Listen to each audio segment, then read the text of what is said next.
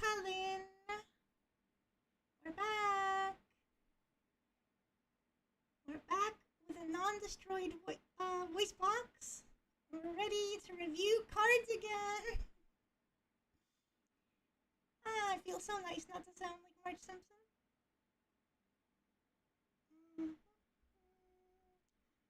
So, we left off on Haven, so today we're going to do the last two crafts for the review, and I don't know, after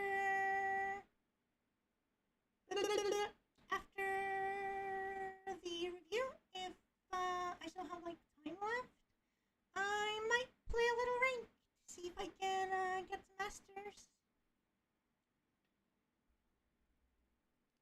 But first, I'm gonna get a little drink, and then I need to get all my recording stuff straight.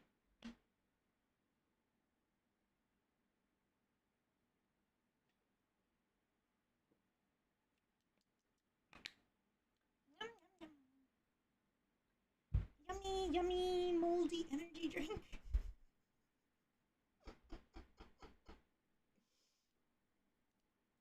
I love drinking mold!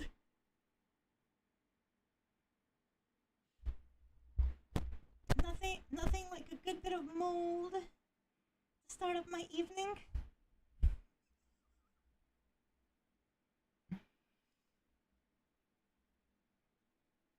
Alrighty.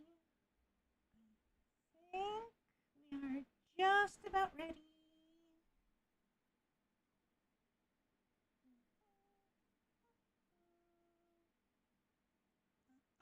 Testing my mic.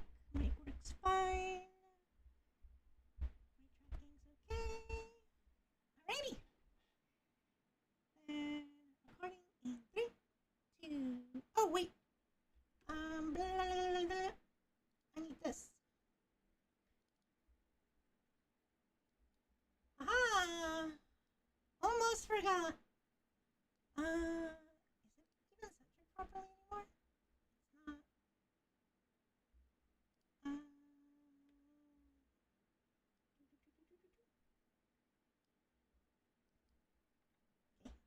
Okay, that should be good. Whew! That would have been fun to find out mid-recording. Okay, we're really ready now. So 3, 2, and 1. Hello, this is Lynn, and welcome back to the Take-Two card review and tier list. We last left off on Havencraft, and as I am now recording on a different day, a little bit more information came out from Cygames regarding the cost of Take-Two as well as the rewards. So I'll go over those real quick, and then we'll get into the card review. Take-Two is going to cost 1,000 rupees, so the price of 2 packs, with a reward structure. Let me see if I can get it on screen. I don't think I can. With a reward structure of basically 0 wins will get you 1 pack and 100 rupees. 1 win will get you 1 pack and 300 rupees. 2 packs will give you... 2 wins gets you 1 pack and 500 rupees. So in essence, at 2 wins, you are already buying a pack. 3 wins is 1 pack and 750 rupees. 4 wins is 1 pack and 850 rupees.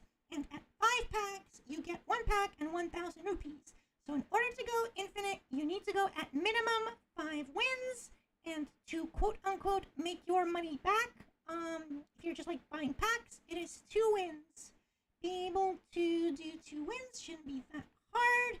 If you actually want to profit and you want to go infinite, you're going to do 5 wins, which is about a 75% win rate, which isn't realistic, but it's also not like the worst thing in the world, where if you're a good enough player, everyone's eventually going to get screwed over by, bad drafts, bad RNG. So if you are a consistent drafter, and if you are good at the role and you don't get luck sacked too often, you're probably not going to go full infinite, but you should be able to get a decent discount on packs on average. So is the mode worth playing? It's worth playing if you like it. if you do not enjoy limited formats, if you don't enjoy Take Two, you should just play using the free tickets they gave you, because free is free, and it's probably in your best interest not to touch it at that point.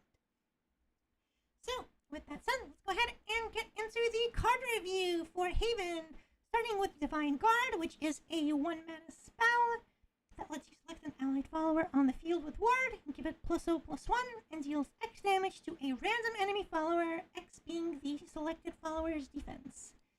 This is a pretty mid 2 out of 5. Obviously, if you are in Haven, there is a good chance that you are going to value wards a little bit higher than the other classes, since you have things like Wilbert, you have Ether. Wards in general are a lot better in Haven than in other classes, but with that said, you're still going to be hard-pressed to draft a huge amount of them. So unless you are already like deep into drafting Ward Haven, this is usually there is a very good chance that this just doesn't find a target. There's a good chance that you're going to draft this, and then it's going to sit in your hand completely dead because you just don't have a ward follower at the time. Or if you do have a ward follower, maybe it's a cheap ward that doesn't have a lot of health, so this ends up not being removal, and the fact that it's random makes it just that little bit worse. So only drop this if you are like super heavy into Ward Haven, and otherwise, you can more or less skip it.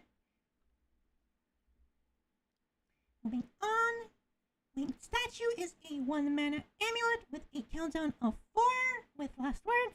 Summon a Holy Falcon, and you can engage it to advance its countdown by 1. A Holy Falcon being a 3-mana bird with 2/2 with Storm. This is also a 2 out of 5. This isn't that bad as a 1-drop, but the absolute earliest that you can pop this is turn 3. Play it on turn 1, on turn 2 it goes down to 3, you pop it to 2, and then on turn 3 you pop it back down to 1 if you use up all your mana. But at that point you're basically investing 3 mana into a 2/2 with Storm, which is usually worth it, and popping it naturally takes a little bit too long. There are a couple of combos that you can do with this, where if you have John, you can set this up on a John turn, or if you have like another buff. But overall, this is a pretty mediocre minion, and ultimately what's gonna happen is you're gonna play this, you're gonna wait, it's gonna pop, and the 2/2 is just gonna end up trading into something, which is okay. You are gonna end up seeing this in a lot of decks because Haven is going to be at least partially amulet focused, but this isn't one of the better amulets. Serene Sanctuary is a 1-mana amulet with countdown 3 and last words, draw 2 cards. And same as with all other amulets, you can engage it to advance its countdown by 1. This is a 4 out of 5. This is premium card draw in Haven. You can pop this pretty easily yourself, or you can just set it and forget it, and by the time it pops, you'll actually want those cards. You should pick up pretty much, well, not every copy, but 2 to 3 copies of this would be ideal, and pretty much every Haven deck is going to want this to thin out and get into their bombs. Box of Purity is a 2-mana 1/3 with ward. This is a 2 out of 5. It's a pretty basic, generic ward follower. It gets a little bit better if you're in the Ward Haven Wilbur deck, but 2-mana 1/3 is pretty understated. Usually this thing will just end up dying to a 3/2, either on turn 3 with a coin, or just on turn 3 naturally, and still leave behind a body. It having only 1 attack, unfortunately, means it also just trades with 2-mana 2/2s. So it's mid, but you'll still end up playing it if you need a ward, or if you need to like get a critical amount, massive wards for the Wilbur deck. It's eh. Mind you, Dark Dweller is a 2-mana 2/2 with Aura, which means it cannot be targeted by spells or abilities. Whenever you engage an amulet, give it +1/+0 until end of turn. This is a much better 2-drop for Haven. You can drop it down on 2, and it poses an immediate threat. Rune can't kill it with removal, and any kind of like 1-mana removal or 2-mana removal can't touch it unless it is random. The engageability is a nice little bonus, which sometimes lets it trade up, but even if this ends up just being a 2-mana 2/2 with minor upside, it's perfectly fine and totally playable. Sarissa Lex Spear Almirage is another 2-mana 2/2 with whenever an allied follower with ward is destroyed, give it +1/+1. And on evolve, it gives a self barrier. Just like the other 2/2, this is a 3 out of 5. This goes up to a 4 out of 5 if you've drafted a Wilbert or an Ether that can pull this out for you. The ability to give it +1/+1 when ward followers die is actually pretty relevant in Haven. But even if this is a 2-mana 2/2 that ends up just trading into another 2-drop or 3-drop, again, that's perfectly fine. You don't need to hold this and get super value out of it. But if you do get value out of it later down in the game, it'll do work. And the Evo is actually relevant on an Evo turn. You can drop this down on turn 4, Evo it, kill something, and still leave behind a 4/4 body that your opponent's going to have to deal with. So it has a little bit of extra upside there. So I've drafted it pretty highly. Famous Oracle of Malice is a 2-mana 2/2 with fanfare. Select an enemy follower on the field and give it at the end of your turn. Destroy this card. So that means that the enemy follower will die at the end of your opponent's turn, not at the end of your turn. So they get one more turn out of it, but then it's dead. Either way, that's totally fine. You can put this onto a 2-drop or a 3-drop that forces your enemy to trade. Later in the game, there's some additional value because you can have it select a Super Evoke minion. Actually, no, this will not work on Super Evoke minions because Super Evoke minions cannot be destroyed on their opponent's turn. So do not use this on a Super Evoke minion. But you can still get rid of some pretty big threats that are hiding behind wards. So it's decent. Most of the time, again, just a 2-mana 2/2. Maddening Benison is a 2-mana spell that will restore 10 defense to your leader and give you a crest with 2 countdown. And the last word says deal 10 damage to your leader. So basically you play this, you heal 10, and then in 2 turns, you take 10. This is a 1 out of 5. This is very temporary healing that will potentially give you another turn or 2.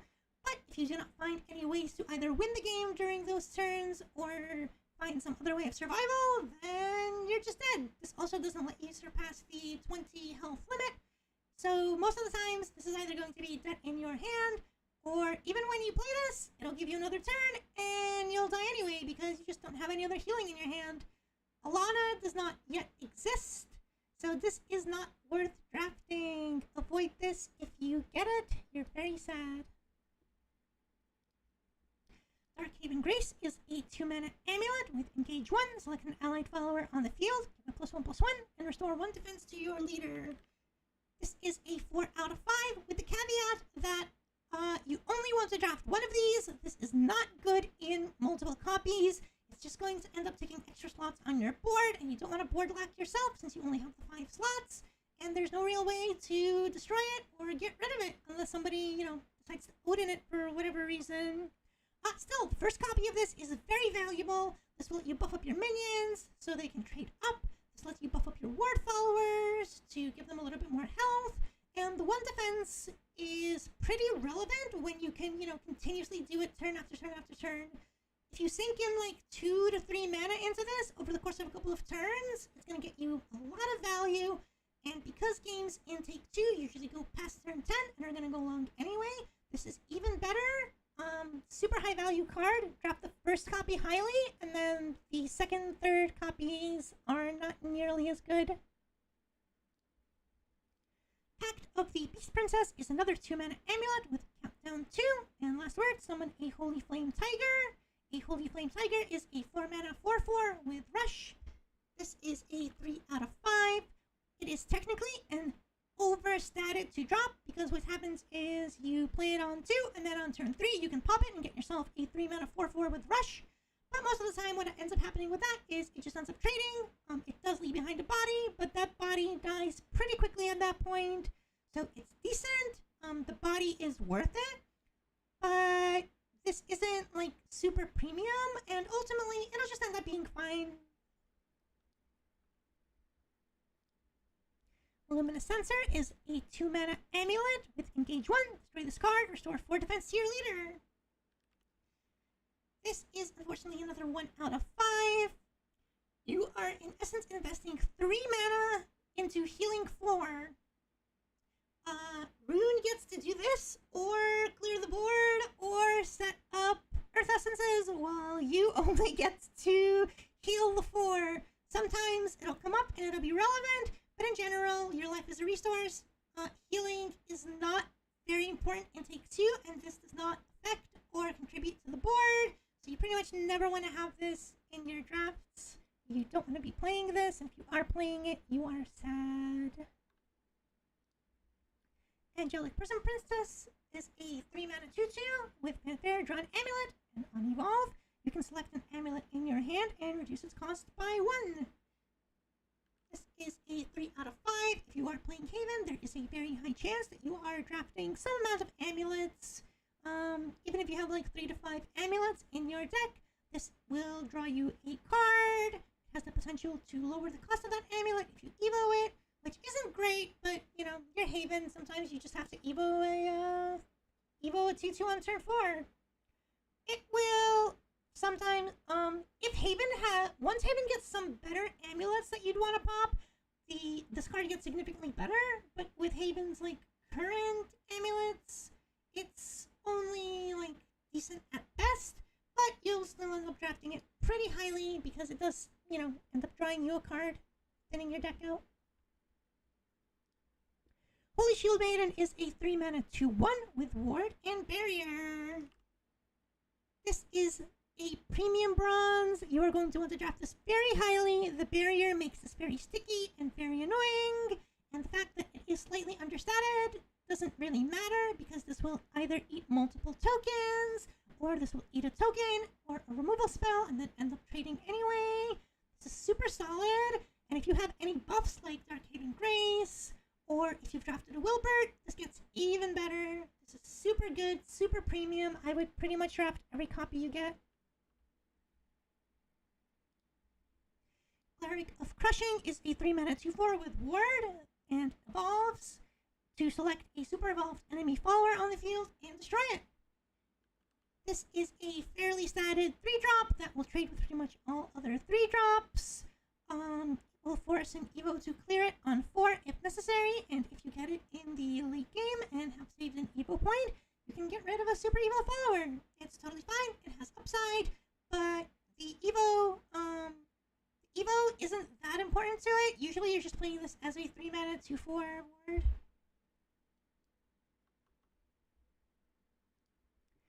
Colette Barrage Exorcist is a 3-mana 2/2 with Fanfare. Do this one time, deal 2 damage to a random enemy follower, and if you have at least 2 amulets on the field, you do it twice instead. This is another 3 out of 5. She's a slightly understated minion, but she comes with a removal staple on top. She's basically Val's, but silver, and deals significantly less damage, which is perfectly fine. You'll drop her on 3, she'll end up sniping a 2-drop, and trading with either a 3/2 or dealing some decent damage to a 2/3 or a 3/3, which is fine. She'll set herself up to, you know, 1 for 2 or 2 for 1 at best, which is not a problem. You'll draft her fairly highly. You'll be happy with her. Probably don't want too many of these because she is still understated. Dose of Holiness is a 3-mana amulet that, when engaged, destroy this card, select an enemy follower on the field, and deal it 4 damage. Restore 1 defense to your leader. This is another 3 out of 5. It's very solid removal. You'll play this on 3. You can sit there on the board. You can just save it until you see something worth blowing up. And the added heal on top is nice. It's just removal in Haven form, which is exactly what you want. You're going to end up drafting this fairly highly. You're going to want multiple copies of this if you can, and it'll kill things for you, which is what you want it to do. Winged Warrior is a 4-mana 4/4 on Fanfare. Selects another allied follower and gives it +1/+1, and you can evolve it to do it again. This is a solid 4-drop. You will drop this most likely on curve. It will buff something, and then if you drop this on an Evo turn going second, you can buff something, and ideally Evo him to buff something again. And that can let you get in some extra face damage, can let you get in a good trade. It's fine. Pretty good. Iron Fist Priest is a 4-mana 5/4 that on evolve selects an enemy follower with 3 defense or less and banishes it. And if you play this on a Super Evo turn, it banishes all enemy followers with 3 defense or less instead. This is a 5 out of 5. This is premium removal. Banish is very rare and very valuable because it can get rid of last words. Last words will not trigger if you banish them. The Priest in Shadowverse 1 was just as good as this, and this is even better because if you Super Evo it, it basically just counts as a mass board clear. There's a lot of times where you'll be able to manipulate enemies' health in a way where you can just fully wipe them with this. It's super good. If you're behind, it's great. If you're on tempo, this is going to get you a bunch of value. You want to draft every single copy of this that you have access to. And yeah, it's just very, very good. This is your premium silver. This is what you want to be seeing. Reno, Luxwing Featherfolk is a 4-mana 3/5 that on Clash deals 1 to the enemy leader and super evolves to let itself attack twice per turn. This is a 3 out of 5. It is very slightly understated for a 4-drop. This is one of those cases where you would actually want its attack to be a little bit higher than its defense, because you would want to play this on a Super Evo turn, Evo it, and then get extra damage in through, getting 2 damage from attacking twice. Sorry, 4 damage from attacking twice, since it clashes for 1, and then the Evo, the Super Evo kills something, and that's another one to the face. It's a pretty good aggressive card, but Haven isn't that aggressive as a class. And on tempo, it's usually just fine. You'll end up picking this, you'll end up playing it, and it'll deal a little bit of face damage, which sometimes could be relevant, but sometimes will not be. Ranavero, Dark Haven Ward is a 4-mana 1/3 with Ambush, and on evolve selects an enemy follower on the field and destroys it. This is another 3 out of 5, but this can be a 4 out of 5 if you've drafted a bunch of buffs, if you have a John, or if you have a Dark Haven's Grace. This works really well with them because it just sits in ambush. You can keep buffing it, buffing it, buffing it until you're ready to swing with it. And Evo to just get rid of either a ward or any threat on the field is super solid. If you play this during an Evo turn, you can just Evo it, have it sit in ambush, buff it up a little bit, and swing for lethal. So with buffs, this becomes a 4 out of 5, but if you're not like super heavy on buffs, it's still fine. You'll take it, and it'll kill something, it'll get a 2-for-1, and you're happy with that. Avian Statue is a 4-mana amulet with countdown 2 that summons a Regal Falcon. Regal Falcon is a 4/4 with Storm, and you can engage 2, so you pay 2 mana instead of 1 to advance its count by 2. So basically you can play it, and if you have 2 additional mana, you can immediately engage it, and you'll get yourself a 6-mana 4/4 Storm. This is a 3 out of 5. This is a pretty solid finisher. You put it down, it'll immediately threaten the opponent if they're low, and if they're not low, then once it pops, you can, either get a good trade with it, or deal some decent face damage with it. With a Super Evo, this is 7 damage to face, which is the same as Odin, and you're paying less mana for it. Solid, and expect to see a lot of these drafted. This also works really well with John, if you play this and then wait for the John turn to pop it. Pretty good. Radiant Guiding Angel is a 5-mana 2/3 that on Fanfare draws you 2 cards and restores 2 health to your leader. This is a 2 out of 5. Haven has better card draw in Serene Sanctuary. And for 5 mana, this is very understated. At 5 mana, you want to be Evoing, you want to be contesting the board, you want to be fighting for tempo. And this is a very anti-tempo card. Yes, the value is pretty decent, the healing can be relevant, but overall, because of its low stats, you generally don't want to be playing this on 5. You want to be saving this for like a later turn where you can combo with another card, and it doesn't really help you when you're either behind or at parity. So you don't want to take this very highly. Salif Salifa, Guardian of Water, is a 5 mana 3/3 with Ward that restores 3 health on Fanfare and evolves to deal 3 damage to all enemy followers. This is an easy 5 out of 5. If you are Haven, there is a high chance that your early turns are just playing Amulet, Amulet into Salifa, and then you will Salifa to clear the board, gain tempo, and control the board and try to win the game from there. Salifa is a great comeback mechanic. The heal is super relevant. The Evo clears out pretty much anything that you want to clear out on turn 5. And she herself becomes a 5/5 body on Evo, which is perfectly solid and can beat through whatever you want it to beat through. It answers Draconia pretty cleanly. It answers any kind of token strategy. It kills fairies. Super good, super premium. If you can get multiple copies, you should play multiple copies. Draft it every time you see it. Immaculate Adjudicator is a 5 mana 4/4 that selects an enemy follower on the field and banishes it. This is a 4 out of 5. This is a super premium silver. Its only problem is that it's a little bit understated, but that doesn't really matter when you're playing this, immediately banishing something, getting rid of last words. This is a 5 out of 5 against, this, any class that really wants to get a good last words ability. You'll draft this pretty highly. It's going to do a lot of work for you. You're never super sad to see this in your draft, and you should pick up as many as you can. Agnes the Swiftblade is a 5 mana 3/4 with Storm, and on strike, if there are at least 2 allied amulets on the field, destroy a random enemy follower other than the opposing one. This is a 2 out of 5. This is a pretty understated 5-drop. The fact that it has Storm is relevant, but its strike ability is actually pretty hard to activate. If you can activate it, it's a little bit better, but the fact that destroying a random enemy follower means there's a high chance that it'll blow up a token rather than something you actually want to kill.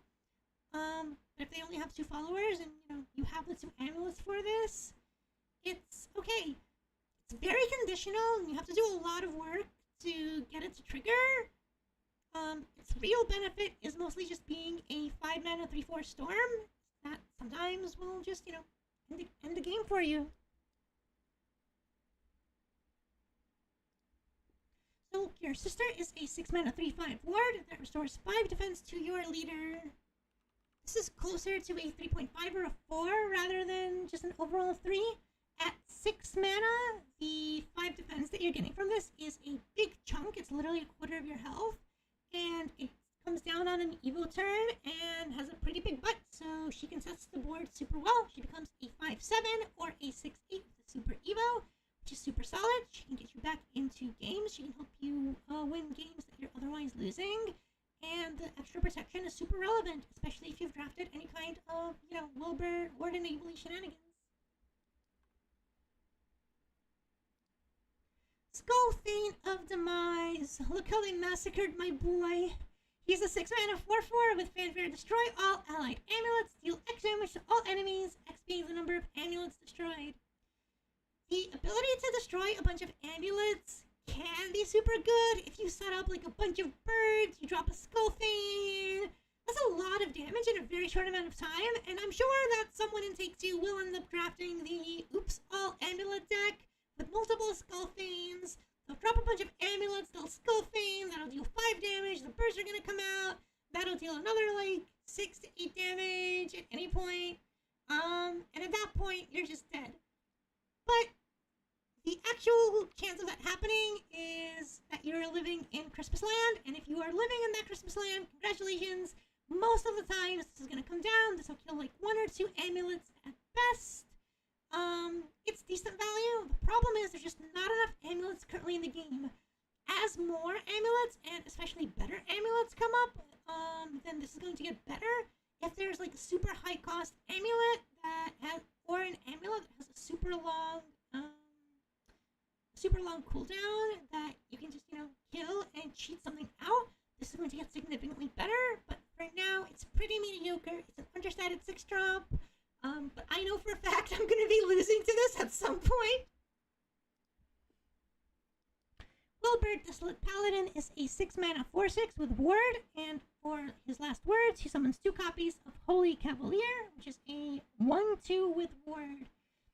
If you evolve him, you gain his crest being whenever an allied follower with Ward enters the field, give it +1/+2. Wilbert basically enables Haven to play Ward as an archetype in Constructed. And in Limited, he's very good. He gets better the more wards you draft. So if you're super heavy on wards and you see Wilbert in your last pick or in your first pick, you can go ahead and grab him and then draft around him. But he's not the end-all be-all, and I know he's going to be very overdrafted when Take-Two first comes out, because every Haven player is just going to, immediately rush to play Ward Haven and then just figure out that, oh, I'm just not being offered that many wards in the actual draft. Obviously, if you're like super deep, super heavy on wards, you get him last pick, he's great. He will help you and he will enable a bunch of decks. You have the ability to, draft as close to Constructed as you can. Just on his own, he's a super solid body that generates 6, 8, and then 2, 4, so 12. He generates 10 16s worth of stats, and all of which has Ward, which is super relevant. The protection he offers is really good. He's just a little bit shy of being a pure 5 out of 5. Still very good, still going to be drafted very highly. Also probably going to be a little bit overdrafted considering that Haven has some better options. Featherfall is a 6-mana amulet that deals 3 damage to all enemy followers and summons a Holy Falcon. This is a Premier Bronze board clear. It will get rid of sword tokens. It will help you clean up a board, and the added tutu that comes out with it can either go in, storm off if you need to deal a little bit of face damage, or if you need to trade up, then it deals 3 damage to everything and 5 damage to one thing, which is perfectly fine. It's a board clear in bronze, and you're gonna pick as many copies as you can probably get. Obviously it gets worse if you're getting like 3 or 4 of these, but your first 2 copies should be taken pretty highly. Unholy Vessel is a 6-mana amulet with Engage, destroy this card, and all followers. This is a 5 out of 5. Once you destroy this, you're going to be able to clear the board completely. This gets rid of anything you want, gets rid of super evos, gets rid of sword, gets rid of sticky minions, super premium, super high value. You should draft every copy of this you get. And especially if you have the 7-mana silver that lets you get back amulets, this is the highest cost amulet currently available, and it will do a stupid amount of work for you and clear boards over and over and over again if you need it to. Little volume. Give me 1 second.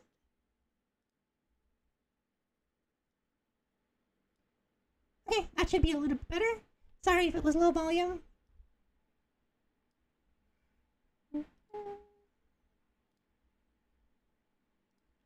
Alrighty, speaking of which, we finally get to Maiev, Guardian of the Earth. Maiev is a 7-mana 5/7 with Ward and Last Words. Summon a copy of a random allied amulet, destroy this match with the highest base cost. Maiev is a solid 4 out of 5. She has a very strong body when she comes down onto the board, and if she dies and brings back an Unholy Vessel, that's even better. She can give you access to board clears, but even if you don't have an Unholy Vessel, she gets you back an Avian Statue or a Dose of Holiness. That's perfectly fine. Even if you're not getting the, top tier value out of her, she'll still generate an extra amulet for you that's either removal or an extra body, and she's just a super good, super high value follower. Not to mention, she has a giant ass. Her protection is super good. It's exactly what you want to be doing in Haven. Rodeo, Anathema of Judgment, is a 7-mana 5/5 that on Fanfare selects a card in your hand and discards it. Summon 3 random differently named amulets that cost 3 or less from your deck.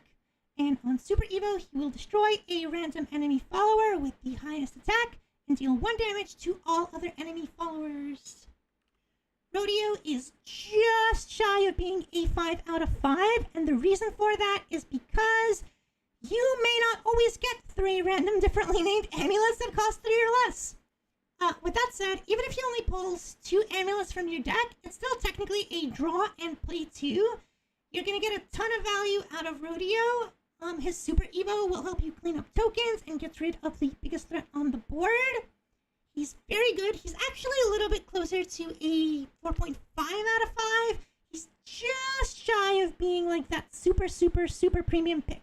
But as far as like between him and Wilbert, I would much rather have a Rodeo in my deck than a Wilbert. So pick him super highly. He will kill things. He will thin your deck out, and he'll do good work for you. Even if you have absolutely no amulets in your deck, just his Super Evo ability alone is worth drafting him. Aether Empyrean Guardian is a 7-mana 2/4 with Ward, and on Fanfare summons 3 random differently named followers that cost 3 or less from your deck. On Super Evo, you'll give all other allied followers +0/+2 and aura, making them untargetable. Note that she does not give this aura to herself, which is a little bit of a shame. But regardless of that, Aether is an easy 5 out of 5. You place Aether down onto the board, she immediately pulls out 3 more followers.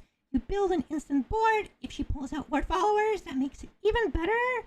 You Super Evo her, and now they're all significantly bigger. They can't be targeted by removal, and that forces some kind of AoE or a board clear.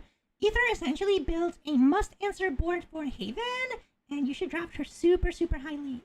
If an Aether board isn't answered, especially since she protects the minions that she gets, you have a pretty good chance of winning the game off her.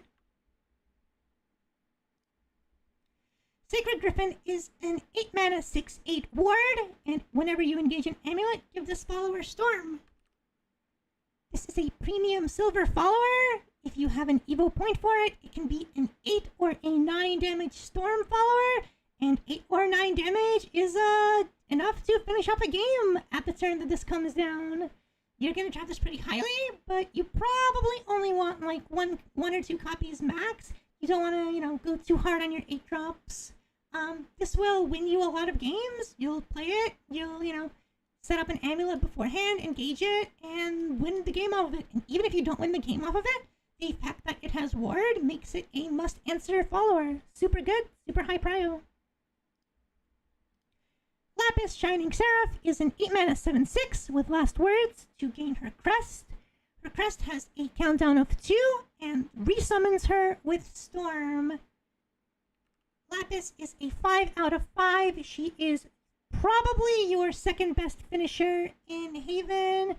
The fact that she can keep coming back means that you're going to end up winning in the super late game. And as it currently stands, unless you're playing in the Haven Mirror, there's only a single card in the game that answers Lapis. Sorry, 2 cards. One of which is Titania, and one of which is Odin. Both of which are legendaries that your enemy is not guaranteed to draft. Sometimes you are going to play Lapis and she's going to be turned into a fairy, and that sucks. Sometimes you're going to play Lapis and she's going to get Odin, and that sucks. But for every game that happens in, there are going to be at least 3 to 4 games where you drop Lapis, there is no answer for her, and she ends up either trading infinitely and generating you so much value that you win the game off her, or trades once or twice, comes back as a Storm, and ends the game with you with any of your other, buffs, or with Falcon from previous, or with John, or anything like that. Take her super highly. You're gonna like playing with her, especially if you like playing Control in any way. And finally, we have John Saintly Knight, an 8-mana 6/6 with a Fanfare to deal 6 damage to all enemy followers and give all other allied followers on the field +2/+4. And she also has Ward. This is an easy and clear 5 out of 5. John is great when you're ahead. She will buff the board and finish the game for you. She is great at parity. If you drop her down, she will immediately clear whatever you want her to clear. She is great when you're behind. 6 damage is very high and pretty much kills nearly anything other than a super evolved minion, or a super evolved minion that has literally no damage onto it. John can be a finisher. She can get you back and win you games that you have had no right winning, you should draft every single copy you get and play every copy you get.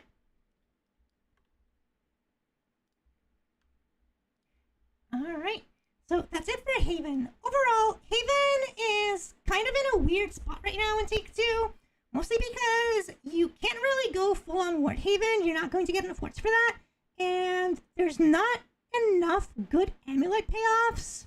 So basically, if you're playing Haven, your bronzes and silvers are not the highest quality, and you're really banking on your first two picks giving you either a John or a Lapis, a Salifa or a Wilbert or something along those lines.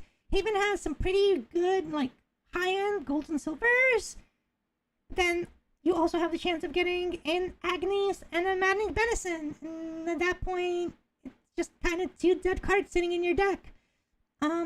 As much as I would like to put Haven pretty highly, Haven's gonna be there, like, with Rune as being one of the worst classes in Take-Two.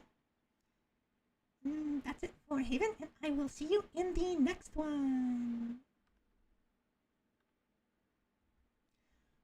Whew! Alrighty, just one more class left. Hiya, hater. Sorry if the volume was a little bit low.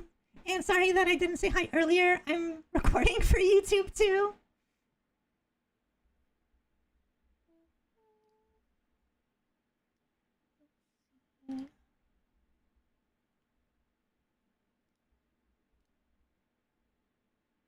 Yep, I've been a Shadowverse player since open beta, since before it had a Steam client. I'm playing this stupid game 10 years, almost 11. I was a really big Take-Two player in Shadowverse 1. I averaged 3.7 wins in Take-Two back in the day. So hopefully I like playing Take-Two in Shadowverse too, but we'll see. 5 games. We played 5 games in SB1. So 3.7 isn't as bad as it would be in, Shadowverse 2 standards.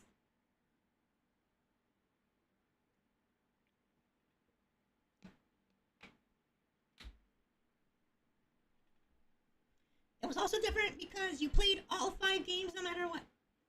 I don't have a YouTube command, sorry. I'm just a small, tiny little streamer.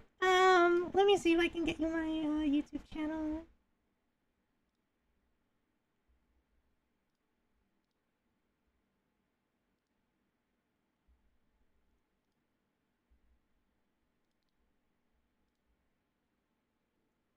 Here you go. I do also multi-stream if you prefer watching on YouTube rather than on Twitch, but of course that's, up to you. Okay. Give me 1 second. I'm going to take a tiny little break. I'm gonna get myself a drink and sit in front of my fan for a couple seconds, and then we'll be right back with Portal.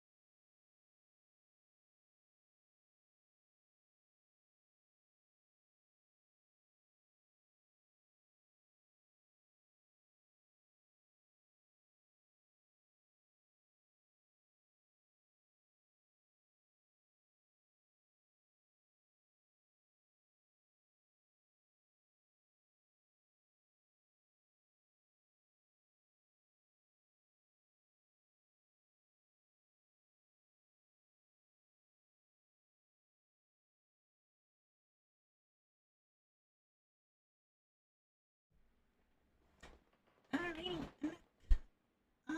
Shadowverse 1 for a year when it was released.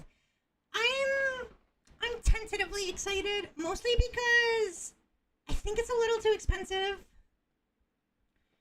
I really like Take-Two, and I really want to play a lot of it, but it costing 1,000 rupees, and you only quote-unquote go infinite at 5 wins, plus there's MMR in it, so everything's ranked.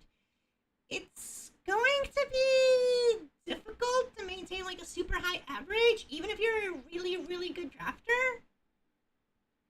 And even if you're a good pilot, obviously, like, the thing with Take-Two is you're always going to run into someone who, high roll the draft. They've got, 2 Alberts and 2 Zirconias in their draft pool.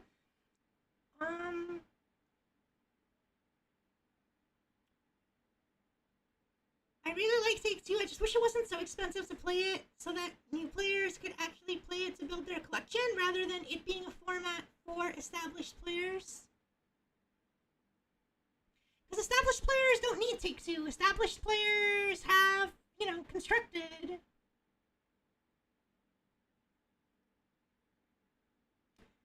Oh, I think I might have seen your tier list.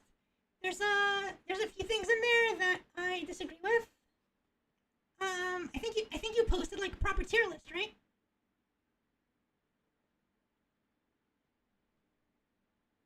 Because I remember seeing one. Yeah. Yeah, I think you underrated quite a bit of mechanics in terms of like forests and stuff. Am I?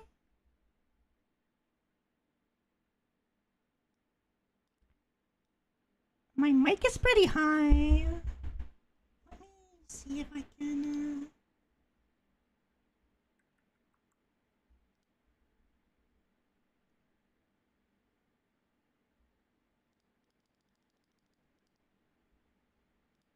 Is this better? Yep, I played a lot of Arena and Hearthstone back during the days when Murloc Paladin was destroying the format. I think ramp was always pretty good, even in like Hearthstone Arena. Bounce wasn't very good.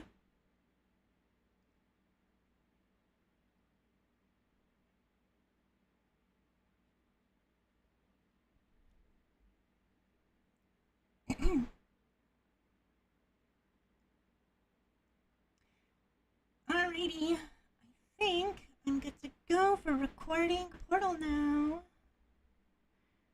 And then, once I'm done with Portal, I'll do a quick little tier list of the classes. And it's still pretty early, so I'll probably play some ranked.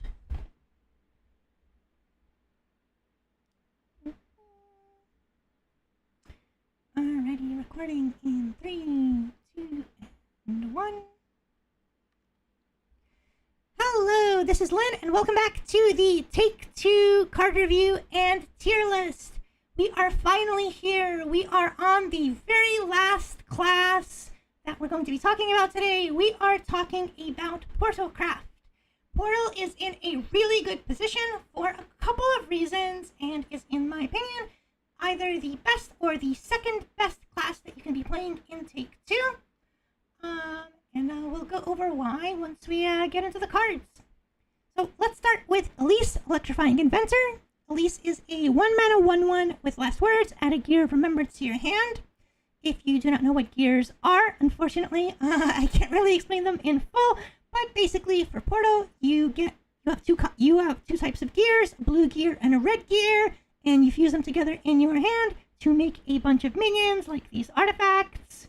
And then you fuse the artifacts to either more gears or to other artifacts to create bigger artifacts that eventually turn into a 10-mana 10/10 with Ward, Storm, and Aura. If you are playing Take-Two, do not worry about Masterwork artifacts. The Gundam here, you are never going to be making this.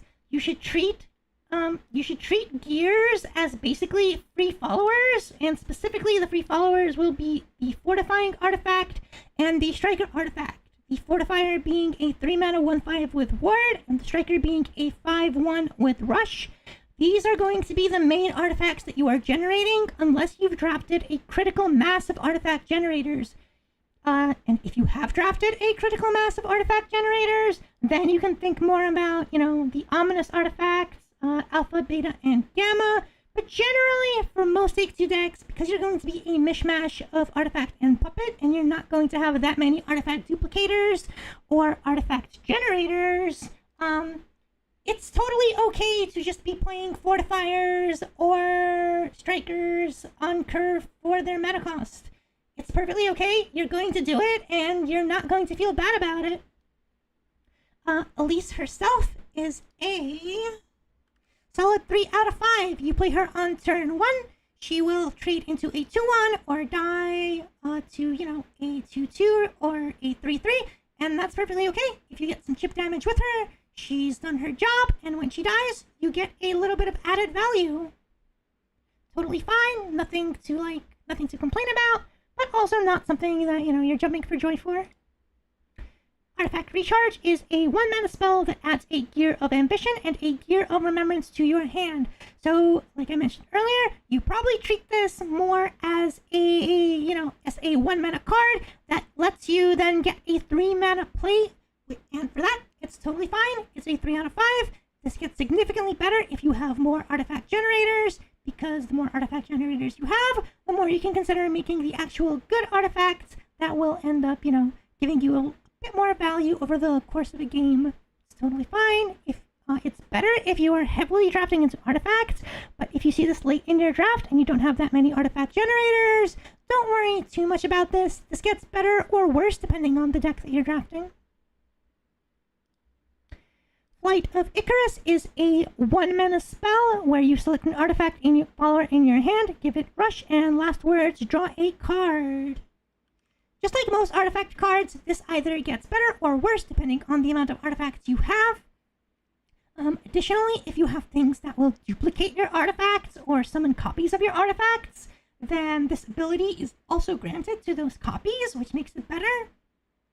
But overall, spending a card in your deck to give your artifacts the ability for rush and to draw you an extra card isn't that great. There's going to be times where you just have to play your artifacts from hand, and in Take 2, you can't really afford to be building build your own threat or anything like that. A lot of times, this is just going to be dead in your hand because there's nothing to play it on. You've already either used all your artifacts. This is one of the worst possible top decks Portal has. I would not draft this very highly unless you are really, really deep into artifacts. Puppet Lancer is a 2-mana 2-1 with Fanfare, add Enhanced Puppet to your hand. This is one of the best 2-drops in Portal. Many of the puppet cards are very, very good. The Enhanced Puppet is a 1-mana 3-3 with Rush that dies at the end of your opponent's next turn. The 2-1 body is perfectly fine. Even if it trades into a token, it has the potential to trade up into either a 2-2 or a 3-2. And the 1-mana 3-3 can easily trade into a 3-mana body. So you can play on your turn 3, you can play another 2-drop plus the Enhanced Puppet, kill 3-3, and that is perfect. It helps you develop board, it helps you finish off or kill high health minions, and if you have any additional puppet synergies, it's even better. Puppets are just really, really good in Take 2 for board control. Electric Whiplash is a 2-mana 1-3 that adds a Gear of Remembrance to your hand. The artifact bronzes and silvers are unfortunately much worse than the puppet ones. 2-mana 1-3 can be a solid stat line. It trades evenly with a 2-2, but because so many people are going to be playing sword, there will unfortunately be a lot of 3-2s and 4-2s running around on turn 3, and this does not stack up very well with them. The Gear of Remembrance is a nice little bonus, but in terms of trading, this doesn't really do very much for you.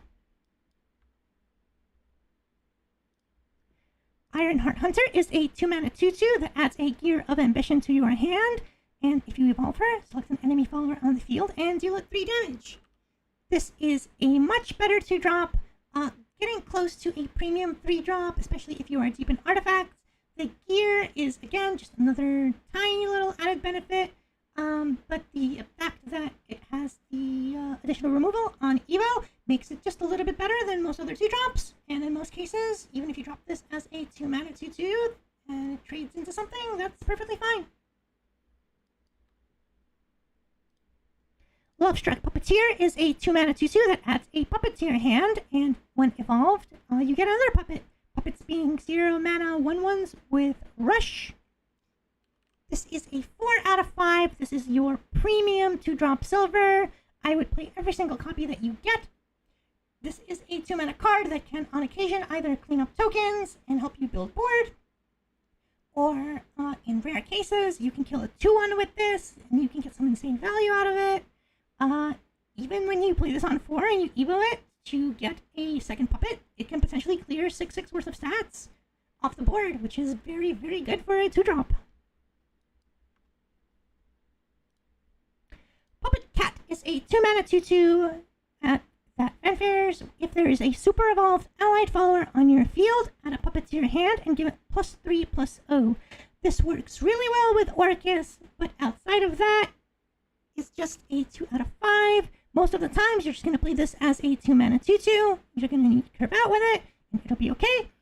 In very, very, very rare cases, you will get additional value out of this. But even if you don't, it's just kind of whatever. It's not giving you that much added value, and you don't really want to be saving this for a Super Evo turn. Fear Heartslayer is a 2-mana 1/1 that lets you select a puppet follower in your hand and transform it into a Doll Slayer. A Doll Slayer is a 1-mana 1/1 with Ambush that, on last words, resummons a Veer. Veer also has Bane. So you get a 1/1 with Bane, and then you resummon the 1/1 with Bane. It's a 3 out of 5. This is decent. The Ambush will help you clean up some things. The Bane on a 2-drop is relevant. It can beat into anything and kill whatever it is you want. The only downside to this card is that you do need another puppet in your hand to be able to trigger the Doll Slayer. And sometimes you'll have, used up all your puppets, or just not have any in hand and not have any generation. And in those cases, this is a little bit worse. But in Take 2, this is totally fine. Even if this just ends up cleaning a couple of tokens, or, kills one big ward follower, you're okay with that.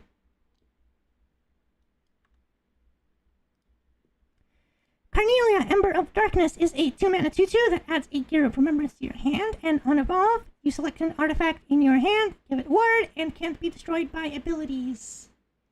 This is a 3.3 out of 5, kind of leaning closer to 3.5 out of 5. If you have a lot of artifact generation and can make any of the ominous artifacts, this gets significantly better, because then any of your cards that duplicate your artifacts immediately become insane. Giving an artifact this ability is very, very strong, because then it doesn't die to the dies at end of turn abilities that a lot of the artifact generators end up having. Artifact dupers, I should say. So Carnelia is very good if you're in the artifact deck, but if you're not in the artifact deck, she's still just a decent 2-mana 2/2. If you're drafting Carnelia, I would definitely see if you can get a little bit more generation than normal. Putting this ability on an Ominous Gamma or an Ominous Alpha is super, super good. She just needs a little bit of work to get there. Stream of Life is a 2-mana spell where you select an enemy follower, deal 3 damage to it, add a Gear of Remembrance to your hand. This is premium removal at silver. It will kill a 2-drop, it will kill a 3-drop, it will kill whatever it is you want it to kill. It will get you an extra gear, and that is perfectly fine. Draft as many of these as you can. They will always, always be good for you. Puppet Theater is a 2-mana amulet that adds a puppet to your hand and has a countdown of 2. At the end of each turn, add another puppet to your hand. This is another 4 out of 5. This is premium puppet generation. For the cost of 2, you get 3 puppets, which is 3 3s worth of stats with Rush. You can use these to clean up tokens. You can use these to clean up any potential negative trades that you might have had. And for it works really, really well with, Fear, Orcus, any other potential puppet synergies. And this is especially good into Sword, since you're going to be seeing a lot of Sword. Yeah, it's just a really good amulet that will help you control the board early. Artifact Catapult is a 2-mana amulet that adds a Gear of Ambition into your hand. For an engage of 3, you destroy the amulet, pick an artifact follower in your hand that costs 5 or less, summon a copy of it, and the copy will self-destruct at the end of your opponent's turn. With Carnelia, this gets a lot better. Without Carnelia, this is a 2 out of 5. Generating the gear is nice, but a lot of the times what's going to happen with this artifact is you're not going to have an ominous in your hand. So this is going to either generate you a 5/1 with Rush that will trade in, which is perfectly fine, or it'll get you a temporary ward and, stall a little bit of damage. Which, again, it's fine, but it's not very exciting. This does get better, obviously, if you have the ability to create the ominous artifacts. You just won't be able to do that in every single portal deck. A Cannoneer is a 3-mana 3/2 with Rush that adds a gear into your hand. This is a very good 3-drop. The fact that it has Rush means that it trades positively into any kind of 3/3s or 4/3s. And when you curve out with her, she does exactly what you need her to do. Even if you end up just playing her on 3 without anything to beat into, she still is a quote-unquote threat in the early turns that your opponent's going to need to answer. And the gear is, again, just a nice little added benefit on top. Gears count for about, half a card, I'd say. Medical Grade Assassin is a 3-mana 2/2 that adds an enhanced puppet to your hand, and once on each of your turns, when an allied puppetry follower enters the field, give it Bane. This is a 4 out of 5. This is premium removal in Portal. You should, in most decks, have ways to generate 0-cost puppets, and a Medical Grade Assassin is good no matter what turn you're playing it on.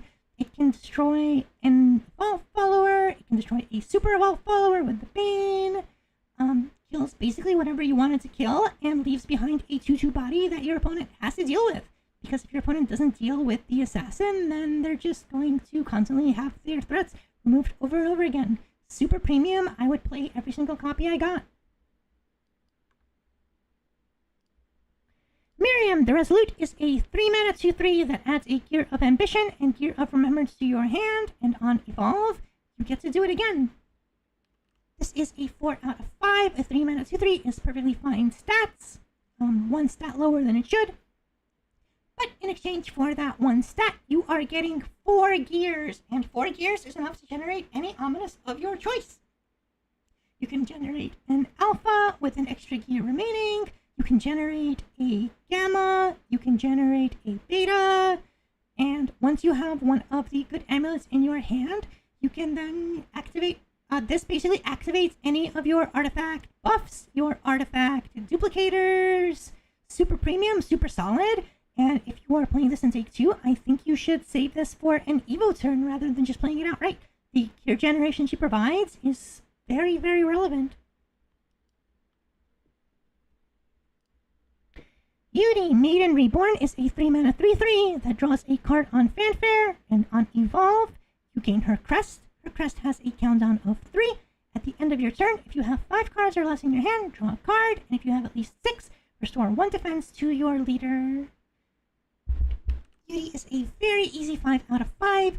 You play her on 3. She is perfectly statted for her cost. She replaces herself in cycles, and if you play Beauty on an Evo turn, you can either heal up some chip damage that you've taken early on, so she helps catch you up, and if you're not swimming in cards, then she'll draw you some extra cards. This is really relevant in Portal because you're going to want to be generating puppets. You're going to want to be using the puppets to trade and clean up the board, and then once you've used up your puppets, you have her crest, and you can replace the puppets with actual real cards from your deck. Beauty, super solid, super premium, and just super generically good in Take 2.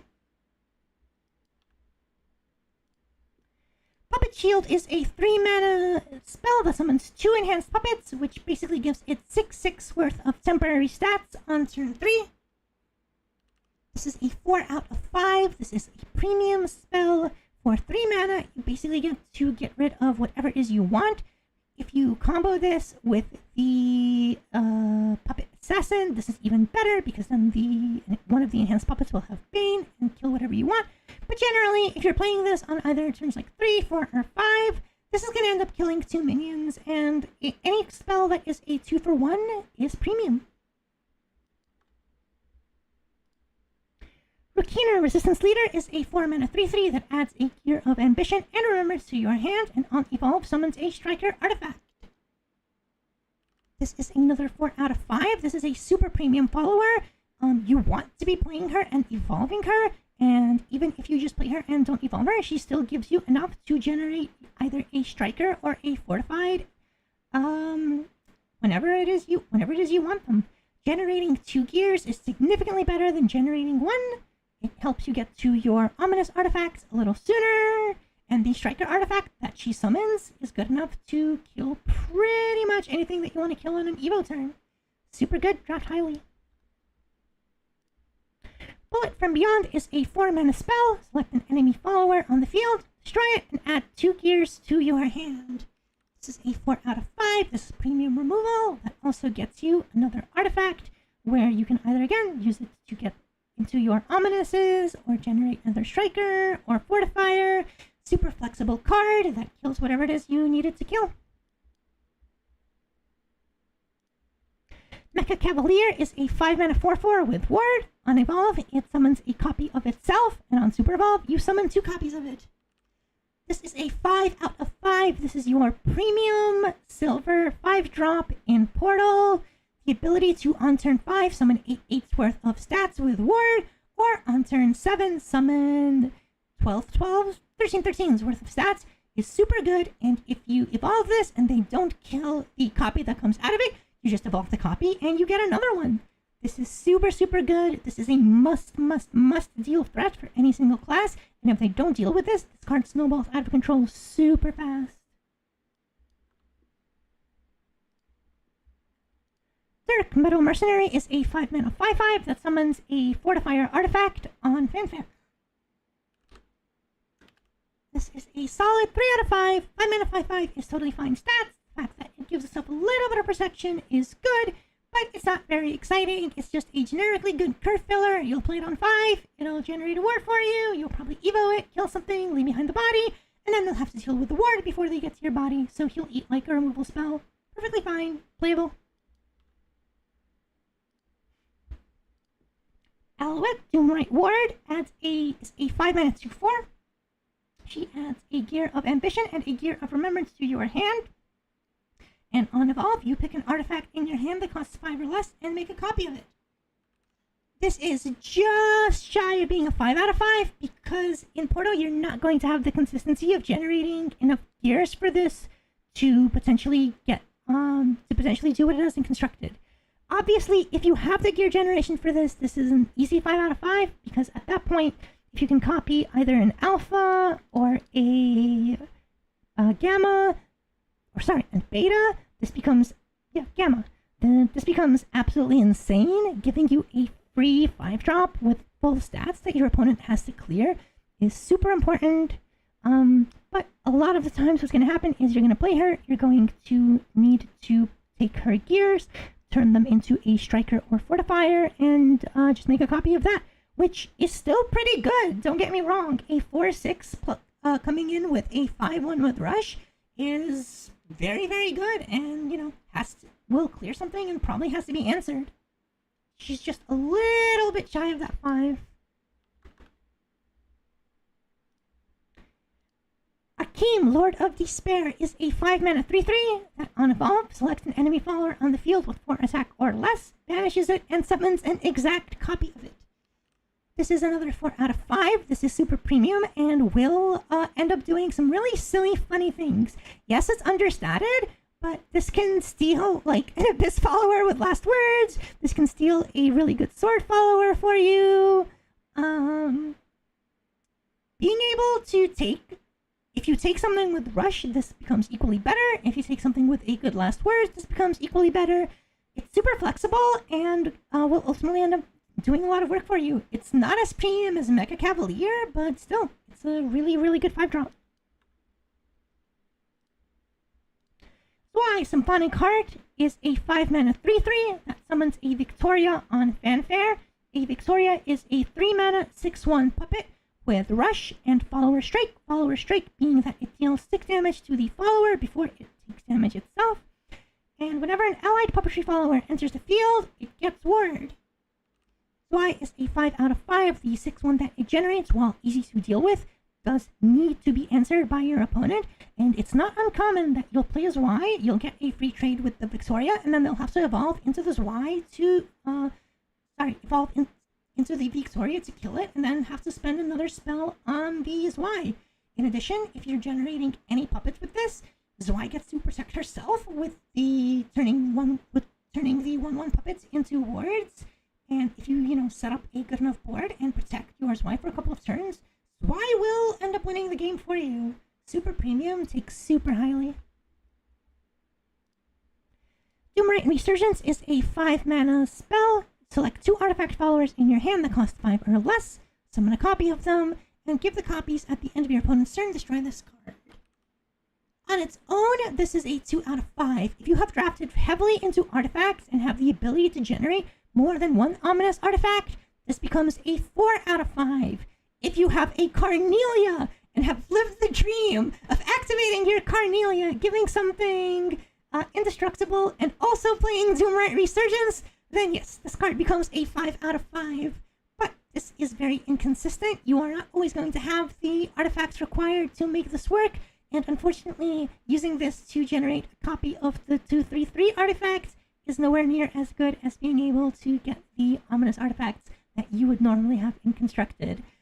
This isn't a never draft, but I think people are going to draft in a way that overvalues this during the first week of Take 2, and this is an easily abusable card that if you just don't have enough generation for the artifacts, this is going to be a dead card in your hand a lot of the time.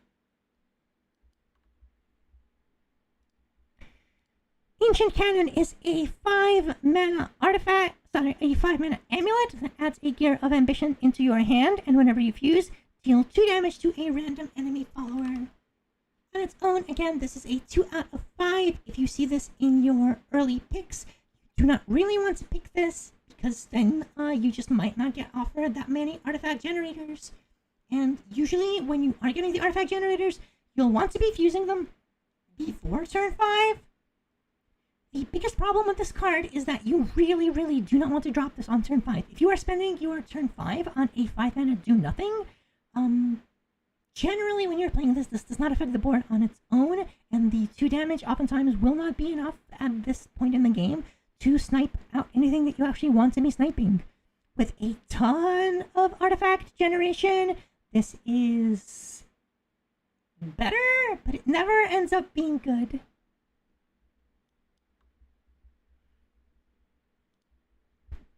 Mechanized Beast is a 6-mana 4/9 with Bane and Ward. This is a 3 out of 5. The body is very, very big. The 9 health is very annoying to deal with. This will either end up eating a Destroy's removal spell or a Super Evo. And even with a Super Evo, there are a lot of followers on turn 6 that do not get up to 9. There is a very high chance that this eats at least, 2 to 3 minions, and that's exactly what you want it to be doing. Not super exciting, not super flashy, but pretty good.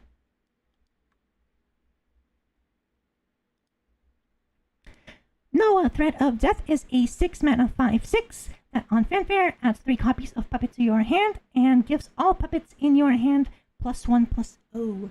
Noah is a 5 out of 5. Noah is a very decently statted threat on his own, and the puppets that he generates, they work in conjunction with any other puppets you might have in your hand, so it can set up for a potential good Orcus turn. If you have Orcus, even if you don't have Orcus, the puppets can come down, easily destroy 6 health worth of stats, and if you Evo Noah himself, since he does come down on an Evo turn, he is a 6-mana 7/8. So super, super good card, super premium silver, and I would probably draft every single copy that I have access to. Sylvia, Garden Executioner, is a 6-mana 5/5 with 2 modes, where you can either draw 2 cards, restore 4 defense to your leader. On Evolve, she kills an enemy follower on the field, and on Super Evolve, she kills 2. This is most likely, if not the best gold card that you can draft in Take 2. You would want to draft every single copy of this you can get. She's super flexible. She is one of Portal's main sources of card draw. Being able to either draw cards or heal 4 is a very good amount of healing. See Norman from Maroon.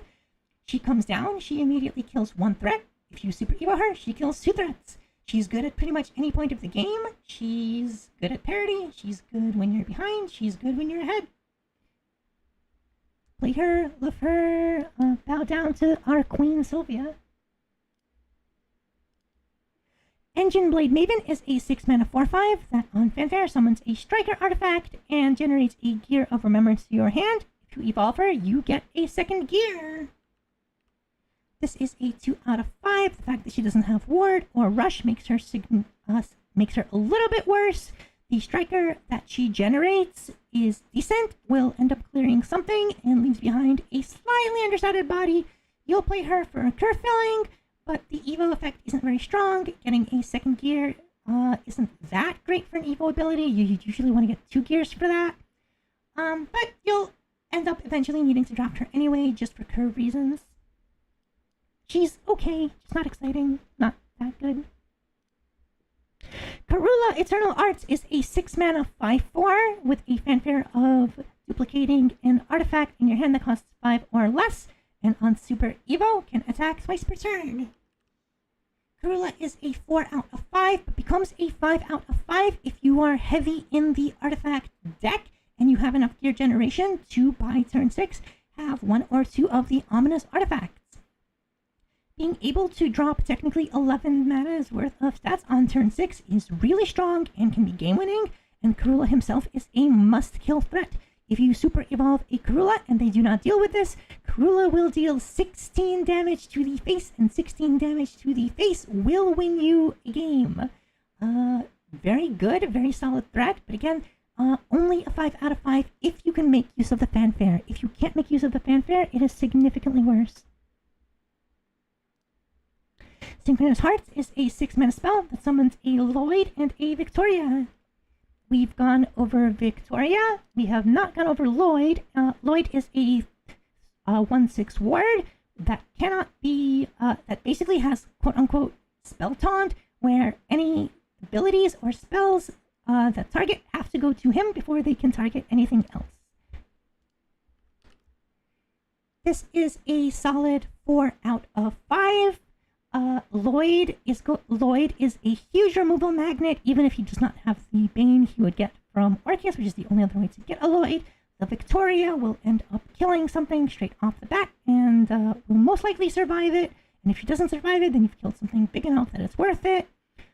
Lloyd can also protect a board if you already generated one. Just really solid and draft highly. This also has any synergy with any other puppet stuff, like Orcus. If you somehow, have an Orcus on field when you play this.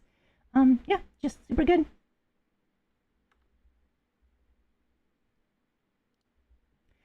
Speaking of Orcus! Orcus, Newfound Heart! On Fanfare, you summon a Lloyd. Whenever an allied puppetry follower enters the field, give it Storm and Bane. On Super Evo, you summon 2 copies of Enhanced Puppet, and the Enhanced Puppets also get Storm and Bane. If you have played Shadowverse Constructed at any point in Set 1 or Set 2, you have seen Orcus, you know what she does, and you know that she is one of, if not the strongest possible cards in the game. Generating an 8, Orcus does basically everything that you want her to do except heal you. She generates an 8/8 body that is protected by a 1/6 ward that also must be targeted before they can even get to the Orcus. She can clear out basically any single board. She can go face for anywhere from 8 to 10 damage. The puppets have Bane, so they get through things like Barrier or any other annoying followers. And if you have any other puppets in your hand, in addition to the ones that she generates, you can either extend your reach or just kill more things. Orcus is absolutely amazing. You should draft every single copy you get.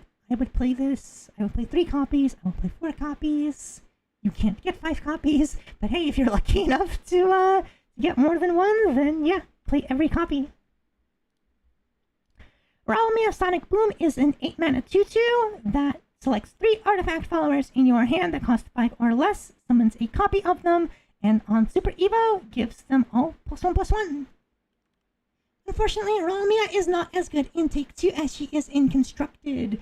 Generating 3 artifacts is doable, but in Portal, oftentimes in Take 2, you're going to want to actually be playing your artifacts, rather than just keeping them in your hand for her. If you are playing the super heavy artifact deck, and you have made a couple of the ominous ones, then she's super good value, but being an 8 mana 2/2 worth of stats, and wanting a Super Evo on top of that is a really, really high ask. Generally, during this time, people are going to be playing things with significantly higher health, and unless the artifacts that you get with her, you know, have rush or give you some kind of protection, or you have a gamma, she's just not that good. She's okay at best, and I feel like she might be a little overdrafted at the start, but I think people are going to figure out pretty quickly that she's not as good in Take 2 as she would be in Constructed. And our final card of the set review, we're finally here, is Liam, Craze Creator, a 10 mana 8/8 that summons 3 copies of Enhanced Puppet on Fanfare, and on Evolve, gives all your puppet followers on the field ward, and last words, deal 2 damage to the enemy leader. Liam is a 4 out of 5, just shy of being a 5 out of 5, and the reason for that is because in Take 2, there will be significantly more Tempo Wars, so your chance of having a free Evo point on 10 are a lot lower than they would otherwise be. But with that said, even if you play Liam just as a 10 mana 8/8 that summons 3 enhanced puppets, that's totally fine. You do not need to evolve him to get the extra value. A lot of the times, those puppets are going to end up clearing a board, and this is a really, really good end to your curve. It works really well with any other puppets. If you are in a puppet-heavy deck and you do manage to save the Evo point, Liam works as a finisher. But even if you're not using him to end the game, oftentimes the body, the 8/8 body, ends up surviving because 8/8s are very hard to kill on turn 10. And if he survives, then he'll just, you know, end the game on his own.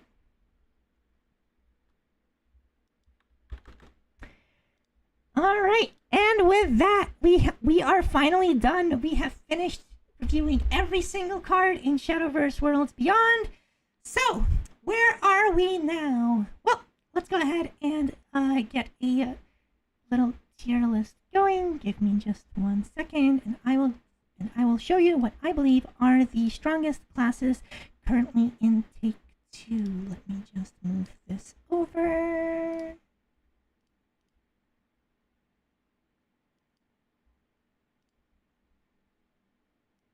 Let me move you.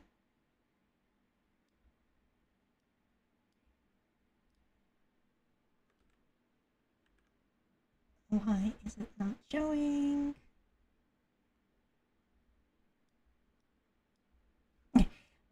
We don't need text for this, it's fine. Anyway, the current best class in Take 2 by a significant margin is going to be Swordcraft. You are going to be seeing a lot of Swordcraft. Swordcraft has very high value gold and silvers. It has very high value silvers especially. Its legendaries are absolutely insane. And if you can get 1 or 2 good Swordcraft legendaries, they will ultimately end up carrying you to a win.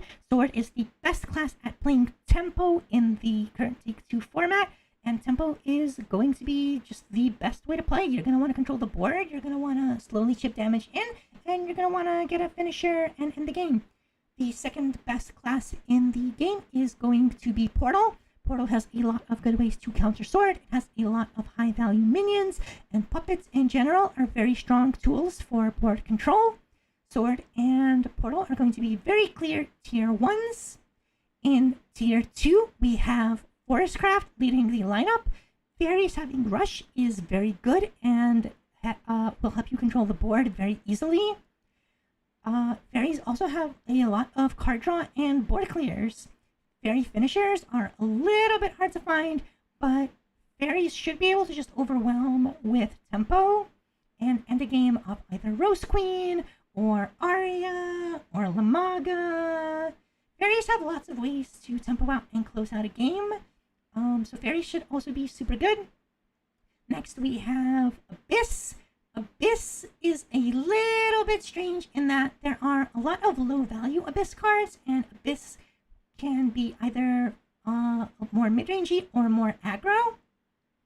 Ghosts can give you a lot of reach. Cerberus is one of the best finishers in the game, and Abyss in general just has a lot of good value cards that help you control the board and play the mid-range game.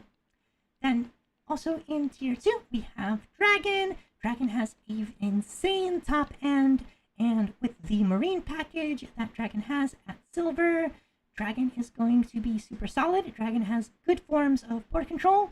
Even if you end up not ramping in Dragon, Dragon's going to be perfectly fine. If you do end up ramping and getting to your threats later, Dragon is going to be very, very hard to deal with in the late game, and is the best class for taking into the hyper late game. And finally, in tier 3, we have Havencraft as the second worst class. Unfortunately, Havencraft really, really wants to be either deep into amulets or deep into wards, and a mishmash of the two is going to be inconsistent and not good enough.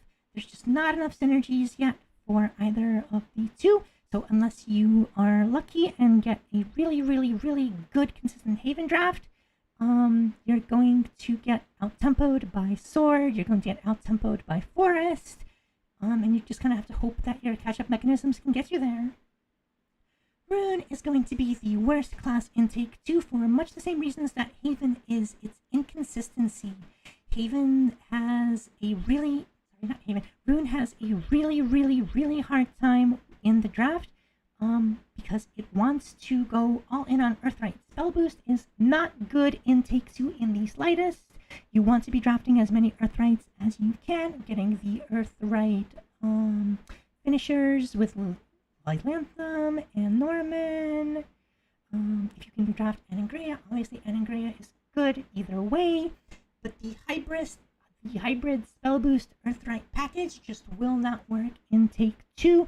Rune also has a lot of high value spells that require spell boost to be good, and you are going to be offered them in draft. You are going to need to take them because you sometimes just don't get a choice in the matter, and they're going to sit there in your hand. They're going to be dead. You're just not going to end up playing a bunch of them. And that's it. That was the Take 2 card review and set list. I wish everyone luck in their drafts. And yeah, good luck and have fun. Bye-bye.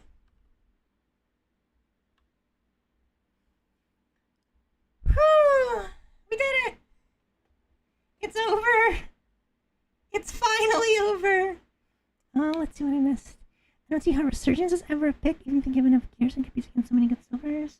Resurgence. Oh, Doomright? Yeah, it's... So, my tier list doesn't, hold on, let me, because I don't think you've seen what my, like, quote-unquote ranking beforehand was.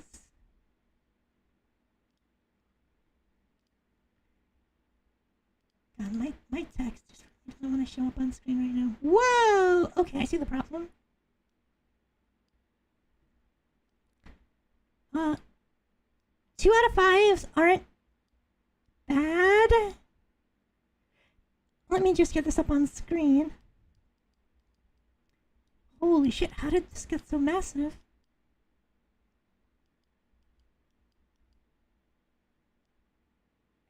How did this happen?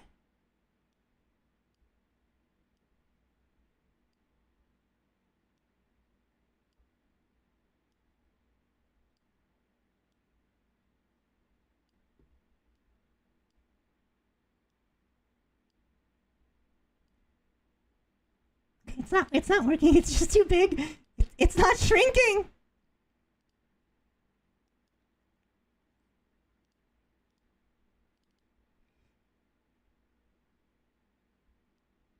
Okay, I'm just gonna say it since I'm having text issues. Sorry about that. But yeah, a 1 out of 5 is a card that you like want to avoid picking at all costs. But a 2 out of 5 isn't actually a like unpickable card by any means.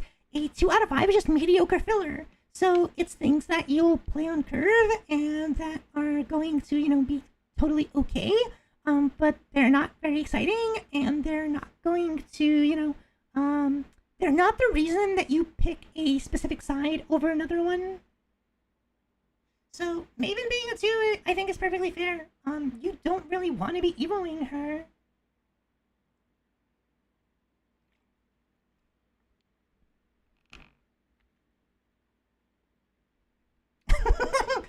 To be fair, I did think about giving Resurgence a 1 out of 5, but the way I see it, Resurgence is something that you're gonna have to pick at some points, and Resurgence isn't unplayable.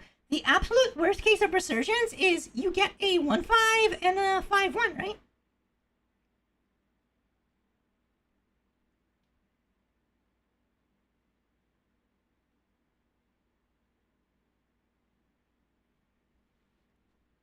I think Mecha Cavalier is by far Portal's best silver. Mecha Cavalier is in the exact same category as that one sword follower, Luminous.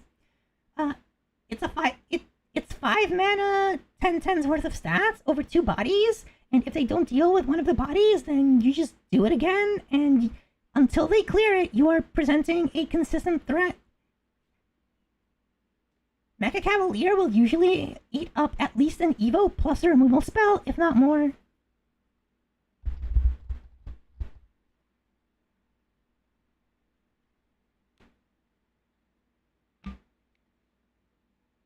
As far as the best bronze,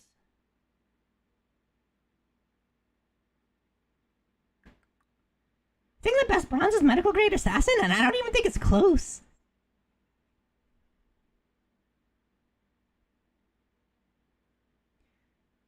So Maven is fighting in the 6-drop bronze slot. You have 2 options, which are Mechanized Beast and Engine Blade Maven. And over those, I would prefer Beast any day. Beast having Bane and Ward is way better than getting a 5-drop, and you don't even have to evolve the Beast for it to get value.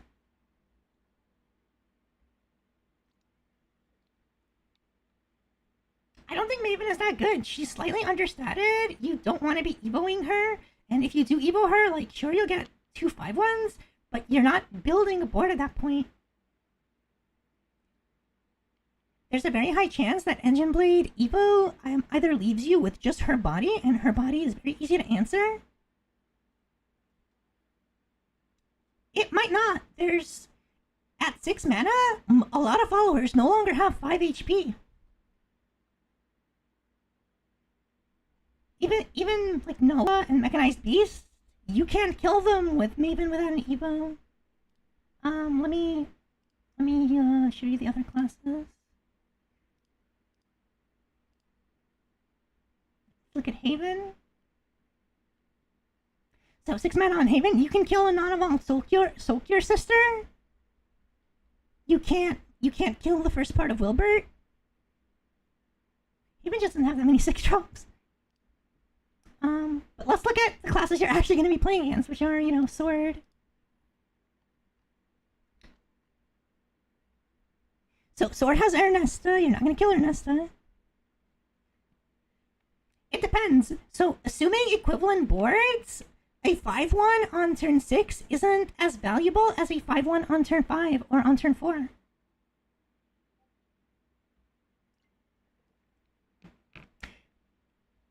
I mean, I'll happily be wrong. I'm not saying that I'm like 100% correct or anything like that. That's the fun of card reviews. Sometimes you're wrong. And obviously, like, you know, none of us have played Take 2 yet, so we don't know. But I don't think I'm going to be drafting Maven that highly. Once she kills enough of my things, I might change my tune.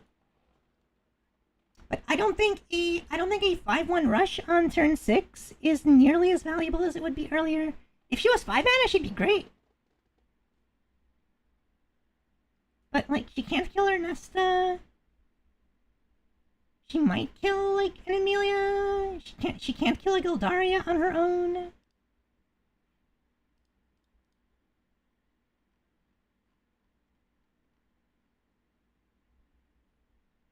She can't kill or she can't kill or get through Lionel. Lionel's gonna be super relevant.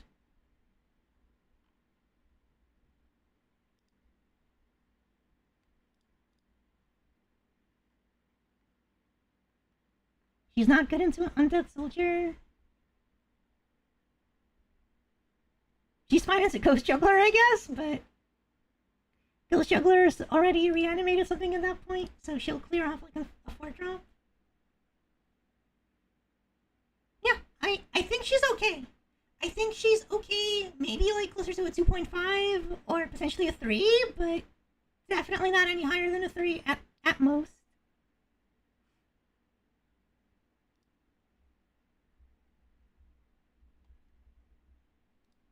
Alrighty, it's 7:30, so I still have a little bit of time, so let's play some ranked. Give me a second to fire up Shadowverse.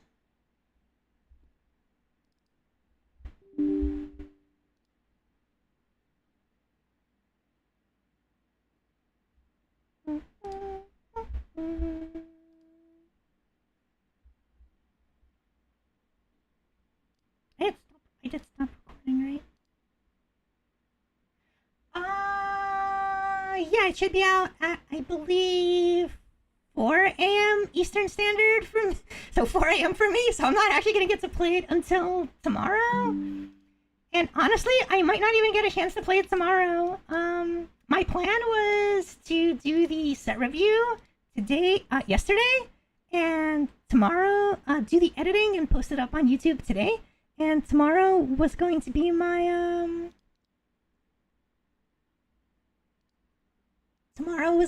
my stream take today, but unfortunately I'm gonna need to be editing tomorrow, so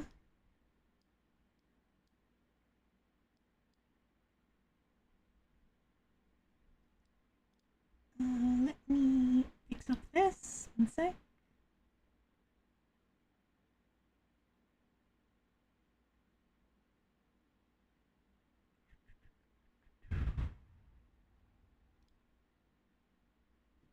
Not me, you stupid OBS.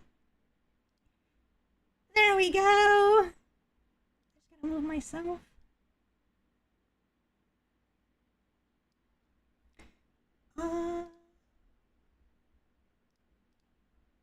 Where is my sound? I think I might need to turn it on.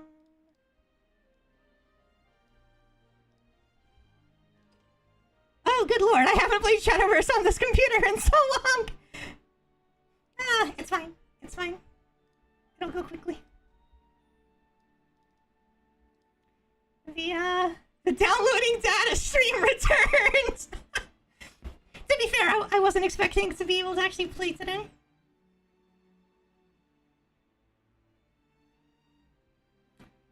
I don't think I even logged in today to get my dailies.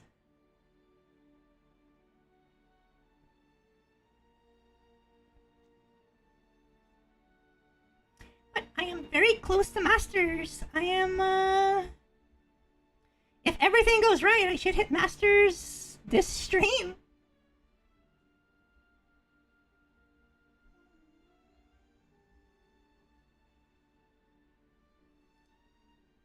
Make myself a little bit smaller, actually.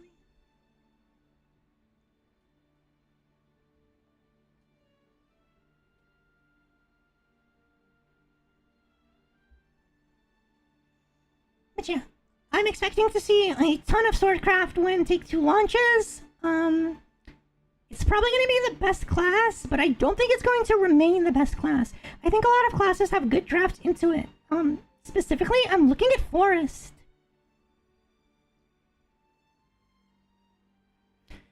Yep, there are no mid-run legendaries. It's going to be legendaries in your first pick and your last pick, and then you get golds in the middle of the draft. Keep in mind, though, that it's games, and they can change whatever they want on a whim. So, as more cards come out, I'm pretty sure they're going to change the rules up on us.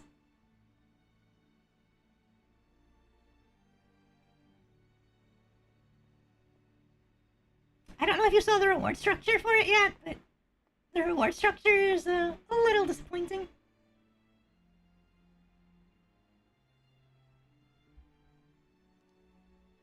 Either way, I really love Take-Two. I'm gonna be playing a lot of it. I just wish it was more accessible.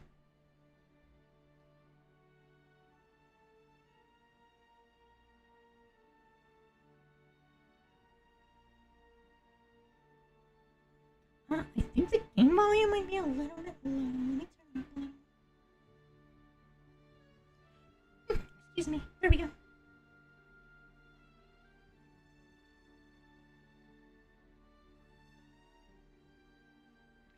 I think what it was is they showed off like an earlier version of Take-Two before they put that rule in.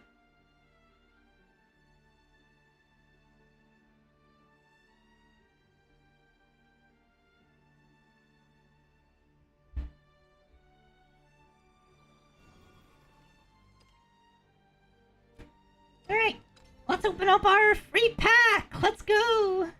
It's trash.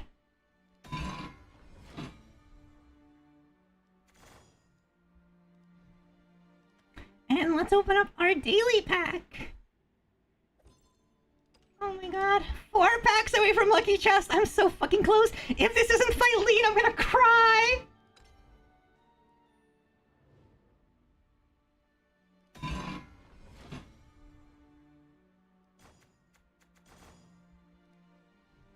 I already have 3 animated perfumers. They didn't say how they were gonna treat animated cards in Take-Two. I hope it's the same as in 1, where, if you have 1 animated copy, all your copies are gonna be animated.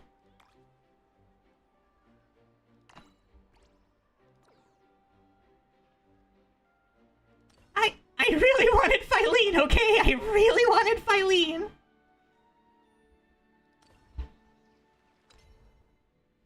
Ranked is good.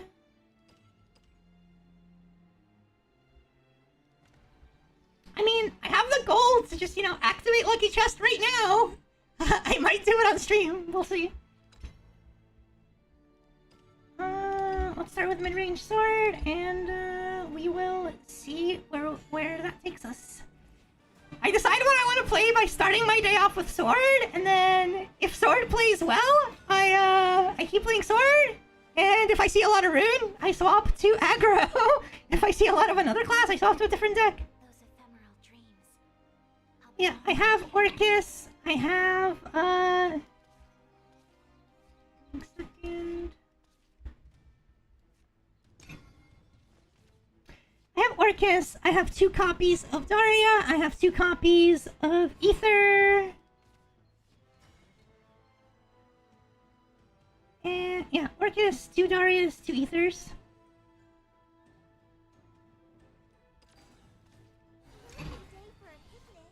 And into Prim, we have the Luminous into Nanya combo.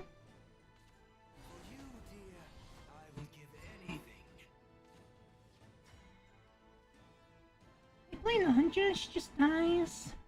A little annoying. I can play Saria. Bait out the puppet. Luminous just gets killed. There it is. Where'd you go?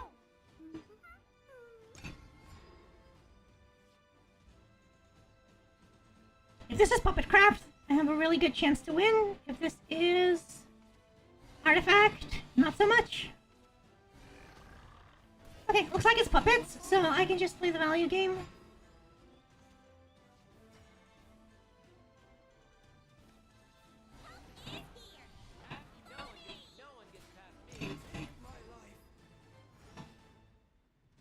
Yeah, I can just play the value game. Puppet has a really bad matchup into mid-sword. Assuming I draw decently.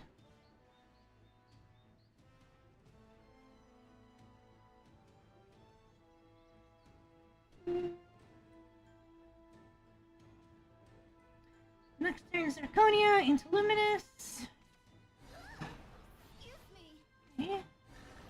Sure.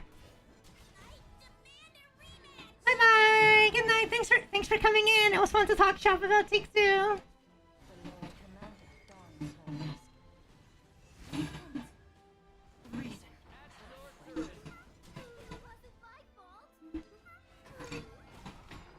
Build a good board, make him have to answer it. It will be over soon. Scalpel. I'll always look forward. Okay, forcing an evil defend is good. Shall we pack up for the day? pretty much all his puppets.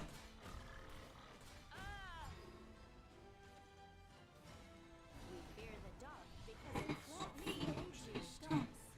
Now he needs to have Noah. Understand. Step into the light. Screaming has stopped.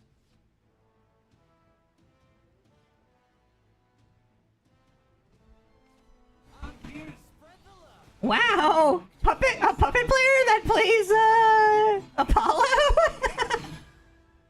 What? You think you shine too brightly? Fulfilled. I think I just moused this.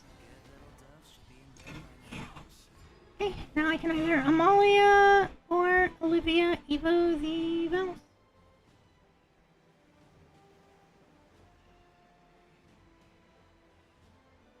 We're going into Orcus next turn, so I'm probably just gonna end up Amaliaing.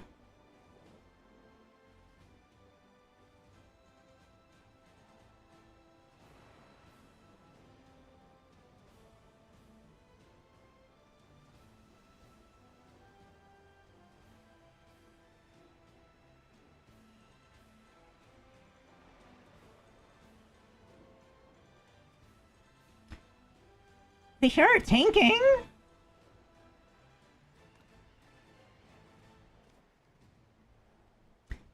Oh, you have time. You might as well use it. Soon, these strings will be around your neck. Interesting. I guess that's for Orchestra next turn. Whoa! God of war, heaven's perfect storm.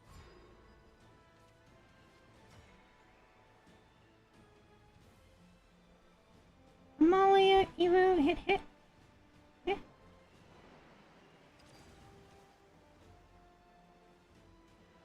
Pierce through the heart of darkness.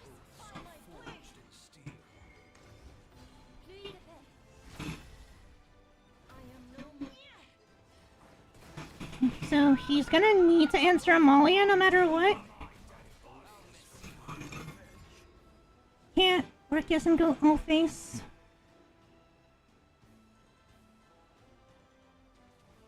Yep, there's the Orcus.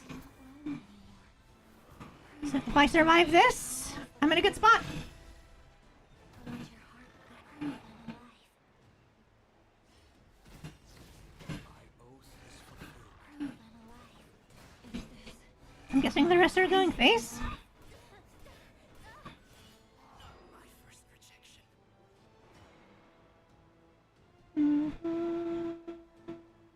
Olivia Luminous.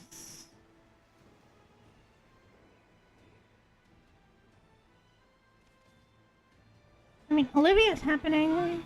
into an endless sky? Yeah, that's much better. Honor has no place on the battlefield. Even fate shall fall to this. Follow my lead. Goodbye. Goodbye. So he needs Orcus plus 2 puppets.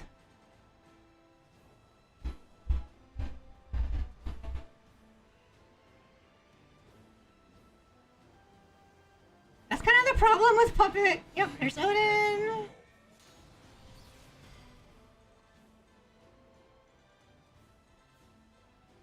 I win if you go face.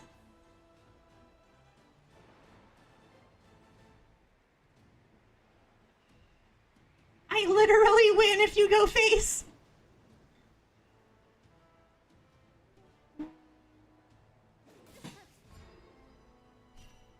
Sorry, friend. Heaven's wrath will fall heavy on your head. Beyond beckons. So close and yet so far. You reap what you sow. Alright, weekly's reset. My battle pass is good to go.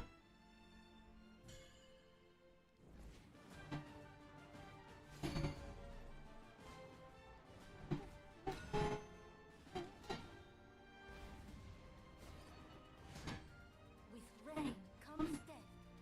You want to be my rat? I like Premier. Not so big on the rest.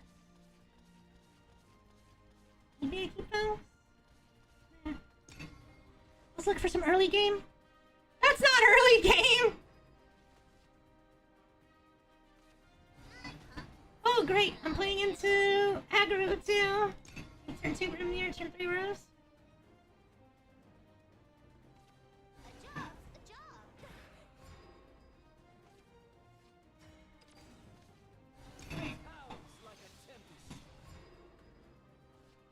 Hopefully this, either it's a removal. Ghastly, that's not aggro.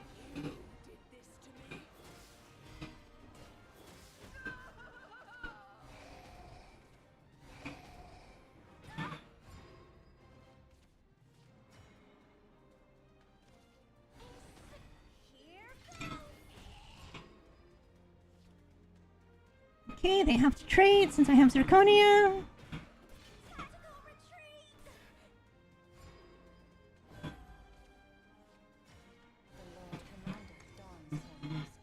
They are getting, like, decent chip at me.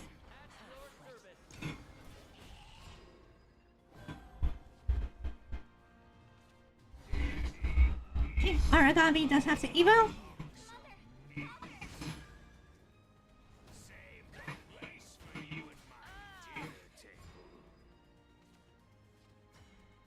Yeah, yeah.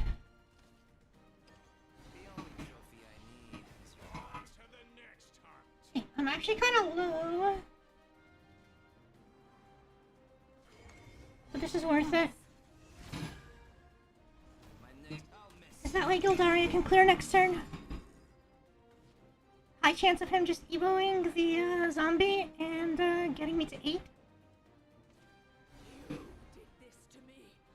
Okay. I'm fine with that.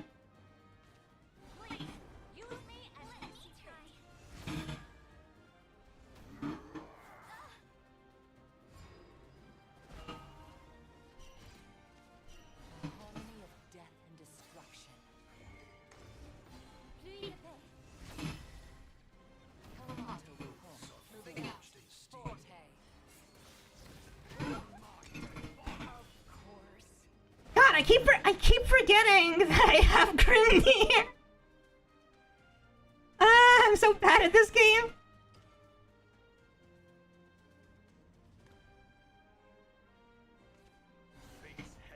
Oh, I'm so fucked.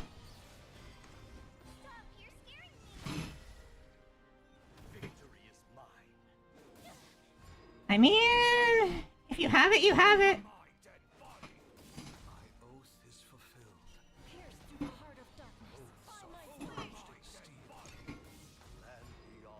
If you have it, you have it, buddy. Show the serb. GG. No, the extra 1-drops. Usually aggro Abyss, quote unquote, doesn't play 1-drop. Not aggro, mid-range. I did see that in the, like, Tempo Abyss list, so I'm guessing that's what this was.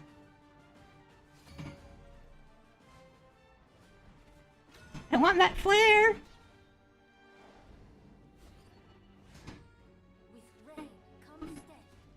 Welcome to Hades, oh doomed spirits. This area is going to be pretty good here against Skillies.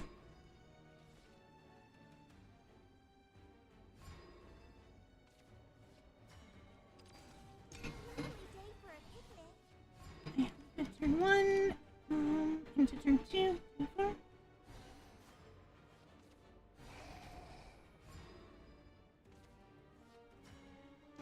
I think I play Nanja here. See if they commit a little bit harder. And then Saria to clean up.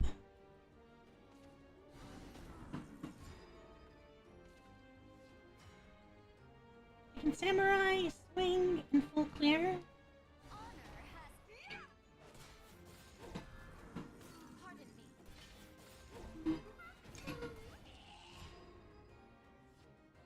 And I have to play a ghost here, otherwise I get good value out of Zirconia.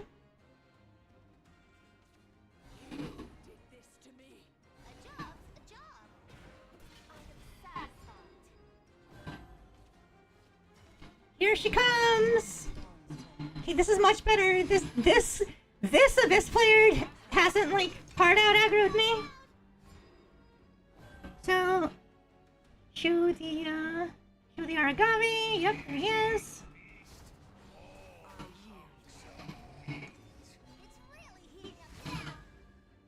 I don't know about that.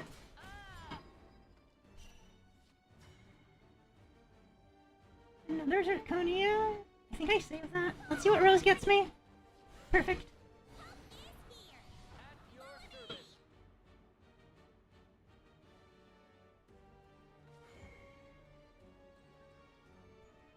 I just hit in and trade.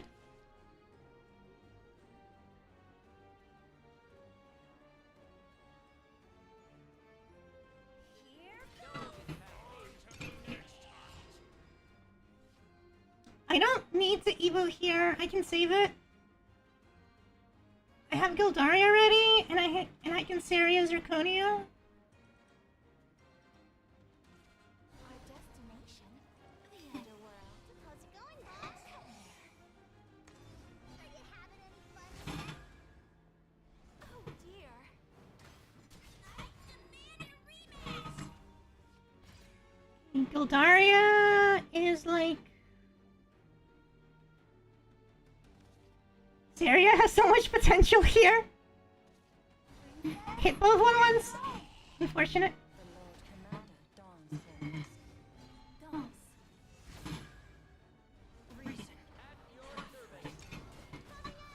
Amelia Luminous is gonna need to do work since Saria missed.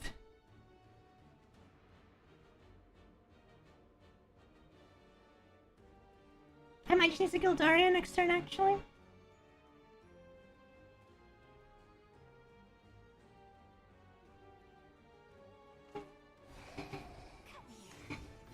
Whoa! What?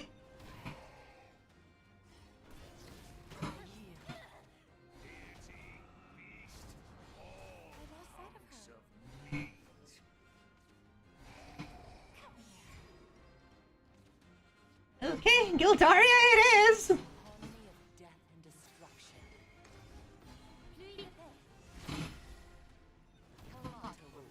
Moving out. Over my dead body. Over my dead body. Very aggressive use of Super Evos! Super Skeleton, yeah!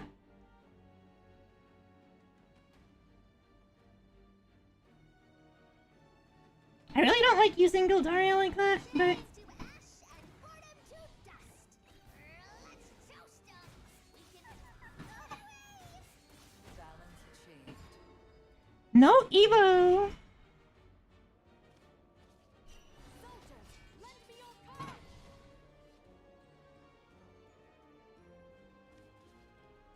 We fear the dark because it won't meet you. I can build up a big enough board that I can play Urias and like have it survive. I can win the game off him.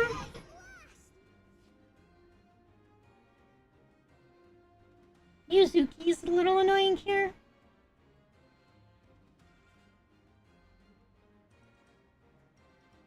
Yuzuki's not that bad. I can clear her.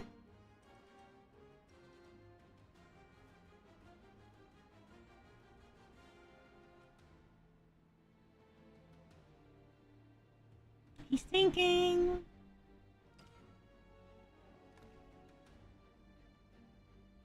Hey Timu, what's up? Young Paragon dons his mask. It's really heating up now. So he didn't want to Super Evo his Cerberus, but he'll Super Evo this? Are you okay, dude? My oath is fulfilled.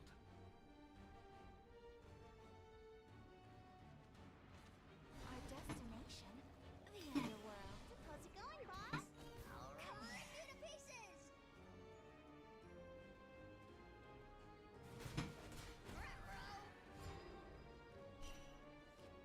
I just Albert here and take like the good trades. I think so. Heaven's wrath will fall heavy on your head. Step into the light. Time to cross over. Dead body. I leave the rest to you. Over my dead body. My goal is just to have one. Is just to have like enough to clear his board so I can Uriah safely. Young Paragon dons his best. Shades to ash and boredom to dust. Let's toast 'em. We can flame 'em My down. oath is fulfilled. My oath is fulfilled. 6. Am I one off lethal?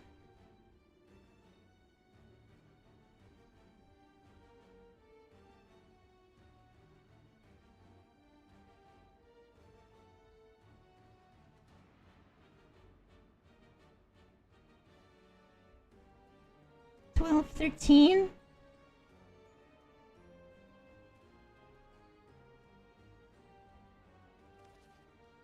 Heaven's wrath will fall heavy on your head.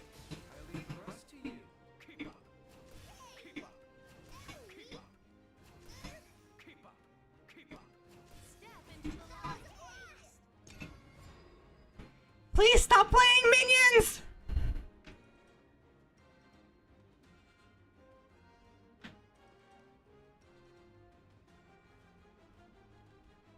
I guess I should say stop building a board.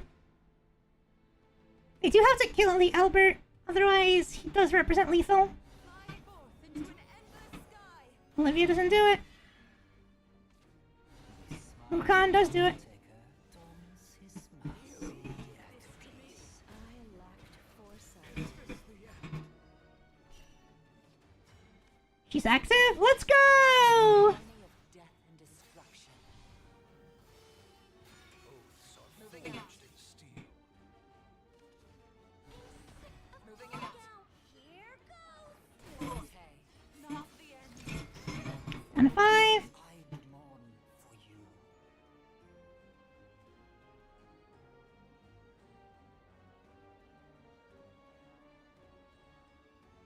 It's on deck.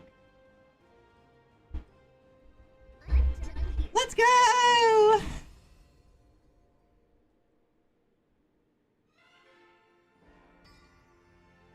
You reap what you sow.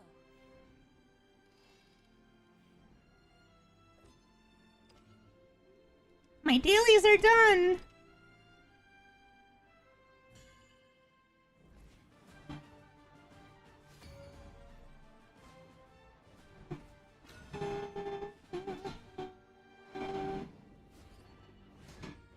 With rain comes I like going second in the mirror. Be the purveyor of my will. Prim prim.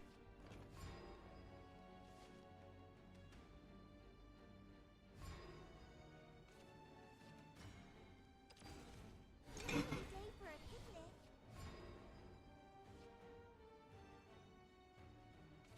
Come in here. To the shores of victory. My desire to just kill it with Syria. You look splendid, Princess Prim.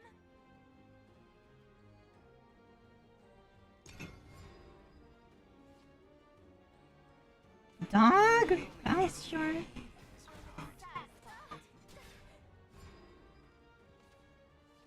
Alright, Syria, hit it up! Where'd you go? All is lost.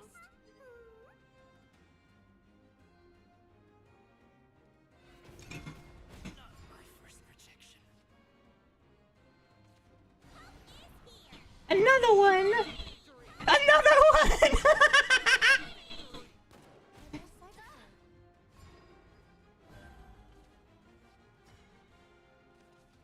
Lovely day for a picnic. Honor has no place on the battlefield. We have plenty of sweet. Well, I can get 2 down! Gildaria, you're gonna need to do some work for me, girl! Burn bright. Oh, I'm so fucked. Shall we pack up for the day? I am so boned. I am so boned. Dos. I don't think there's any coming back from this. I've lost the board. If he, like, plays another Gildaria, I'm just dead. Satisfied. Not Gildaria, another Zerkuna. Laconia. Farewell, beast. I'm guessing he's setting up for an Odin turn.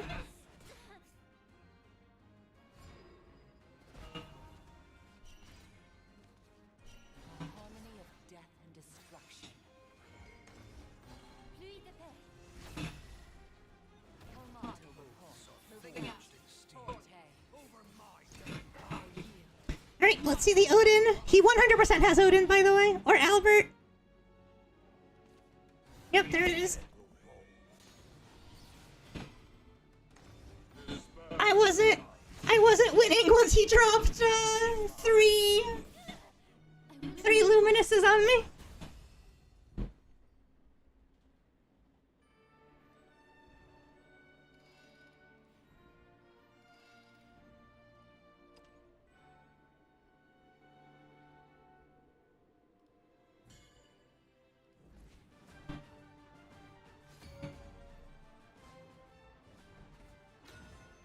Our first rune of the day.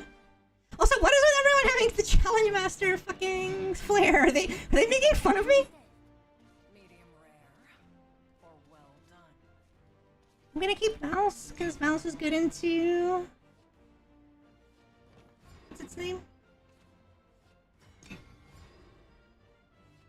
Angria?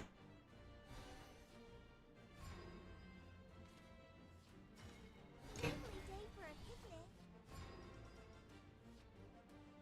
I gotta be the cutest.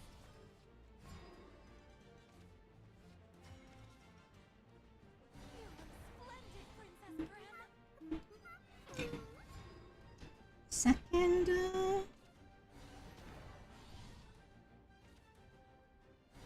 if he has Stormy, he'll use it here. Yep. I am satisfied. Shall we pack up for the day? Princess, where you go? Praise me more. I love 3 Alberts in my hand. Be the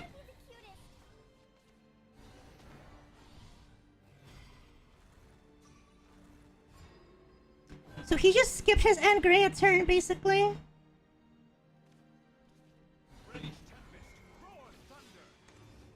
What reason do I have not to just play Albert, Albert, Albert, or Albert, Albert, Odin? This'll hurt.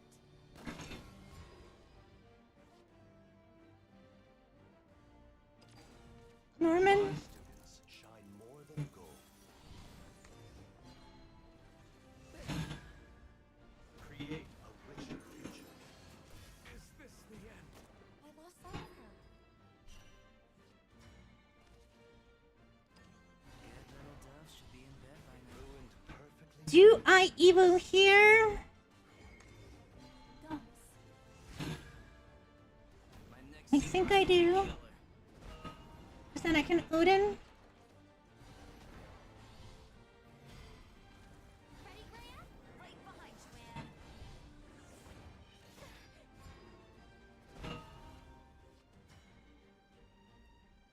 man. Luminous hits here.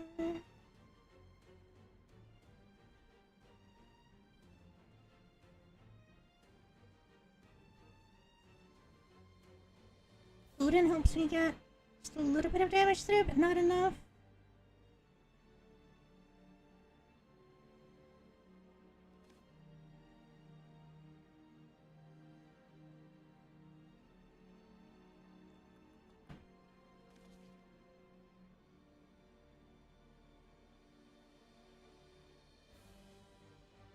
Near. Fate howls like a tempest. Help is here. At your service. Pluie de paix. Sound the charge. No one gets past me. Taste steel. I don't think I need to play the other one, but I will anyway. Here. At your service.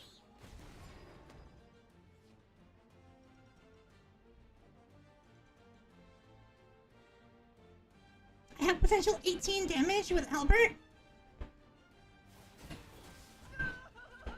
To the edge of what's known. Get lost.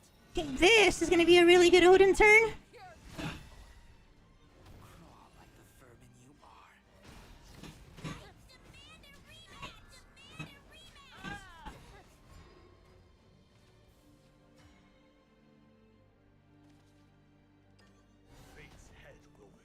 6-9. Victor to me, troops. I'll miss you.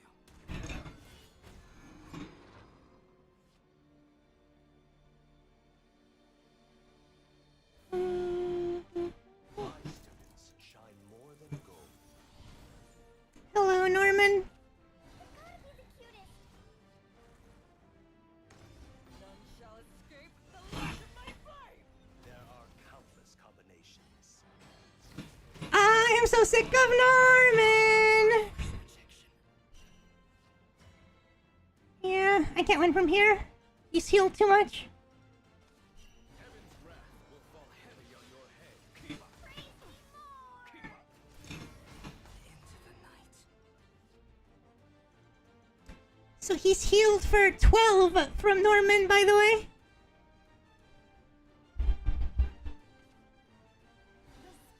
Now he's healed 16.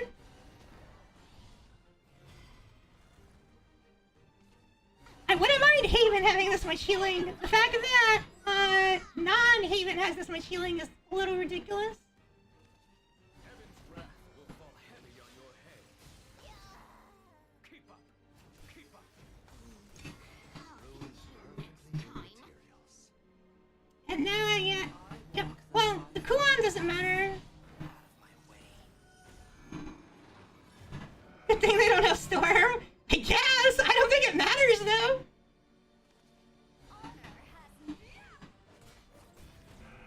Onward to distant goal. To the shores of victory! If Uriah somehow wins me the game... okay, it doesn't matter. Get out of my To be fair, I had no way to deal with the Kuon. will not falter. He healed 16, which is totally fair and, not OP at all.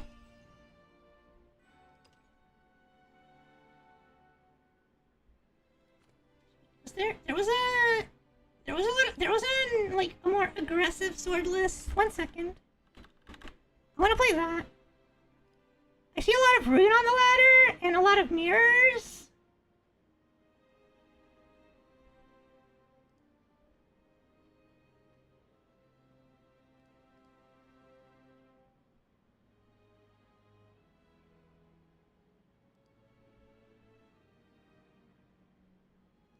Yeah, Norman is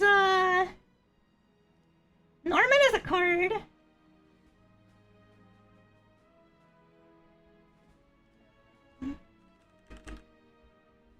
Sorry, I'm looking up lists. Or I'm looking up a specific list that I saw a little bit earlier.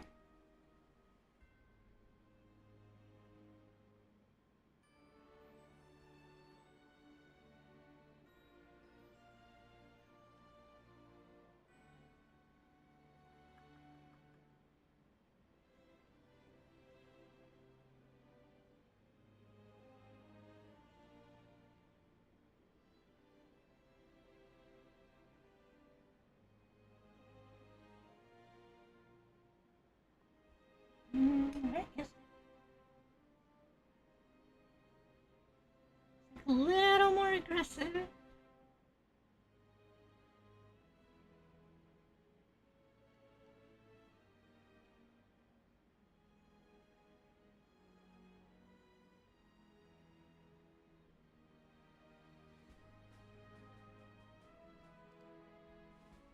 I can't find it.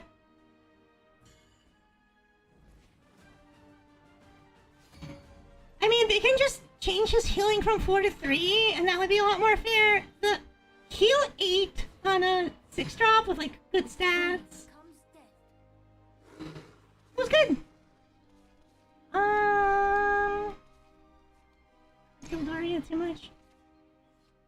Games where I don't draw a single Gildaria are games where I usually lose.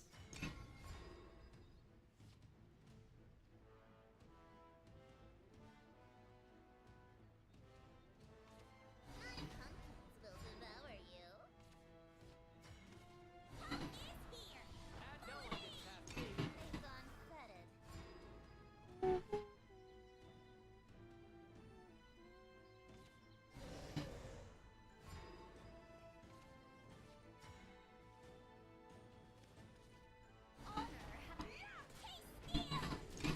this looks like it's aggro, so if I just control the board, I win.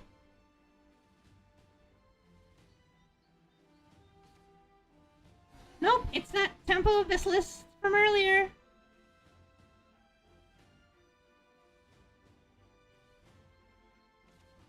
You did this to me.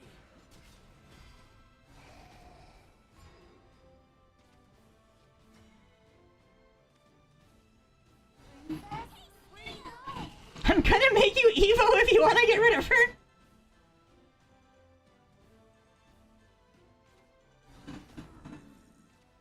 You did this to me. Or play a ghost, I guess that's fine.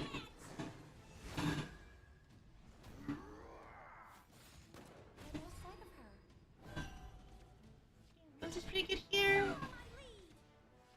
Here goes. Lovely day for a picnic. And we have Hear this pulling.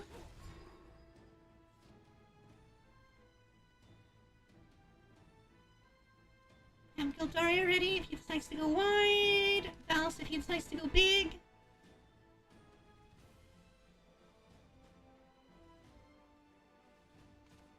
Young Paragon dons his mask. I wonder how much longer until Filto starts getting cut from lists. Surely by next set, Filto's gonna be gone. for the day. Face the flames of our fury.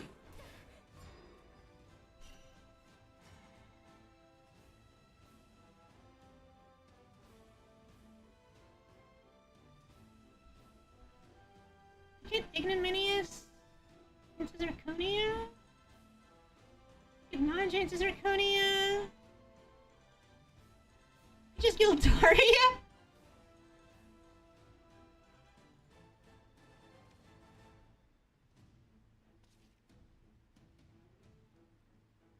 You know what? I don't want to leave him with followers. Stand in my way and I'll cut you down. Reason. At your service. Half-wit. I leave the rest to you. Will never.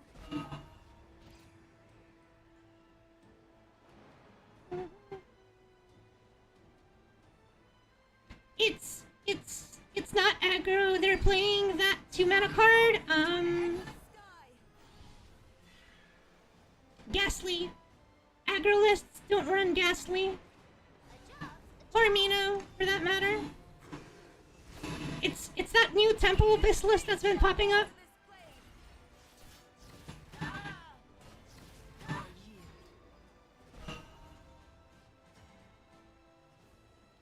Just Gildaria.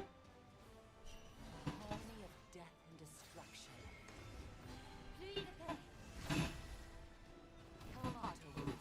Yeah, there's like, it's a tempo list that's been going around. It seems like it has a better matchup into some matchups. Rune specifically. Young Paragon dons his mask. Evo, I dare you. Hey, no Evos for Cerberus. That's huge for us. No camaraderie.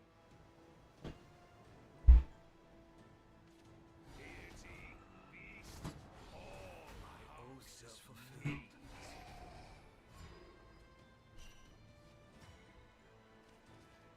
Pierce through the heart of darkness. By my blade. Forged in steel.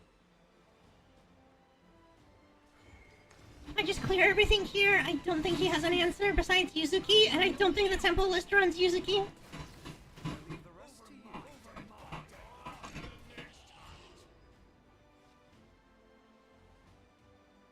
It's also not Yuzuki's turn, so yep, there's the concede.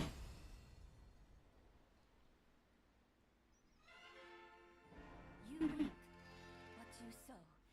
I'm so fucking close. I'm so fucking close.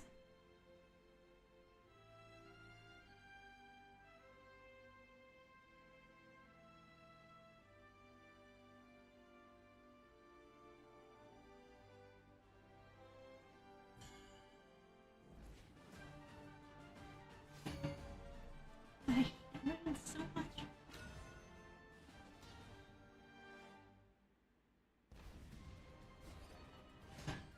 With rain comes death.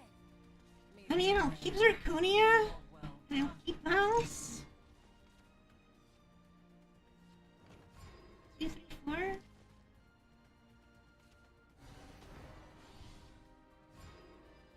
I like that.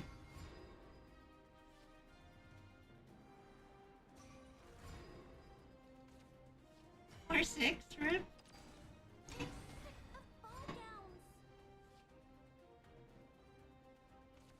I didn't play SPO qualifiers. Maybe I should have. I just have no interest in the competitive scene, like, at all. You may have dealt with one, but can you deal with the second one?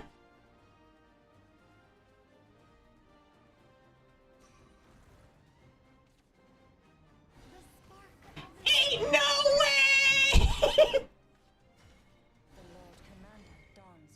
Hey, that's one of the healing spells wasted.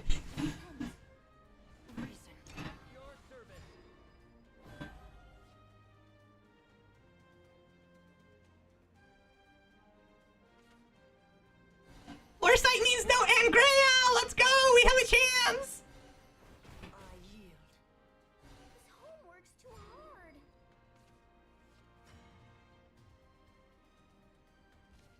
Rage tempest, roar thunder. We're going aggro!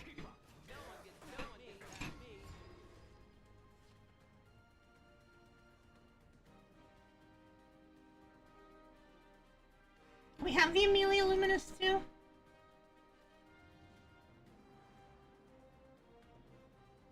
Rune gets no mercy. To be fair, I did play a lot of Rune to get to where I currently am. Gotta be the cutest.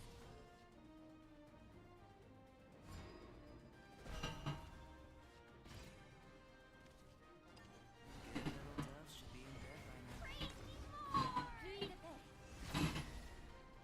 This gift is to die for. I swear to God, if he somehow answers this,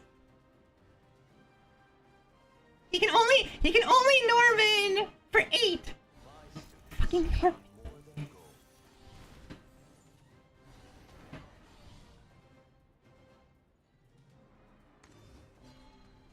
Please just make a shitty little 3/3. Oh, thank you.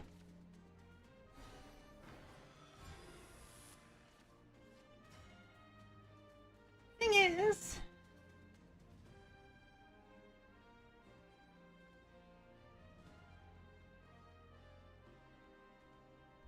I can Amelia Luminous.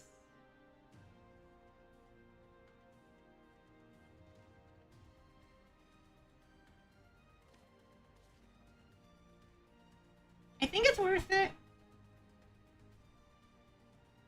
Alternatively, what I ignominious hit here.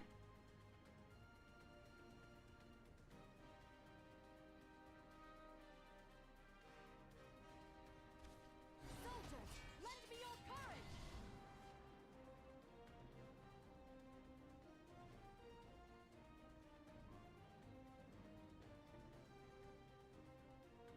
I feel like now my play changes. Has no place on the battlefield. Puck is here. At your service. Let this be the war to end. Repent. Good materials. I feel like this is way better than the alternative. Like, I still have Odin for an extra 4, and I made a decently tough to deal with board.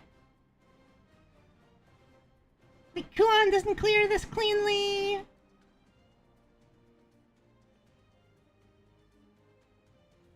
He needs like a really well spell boosted 3 mana Rage of Chaos. Yeah, William can't clear this on his own.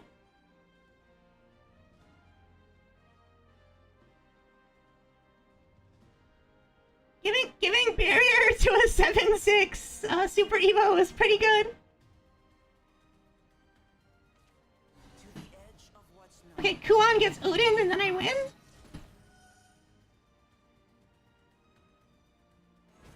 Okay.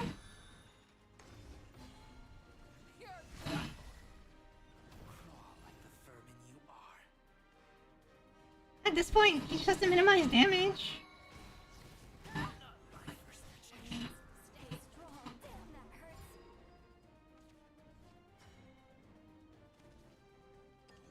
Fate's head will fall. To me. No one can stop me. Lovely day for a picnic. Haha! My 1-1 ambush! That's what's gonna get ya!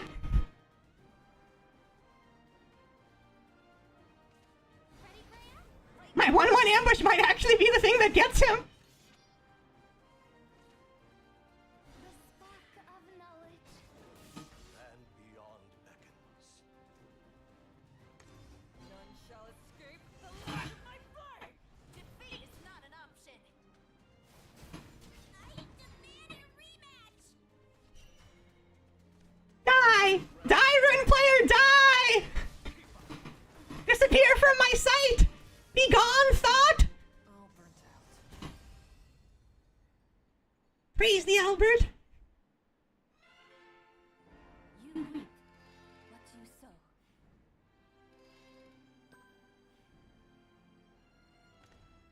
My guild, what do they require from me?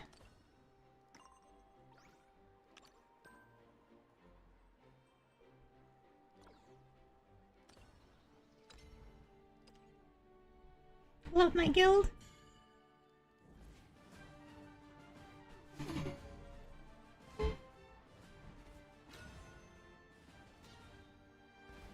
I'm so close. I'm so close. Right, come step. What the fuck is this?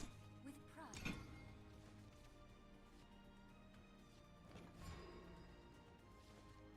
Prim, luminous rose. Hurry up!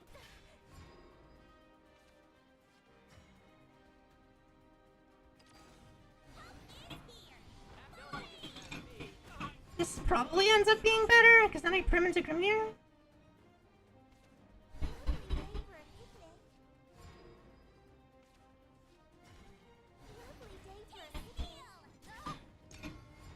So if he plays Nanja, I rose it. Otherwise, I Grimnir.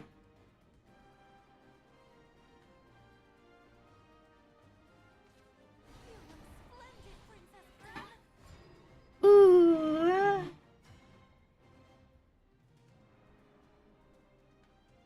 I can Nanja, trade off the Nanjas? I think that's probably even better than playing Rose, because then I can save Rose for 5. Splendid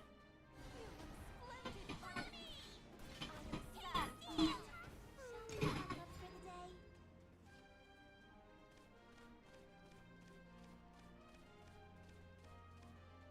If he has Saria, that's really good into me right now. I'm here to spread the love. You're a sword player! Why are you playing Apollo? The Lord commanded dawns her rest. That's anti-sword tech! How dare you! Sword player playing anti-sword tech, you coward! Fear the dark because it won't me and you. Steel.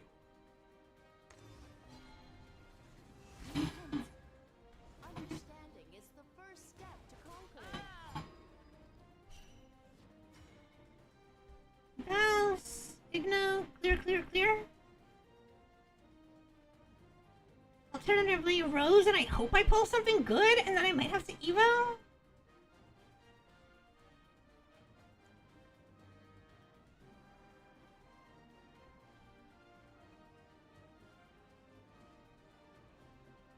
I think the guaranteed clear's better here.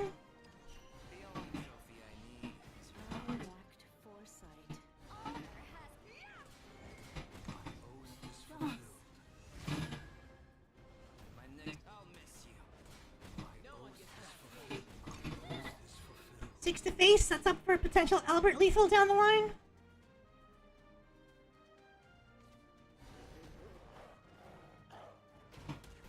Not my first rejection. He's thinking about Evoing a dog, really?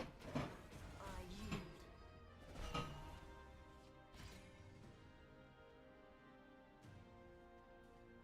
Part of me wants to just coin Olivia for draw.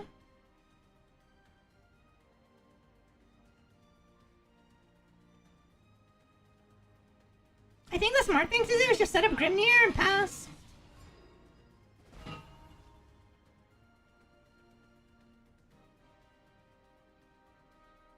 Like, next turn I have Amalia ready? Good little dove should be in bed by now.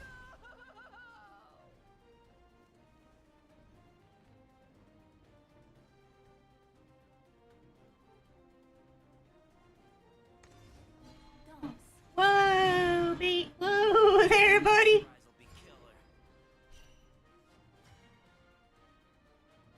Odin, huh? Pierce through the heart of dawn. Find my blade. Okay, answer this.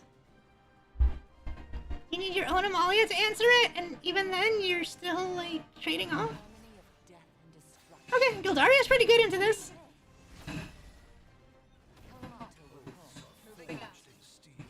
I wonder if he's gonna trade off the Tutus or Gildaria. To be my legacy.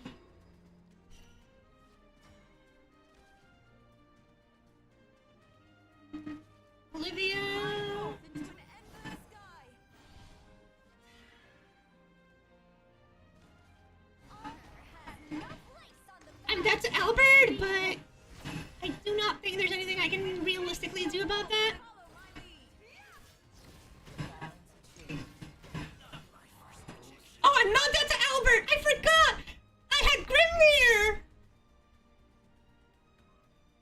Oh my god, setting up that Grimnir was exactly the play! I think I win now!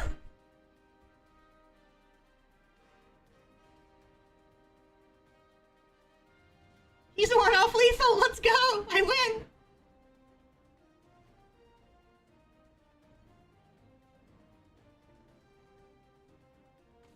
Heaven's wrath will fall heavy on your head. Not good enough.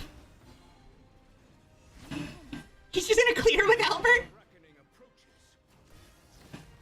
That hurts. Not the end. Yeah, I have one too, and I'm not using it to clear.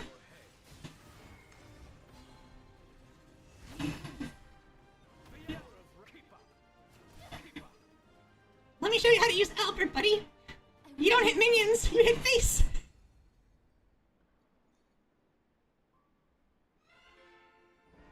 You reap what you sow. 900. 934!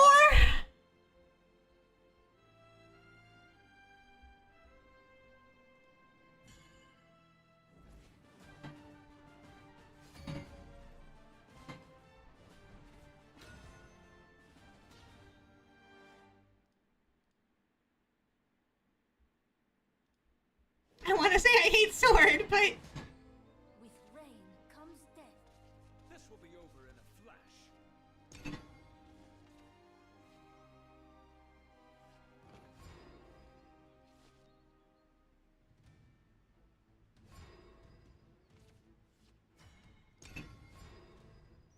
no reason to spend my point.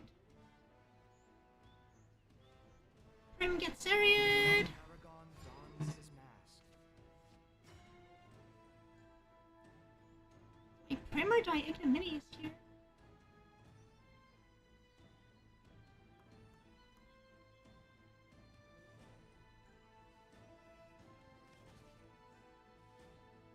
I feel like this is better. I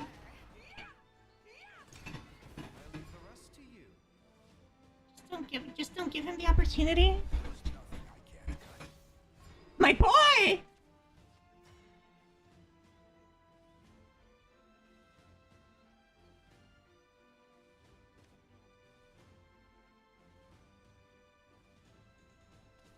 Lovely day for a picnic. You look splendid, Princess Prim. Zirconia coming up.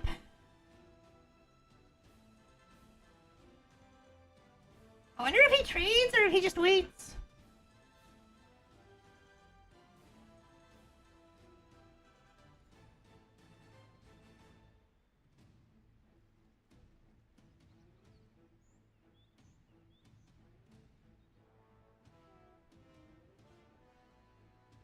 You really not have a way to deal with the 3-3? There you go. To the shores of victory. Lovely day for a picnic. I die a warrior's death. I am satisfied. The Lord commanded dawn so reason. At your service. Now he plays his.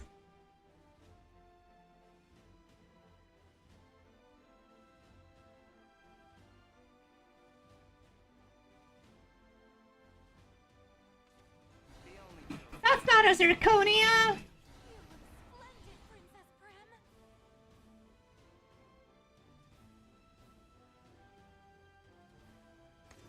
Lightning. Why Evo the Prim? We have plenty of sweets. Shall we pack up for the day? What's next turn?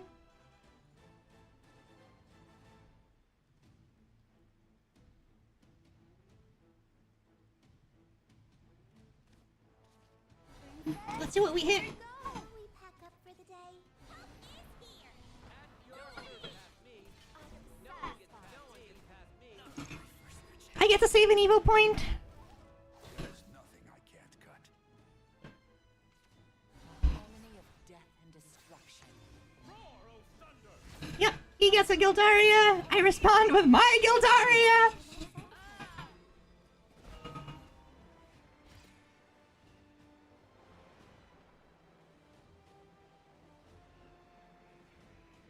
Do I Gildaria? Because Amelia Grimnir seems like a play. Soldiers, lend me your courage. Fate howls like a tempest. Dance. Let me repent. I die a warrior's death. I get to save my Gildaria for later. Pure upside, baby! Setting up Grimnir is so good.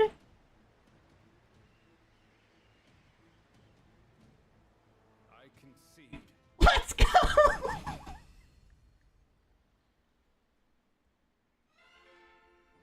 You reap what you sow.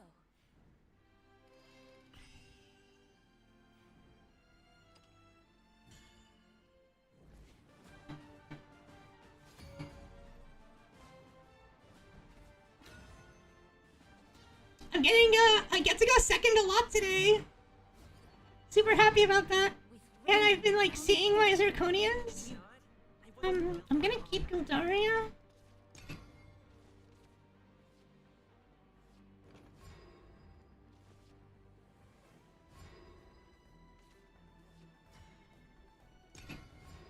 I'm gonna keep Gildaria for the potential turn 5.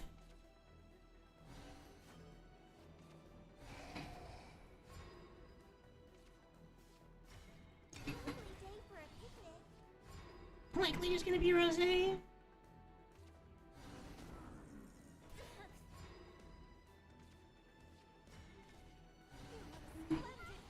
Prim.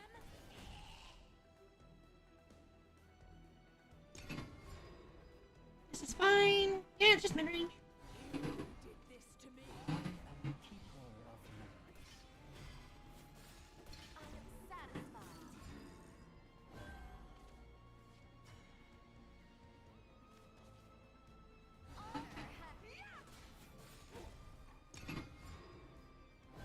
Next turn I can either Amelia Rose or Gildaria. Rough and raring to go. Yep, keep playing your cards, buddy.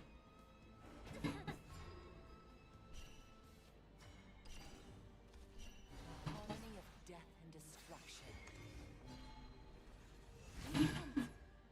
Fortissimo.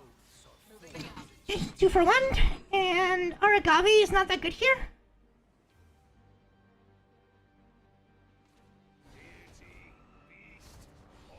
Balance achieved. I did say Aragavi wasn't that good here. Save the place for you and I, Timothy.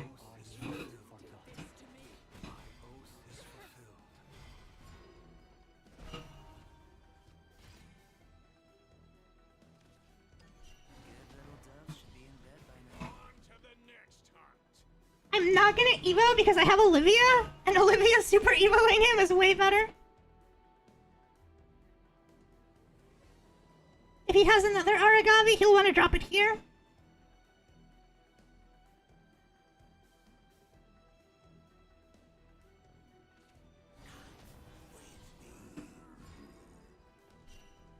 Okay, time to completely ignore the board. To an endless sky. Dance. Even fate shall fall to this blade. Follow my lead. I'll miss you. I am fine. At your service. Okay, he needs to Cerberus, and the Cerbi needs to be for healing. Dust. Let's toast 'em. We can flame 'em away. My first rejection. You are beneath. To 11, please get only the damage ones. Rip you to pieces. Rip you to Isn't that 2 of the healing ones? That sucks. This is not the end. Is my Gildaria setting at 10?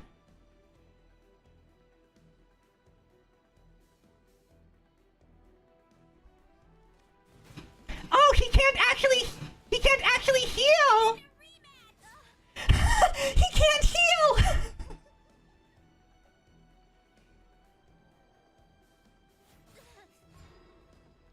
That's funny.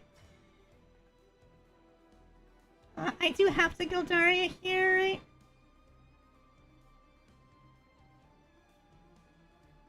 Because once I drop Albert, these are going to heal for 4, that's 15, and I have 1 plus 12.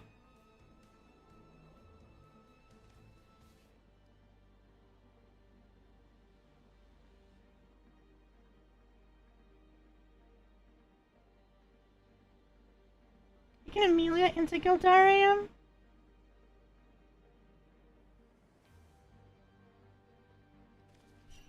Harmony of death and destruction. Fortissimo. Moving out.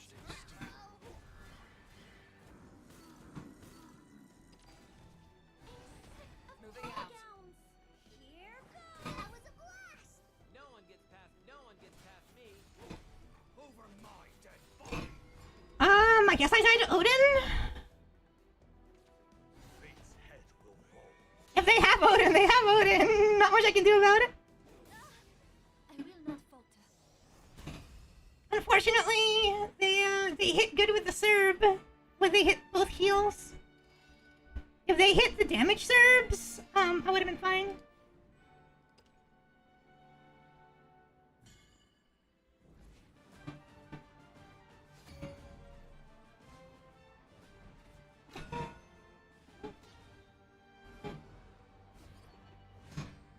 With rain. Ah, comes true. death. I will not Grimnir, Zirconia.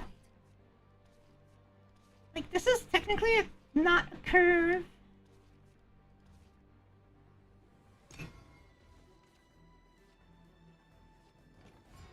Ugh, 2 Zirconias.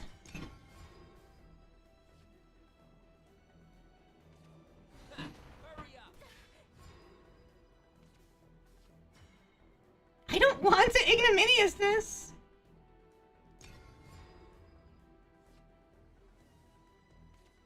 Most who take the high road wind up dead. Fate howls like a tempest. Grimnir. Ball gowns.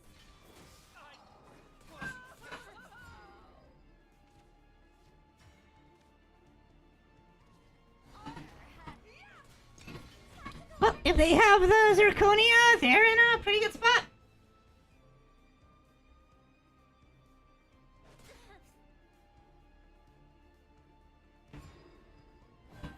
Interesting. The Lord Commander dawns her mask. Okay, I need to get to turn 8 and control the board until then. Urias is going to be the matchup breaker here. Yeah, I don't know what's in their hand that they passed turn 4. Harmony of death and destruction. Fortissimo.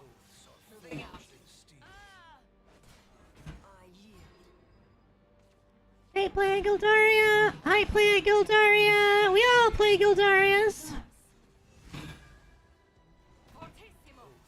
Moving out. Balance achieved.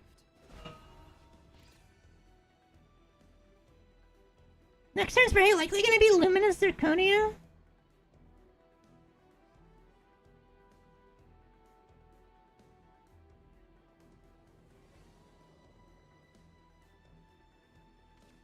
Gildaria is such a stupidly good card. The only trophy I need is your Balance achieved.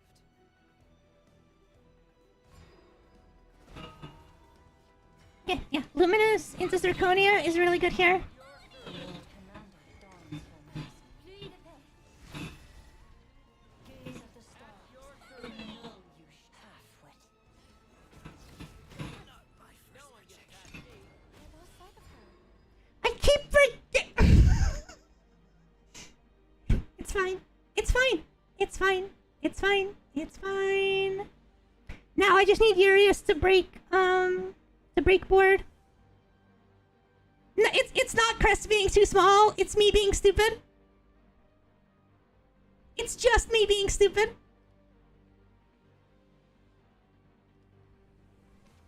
Fly forth into an endless sky. How bad is Olivia for me? Hmm.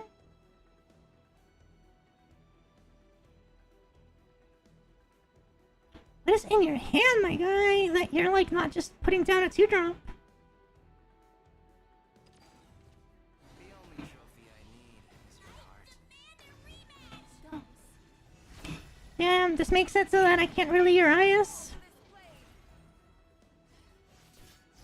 I yield.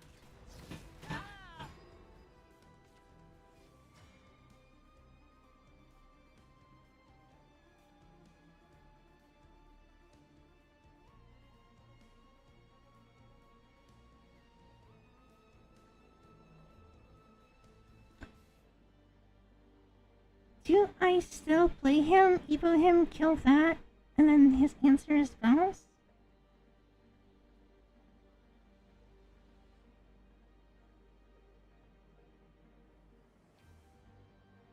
You know what? Onward to distant goals. To the shores of victory. Raider bleed nothing.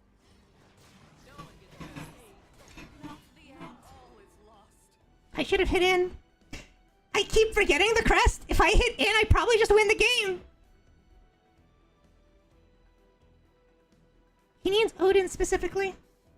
Odin is the only card that answers this. Dinner is served. Valuable research. Right, the aggro swordless play Ravening, but you know what? That's 5 damage not going to my face.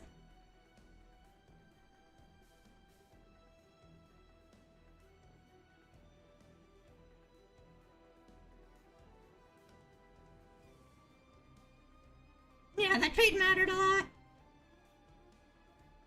I keep forgetting I have Grimnir. Like I said, I'm bad.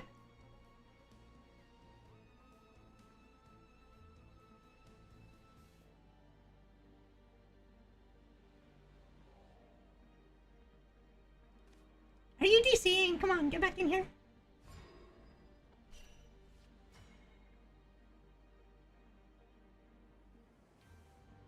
I don't want to Elbert here. Elbert here just doesn't feel good. No one gets past me. Not my first rejection.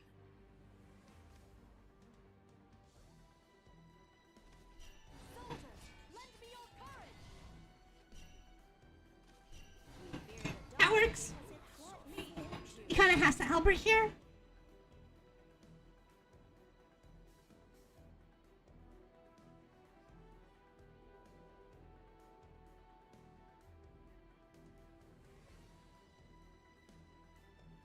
I mean, I'm not getting into my Gildaria for quite a while.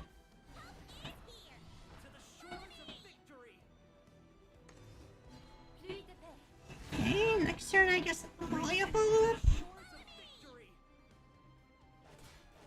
My oath is fulfilled. My oath is fulfilled.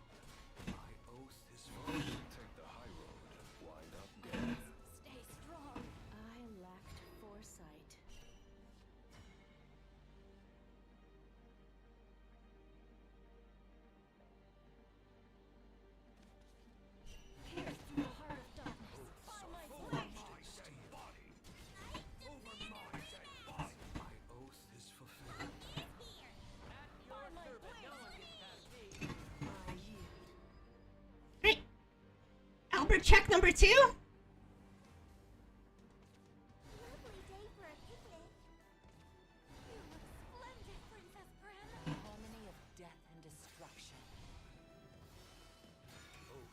Moving out. Didn't get the Albert check, did get the Gildaria check. I need Gildaria now. Legacy. Soldiers, lend me your courage. Did not draw into her. Unfortunate. That's unfortunately game. Honor has no place on the The battlefield. only trophy I need is your heart. Satisfied. Balance achieved. Lovely day for a picnic.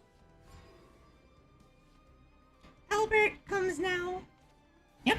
Wrath will fall heavy on your head. I really needed to get Gildaria off of the Amelia. The hour of reckoning approaches.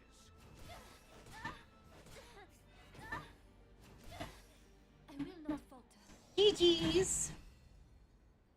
You know what? I think there's only one way I'm gonna be hitting Masters today. No! I don't really care about getting demoted.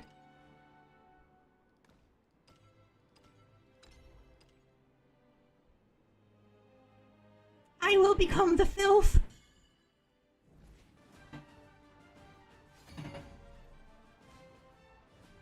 Immediate mirror? Yeah, I would've. Why limit yourself to one dimension? You really think you can stop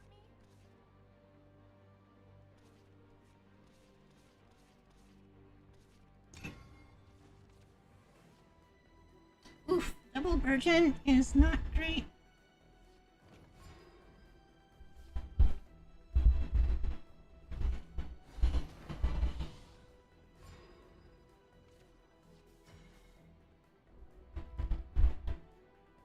Do I foresight?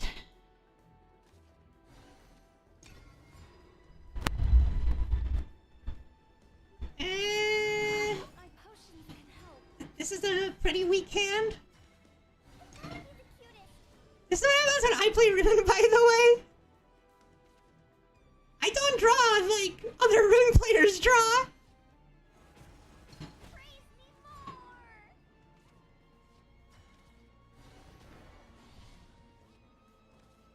Gotta be the cutest. I wish I drew like other Rune players drew. That'd be nice. All the spell boost in the world and nothing to do with it. See? Setting up Virgin here is actually not a good play.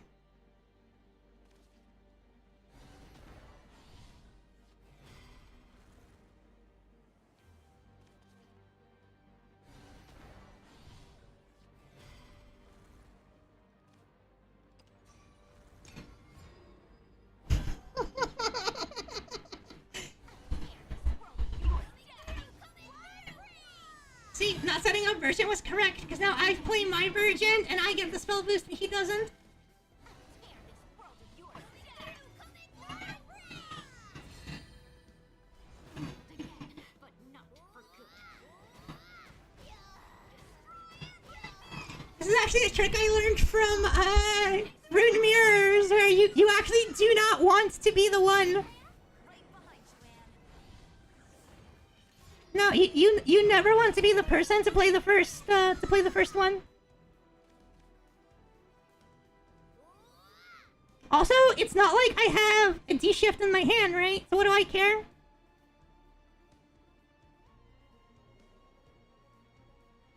Three Kuons!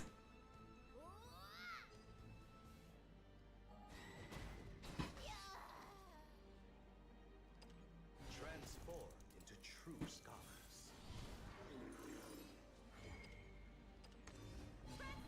This is a lot worse against Burgess, but...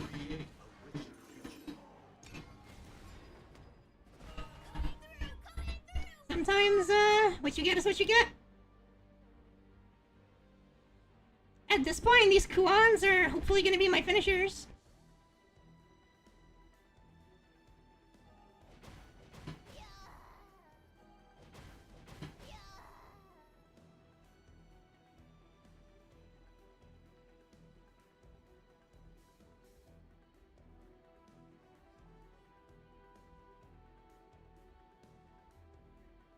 I'm nearing the bottom half of my deck and I haven't gotten into my first D-shift yet. This is what happens when I play Rune! What? Okay. Defeat is not an option. I don't think that's that good. Oh, there's my climb. Now I can Kuon. Of what's known. Get lost.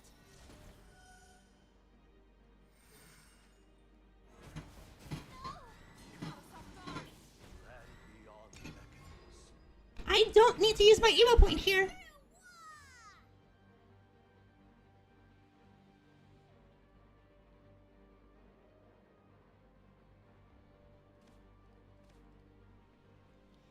Flames are at 6.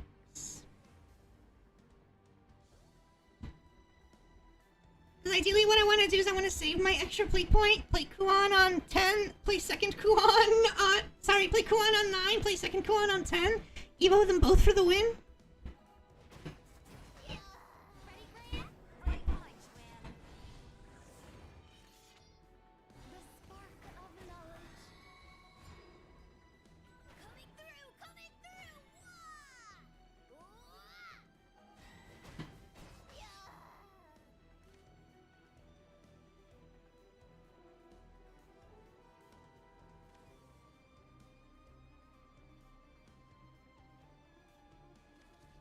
So just get me some extra spell boosts.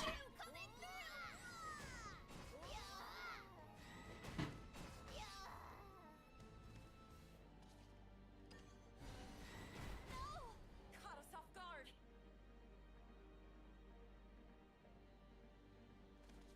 I give up.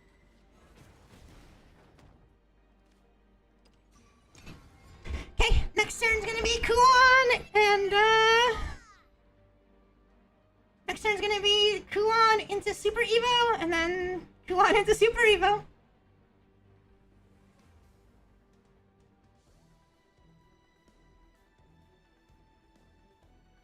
Hopefully that should be enough to win. We'll see. My climb is at 7, and he's just drawing. What you drawing into, buddy? Show me what you're drawing. He's technically like one card, quote unquote, up on me, but I don't think it's relevant.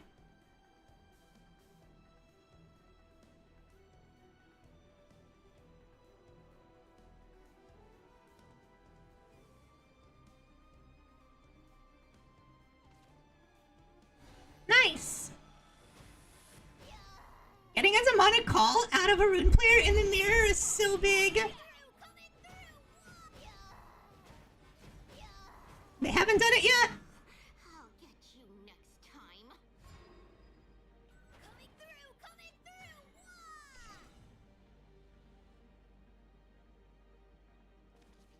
I walk the fivefold path.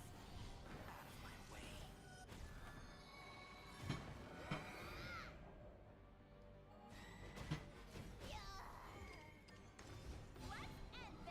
I may be a little stupid, but it's fine. It doesn't actually matter because with the demonic, I still go above.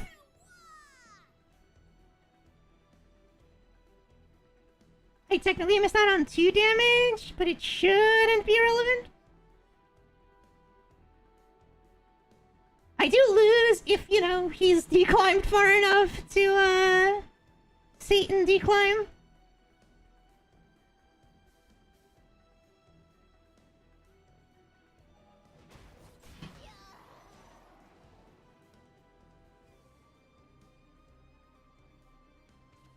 I walk the fivefold path. That's funny. Out of my way. On to the next round.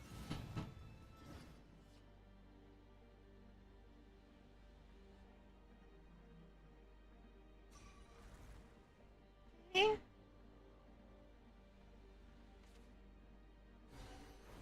Into the night. Seeker dons her mask. Light and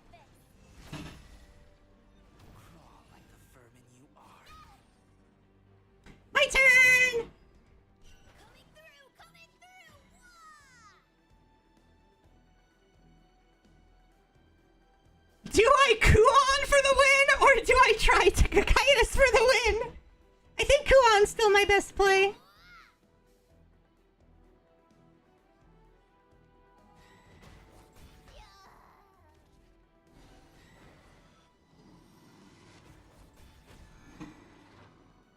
I walk the fivefold path.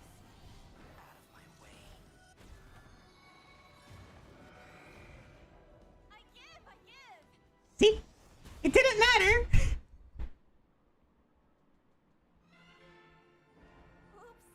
Didn't mean to wreck you.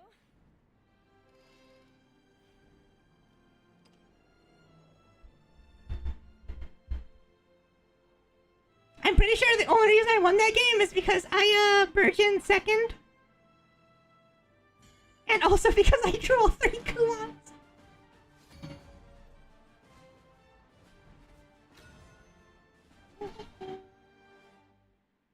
You see what I mean though, right? I drew really, really badly.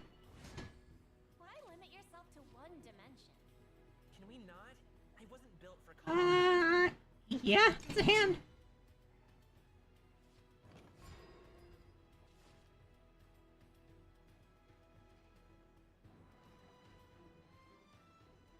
If they Normaned me, then at the end I still drew Satan, remember?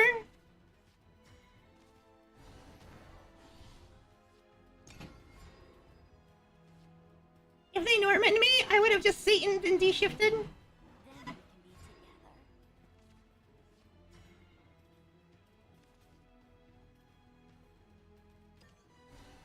They've gone fetid.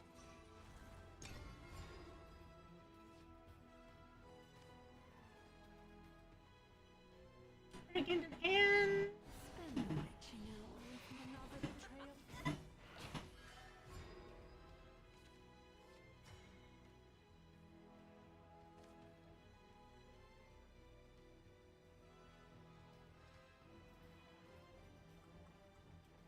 Just Sage Light and heal here.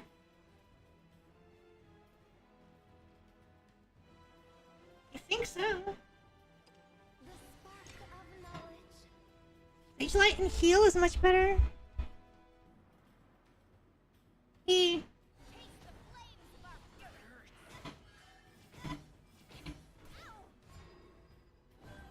It's time to do the thing. Ready, Graham? Right behind you, Anne. Ready, Greya?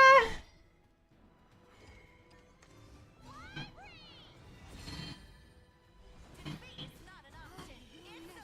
It's over. My hand does kind of suck, but I should be able to stabilize if I get into any of my card draw. Caught us off guard. Now I'm annoyed. Saved a place for you at my dinner table. What? For 1 damage?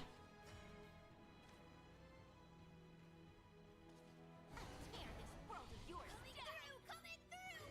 Remember what I said about drawing like shit? Again, but not for good. Bye-bye. Look at this. Look at this. Look at this. Look, it does matter. It unironically matters. Look at this. Look at this hand. This is what happens when I play Runecraft.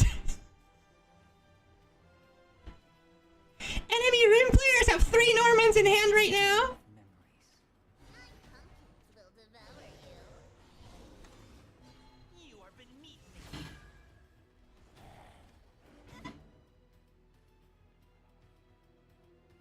Norman, where are you? Coming through!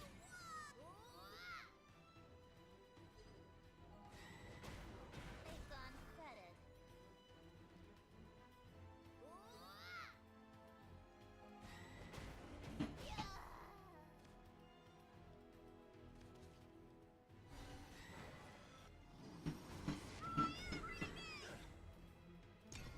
I'm pretty sure I'm just dead. Odin kills me. Ghosts kill me. Everything kills me. 3D shifts and Satan in hand is wild. Not even upset about it.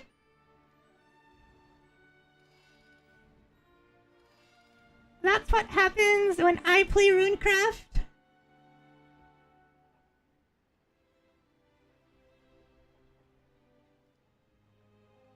I don't get those really insane rune hands.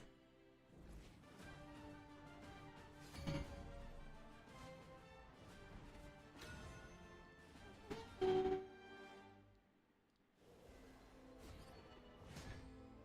limit yourself to one dimension?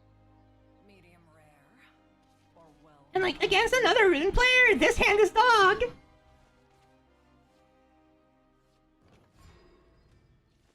This is okay, I guess.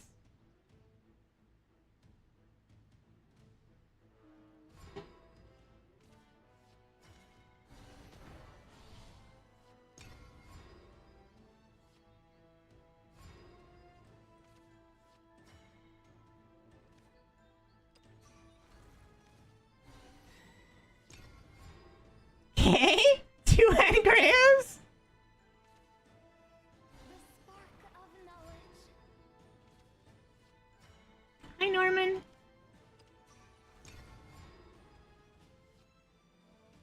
Can you please play something so that I can Burgeon? Thanks.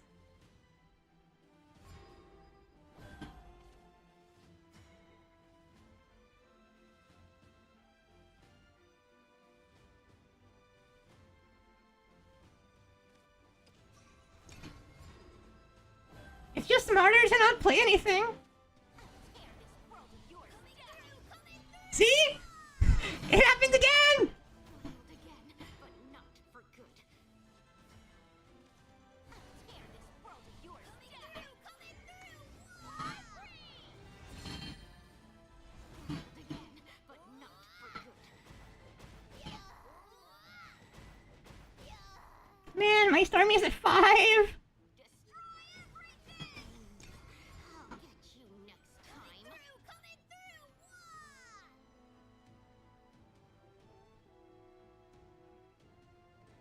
It happens all the time. Whoever plays the second version is always like the superior rune player. Gotta be the cutest. Coming through!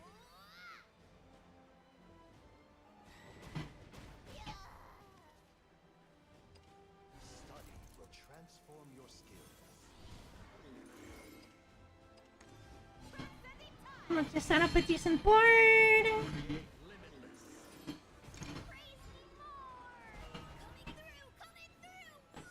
No climbs, but might be okay. Maybe.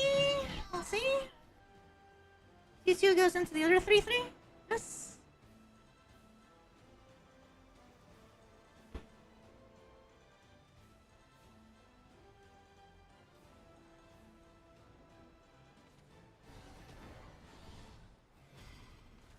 Okay, reel it in.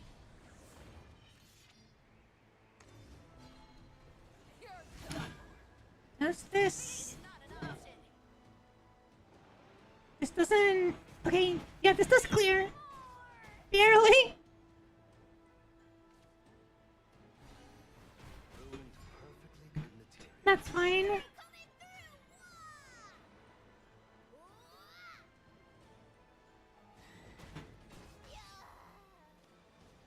Ready, Freya? Right behind you, Anne. Alright. Caught us off guard. I'd rather play this now.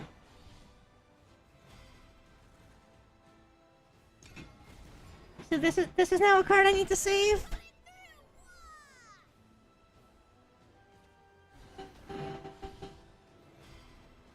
Rune mirrors! I gotta say, for as much as I dislike playing them, they are like really skill intensive. Get lost. None shall escape the light of my flame. Crawl like the vermin you are.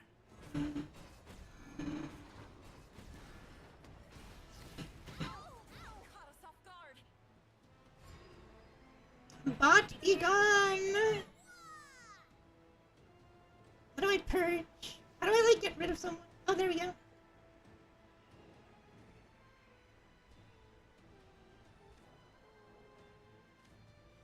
That's 7. I can Angrea, put it a little more.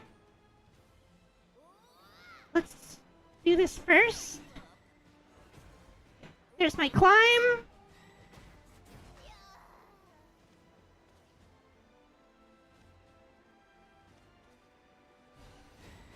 the night.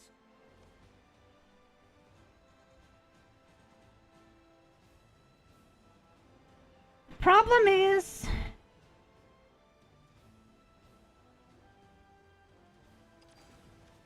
Ready, Graham? Right behind you, Anne. okay, so Kuan isn't winning me the game like right off the bat, so I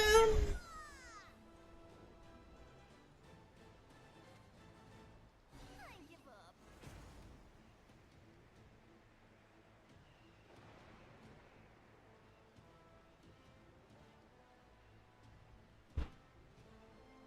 I need to focus on getting my climb down. The spark of knowledge. Caught us off guard. Ready, Graham? Right behind you, Anne.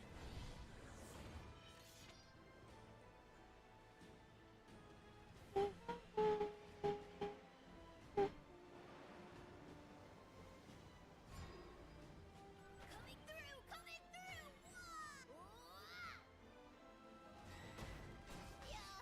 To the edge of what's known. Get lost. Let's end this! Crawl like the vermin you are. I give up.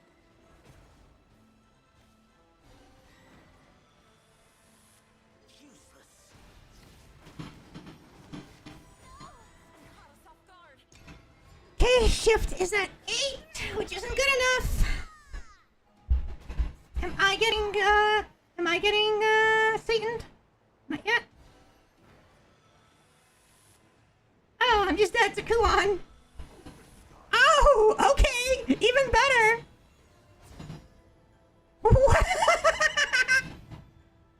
All right, buddy.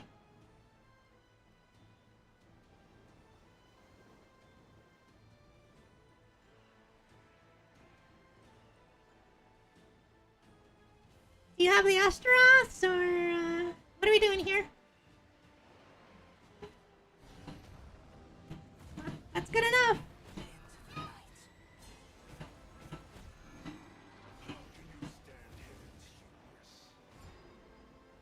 Coming through! Coming through!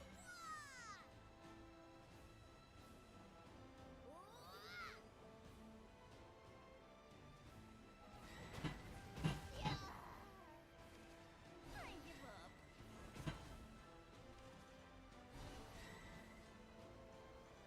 Where have you been?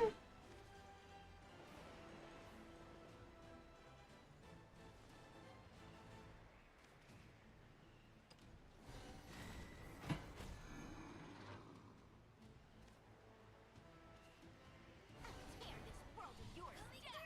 Coming through! Beyond time!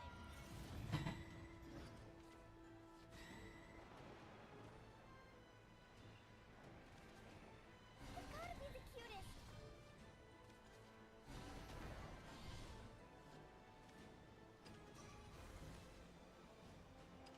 My students shine more than gold.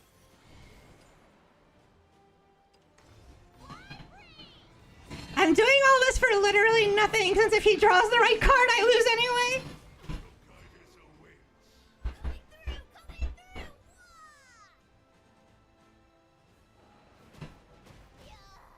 If he has the Astaroths, it does not matter what I do. That works too.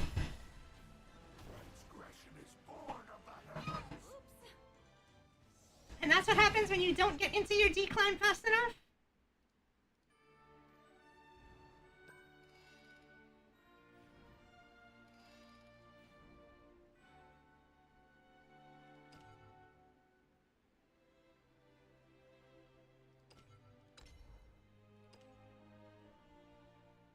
Has it draw better? Yeah, that's me in every single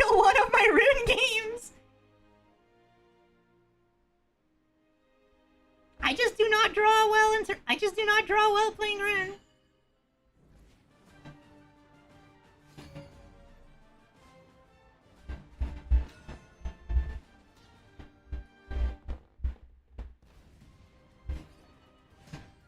We have much to discuss. With rain comes death.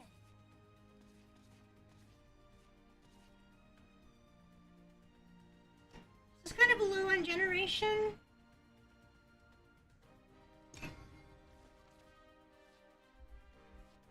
Doomright is like the last thing I wanted to see.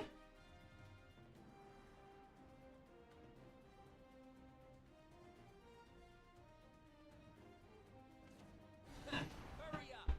Yep, that's gonna be a coin love struck for me. For you, dear, I would give anything. I wasn't fast enough. He has the Phylene sleeves! I'm so jealous. Where'd you go?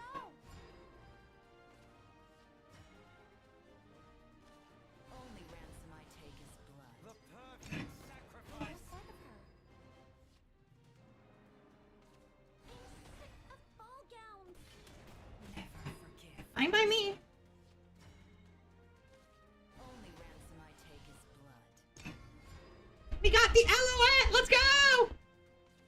The only trophy I need is your Never heart. forgive.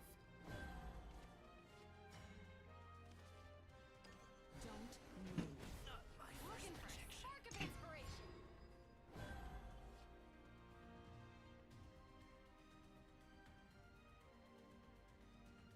Alouette into Carnelia. Super strong. The problem is I have 3 real cards in my hand right now.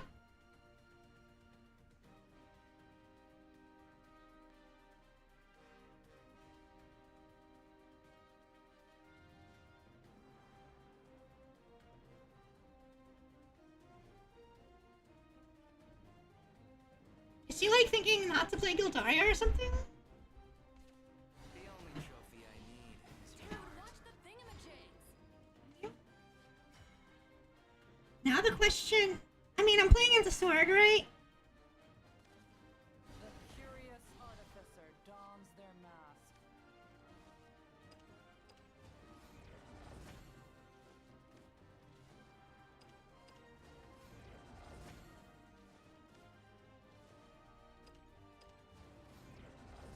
This is always correct to build into Sword.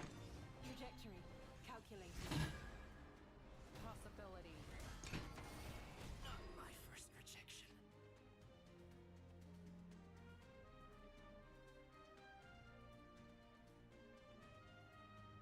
With Carnelia, I can make the other one. Fortissimo. Oaths are Moving out. forged in steel. Impressive. The warmth of darkness escapes us all. This might hurt. Thing is, again, I don't really have much to do. Don't move. Balance achieved. Don't move. My oath is fulfilled. I have 1 card in hand, basically. The Lord Commander dons her mask. Hurry up! Thumbs. Reason. To the shores of victory! Master. Let's go. Not this turn though.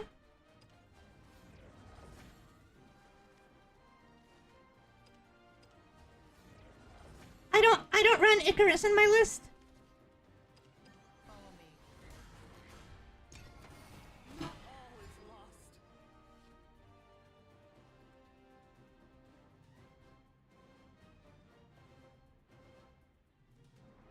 I do not run Icarus. Lend me your courage. We fear the dark because it won't lead into Duidate. Let this be the war to end all wars.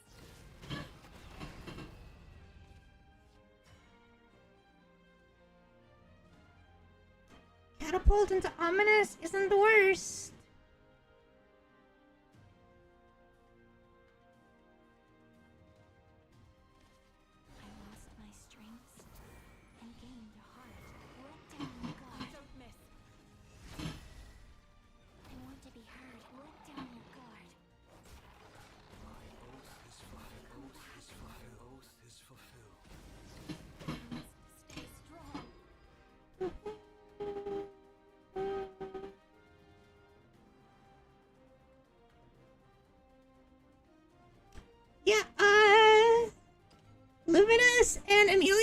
super good into Rune, not as good into Portal.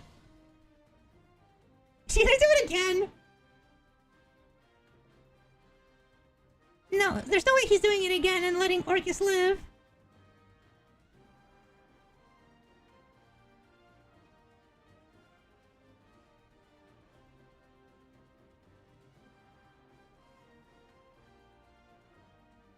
I really need like a Karula or another duplicator.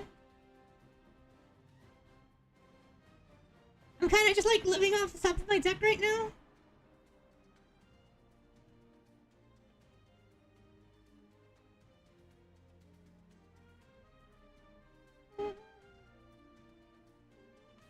Honor has no place on the battlefield. Commander dons her mask. Okay. Let peace be the war to end all wars.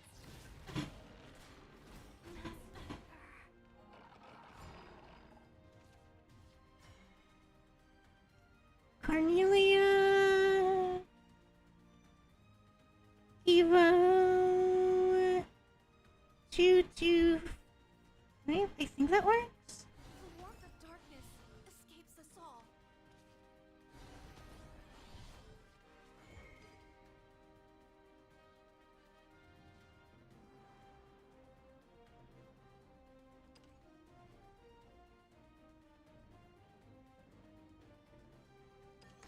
Trajectory calculated. I will see my master's wish through. It And then is we hit here.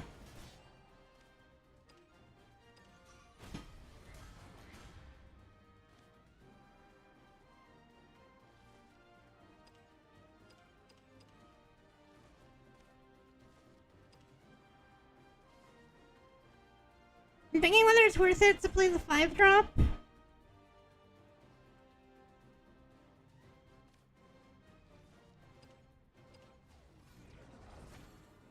It's not.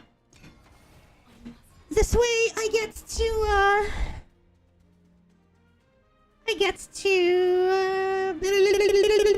Gundam next turn.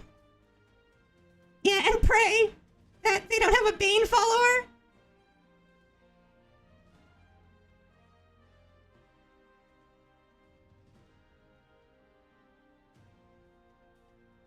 You know what would be really good right now?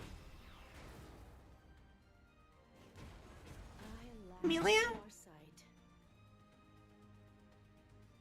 Only way you trade like that is if you're playing Amelia.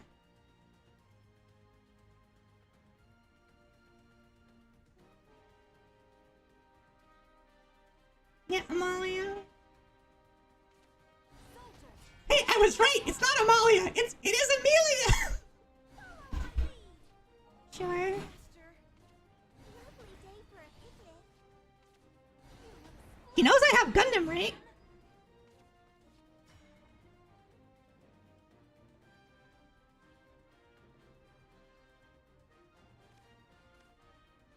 I mean, we pray.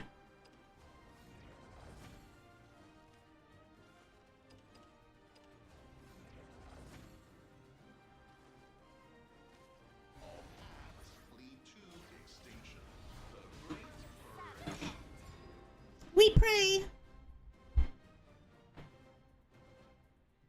No Bane, no Bane, no Bane, no Bane, no Bane, no Bane, no Bane. To the heart of darkness. By my blade. Forged in steel. My oath is fulfilled. It's not Bane, but it does clear it out.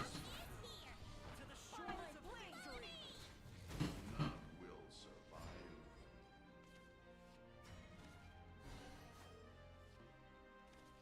Change doesn't scare me anymore. I am in an unfortunate situation as I cannot fully clear her.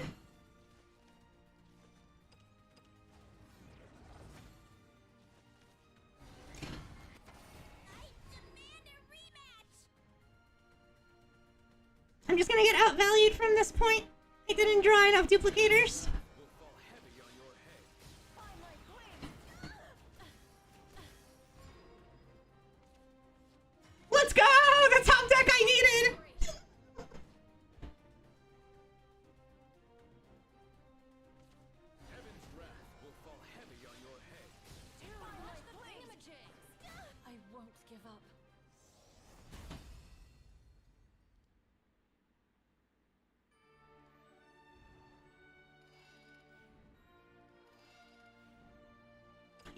Alice doesn't play Icarus because I'm playing more of the puppet package for early game board control.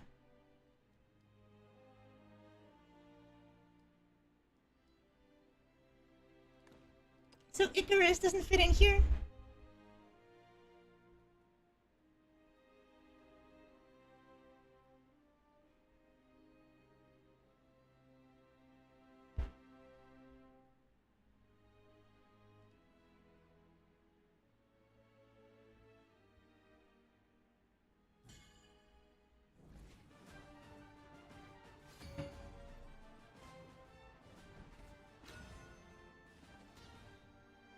My matchup is entirely dependent on how many Normans they have. We have much to discuss. Medium rare or well done. No, Puppeteer can leave behind a body that deals with a sword token. So the cards do different things.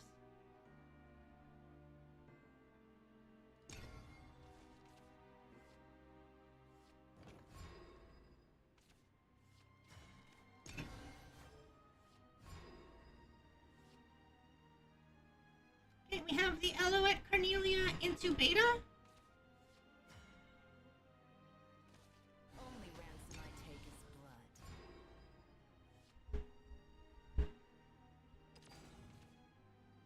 This homework's too hard. Coin homework. Tough luck. I hope not. I don't want artifacts to get more support. I'm perfectly fine with artifact B staying like tier 2-ish. Don't move. Praise me more.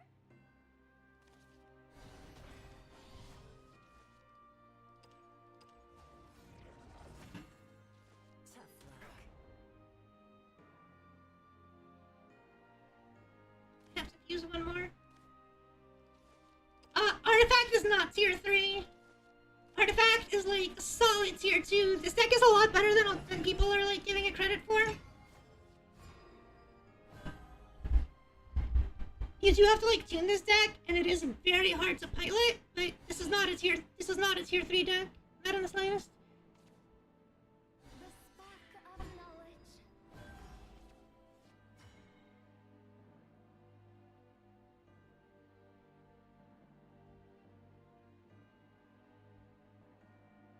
This is kind of awkward.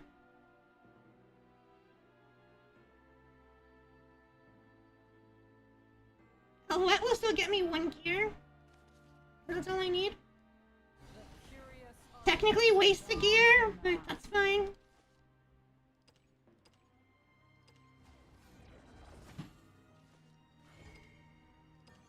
trajectory calculated. Possibility. Tough luck. Came down to 15. Ready, Graham? Right behind. Carnelia's coming next turn. Because I can Carnelia and Catapult. Defeat is not an option. Forgive. Just keep in mind, I'm not going to be making any other artifacts. My goal this game is not Gundam. I do not care about Gundam. That's even better. Well, I think I do want to set up Carnelia first. The warmth of darkness escapes us all. This might hurt. I will do what I once could not.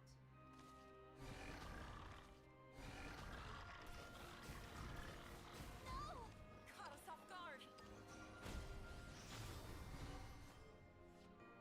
Like, I'm only going to be making these and duplicating as many as I can.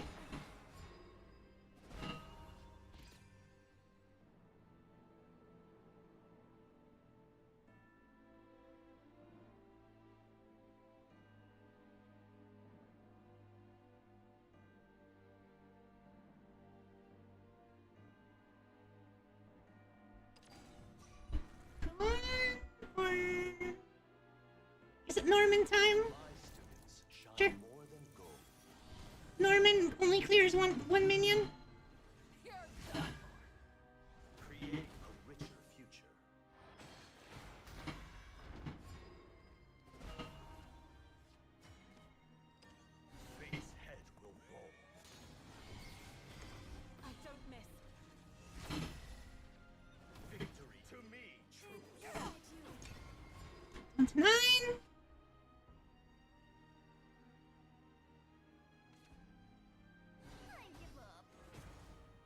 silver drawing. No Kuon either. So we're looking good.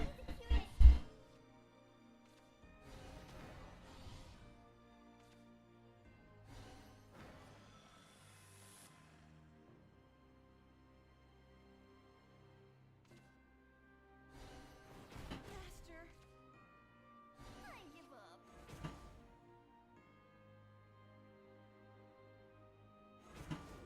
Land beyond beckons.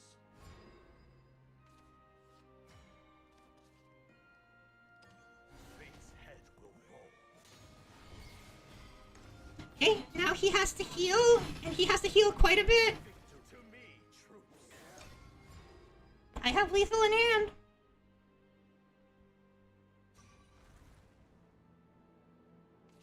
My students shine more than gold. Ah, I swear to God, I hate rune players so much. There are countless combinations. Why don't I draw like this when I play rune? Land beyond beckons.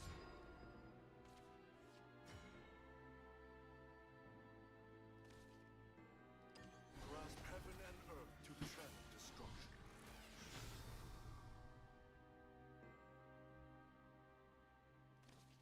The warmth of darkness escapes us all.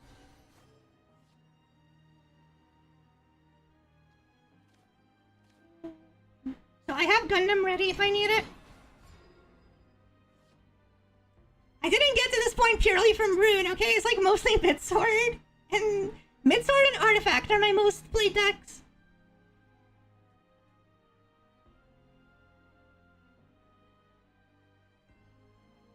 I don't think he knows just how many, like, years I have in my hand.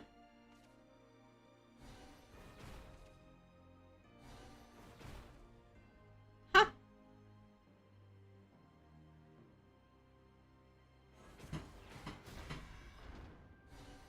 Truth is unchanging. Dear God, no healing, no healing, no healing, no healing, no healing, no healing, no healing, no healing, no healing, no healing, no healing, no healing, no healing, no healing, no healing, no healing, no healing. No healing, no healing, no healing, no healing, no healing, no healing, no healing. Tear this world of yours. Coming through.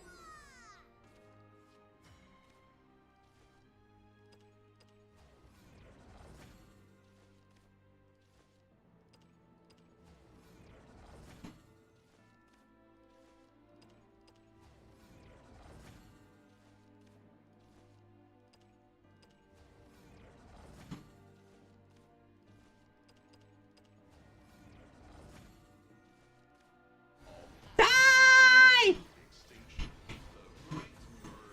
I'll get you next time.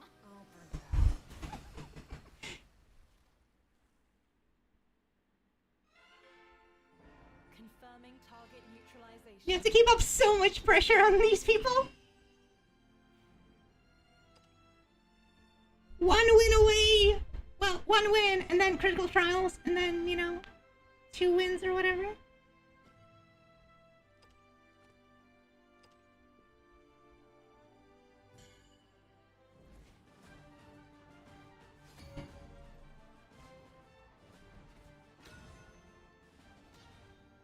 Portal mirror! What is this? We have much to discuss. Determining target's capability.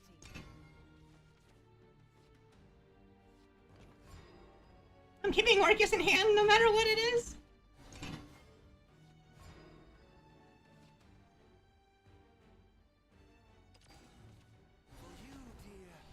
This means nothing. It could still be puppet or artifact. The warmth of darkness escapes us all. It could still be puppet or artifact. We don't know. Probably puppet. Master. Change doesn't scare me anymore.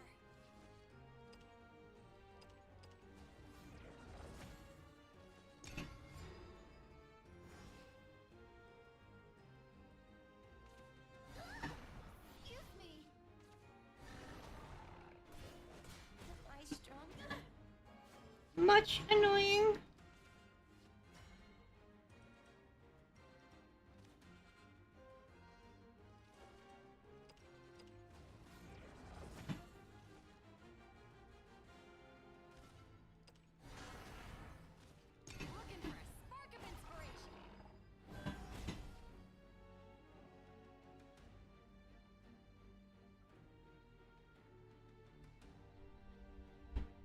Ward, good. Dude, watch the thingamajigs! Trajectory calculated. What? You think I shine too brightly?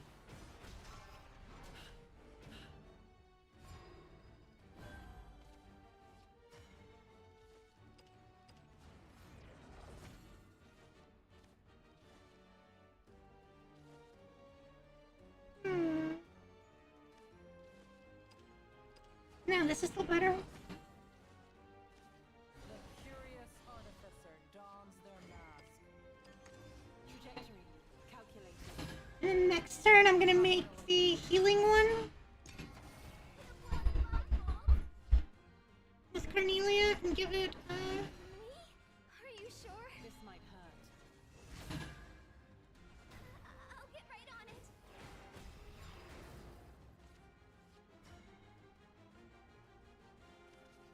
The curious artificer dons Even better. their mask.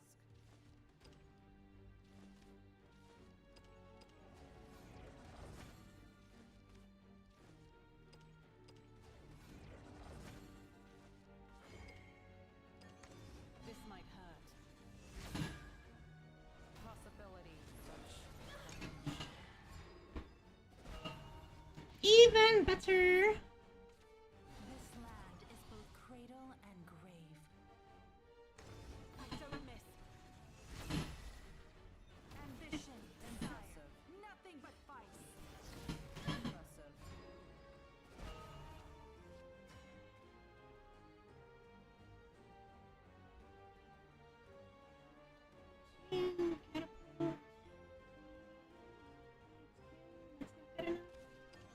Fate's head will roll. I don't miss. Victor to me, troops. I have two Orcuses in my hand. There's no reason not to.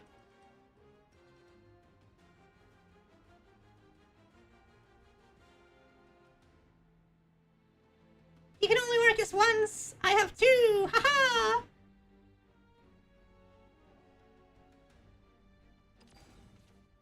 lost my strengths and gained a heart. Let down my guard. Trajectory, calculated. Let's see if he has a second Orcus. To be heard. Let down my guard. Beyond echoes. Let down my guard. I lost my strengths and gained a heart. Let down my guard. Trajectory, calculated. I want to be heard. Come back.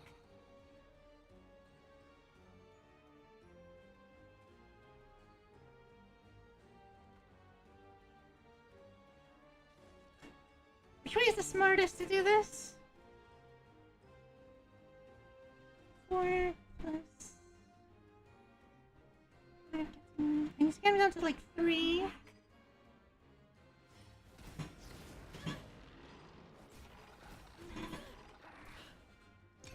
Because Odin doesn't kill me, he specifically needs Orcus and a bunch of puppets.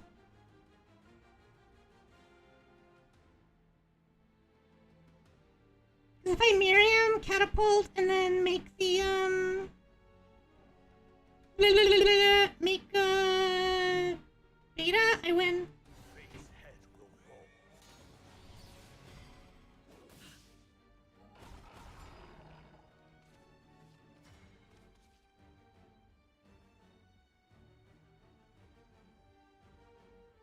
I actually need to be careful how I do this.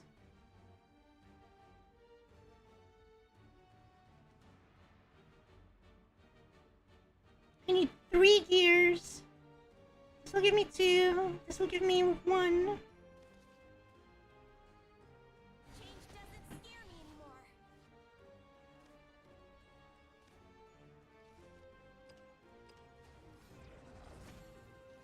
I still have 1 gear, right? And this will give me a second gear.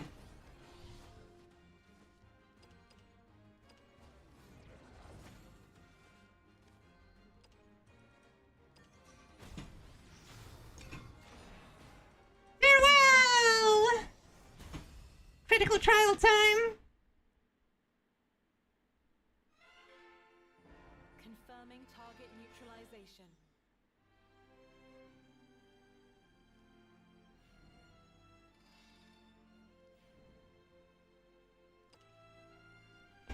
I'm so close. I can taste it.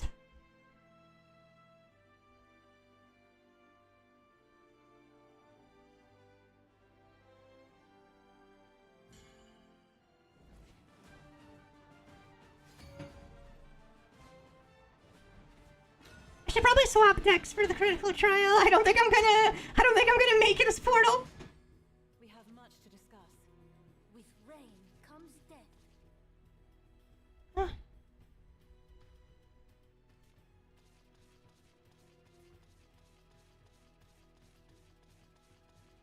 Just throw Orcus.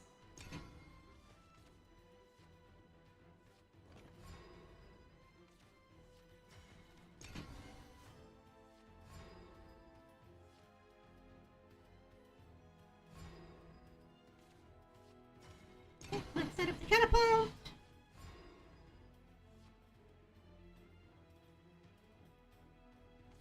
Honor has no place on the battlefield.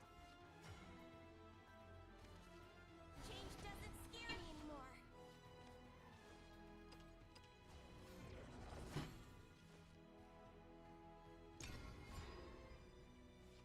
This is gonna hit my face, but that's fine.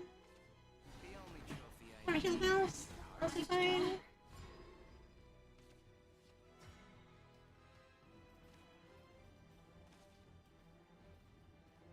Looking for a spark of inspiration. You, dear, I would give anything.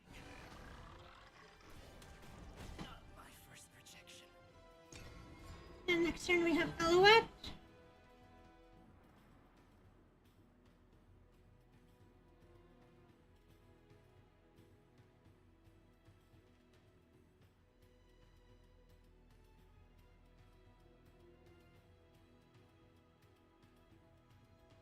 Just play your stupid That's not Zirconia! That's not Zirconia at all! Take my life. Dude, watch the thingamajigs.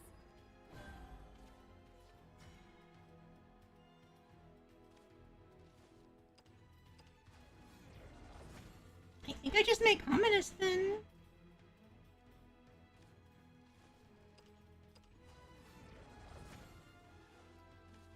The curious artificer dons their mask. Trajectory calculated. I don't need support clear right now.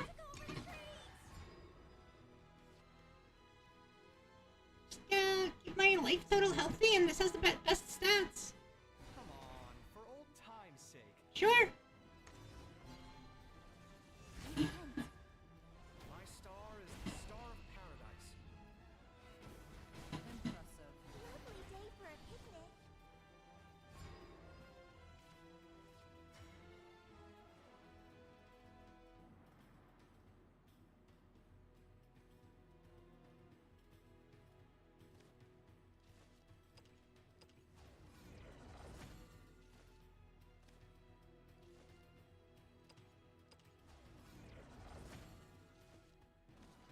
The warmth of darkness escapes us all.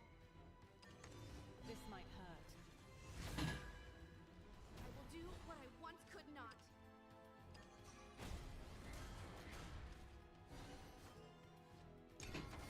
Shall we pack up for the No ambush followers in my house.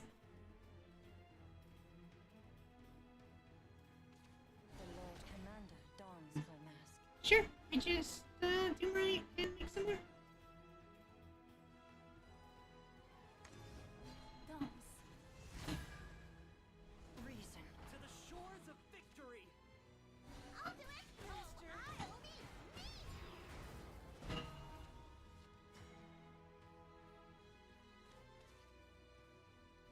Only ransom I take is blood. Follow me.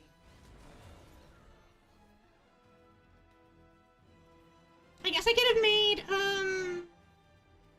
the last artifact, so technically a mistake. But should be fine. Yeah, making beta would have been better. We'll see if the 3 damage ends up being relevant.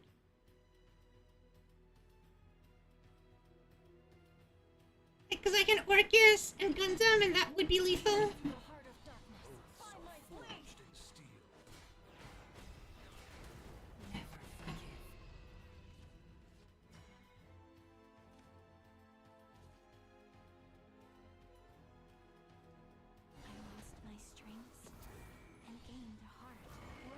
3 damage is now like at a point where it's lethal. I want to be heard. Where it's relevant, I mean.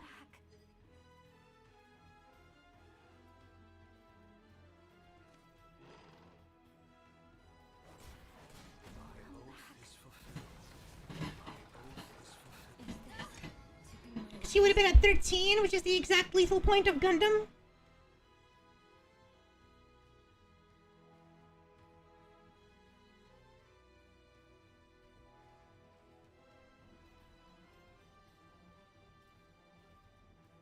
The question now is, can I make a second Gundam? Harmony of death and destruction. Gildari is definitely not prepped yet. Kalmato will hold. Moving out. I am at your service. Moving out.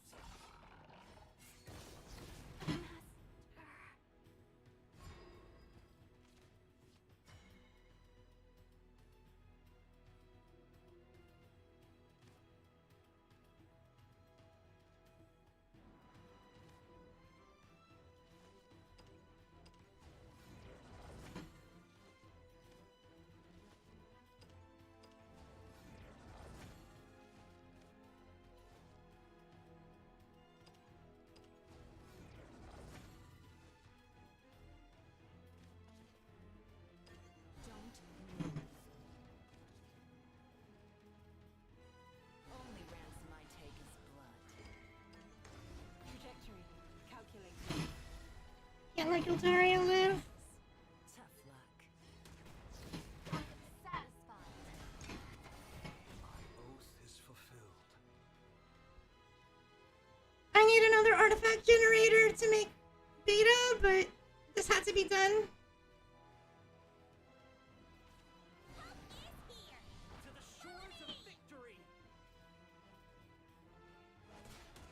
Not all is lost. I will provide cover. Aid you. My oath is fulfilled. Never forgive. Sound the charge! Give me an artifact duplicator, please. It's always fucking Elise. It always at the worst goddamn time.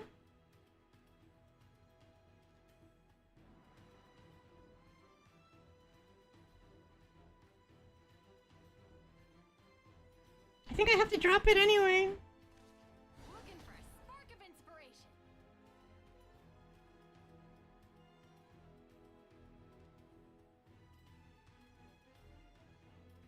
I'm thinking. If I drop my ominous artifact at this point, that's playing to lose, right? I need to play to win? Fate's head will roll.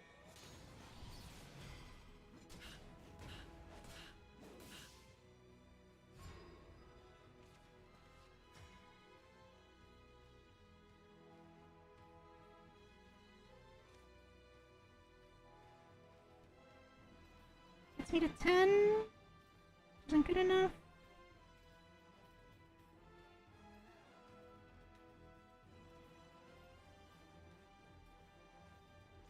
There's no good answers here.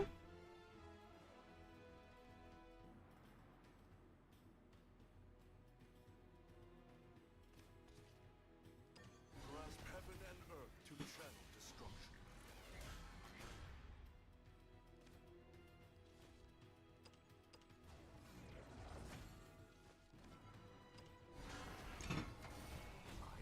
Have to play an extra ward to not die to Albert.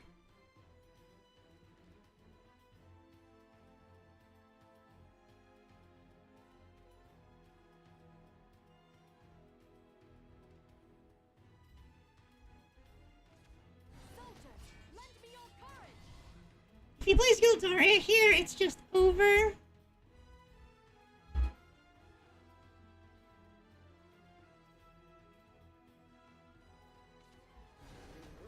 Hounds is fine.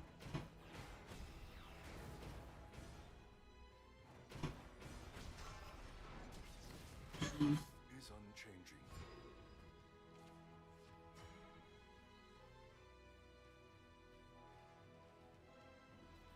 No, because I was. Oh, right. I think my best play is just to play out the artifacts, no?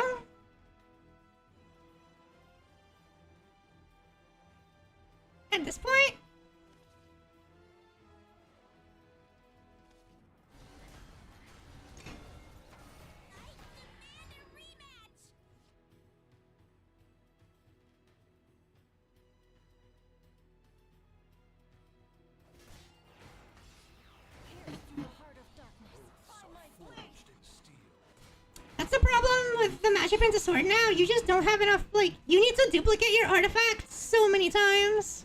Only ransom I take is blood.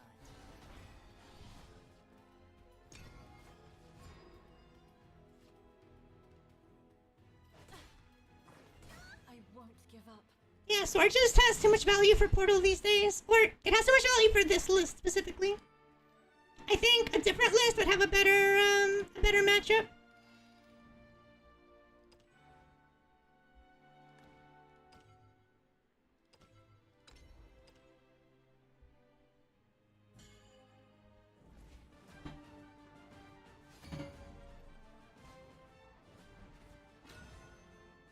If this is aggro abyss, I swear to God.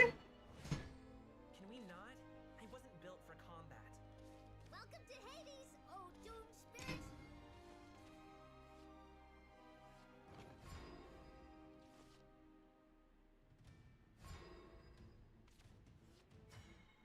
Do I coin Ghastly? If this is aggro, I don't want to coin Ghastly because I want to have it for Aragami.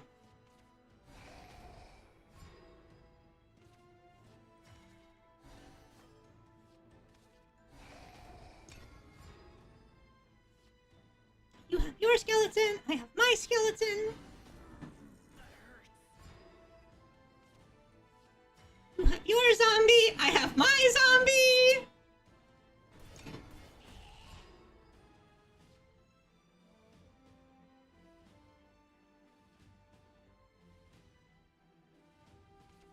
Please, use me as you see fit. Arthurus is better here. Why?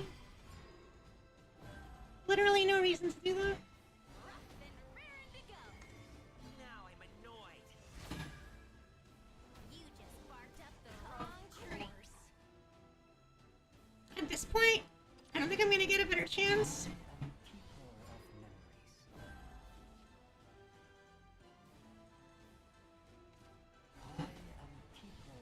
Rough and raring to go.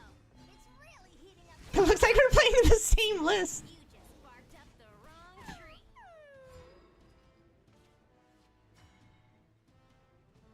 Hello, Aragami here. Hunks of meat. No. Our destination. I mean, maybe. You never know. Rough and raring to go. You have to Evo. Are you having any fun yet? Yeah. You just barked up the wrong tree. To the next hunt. Mr. B.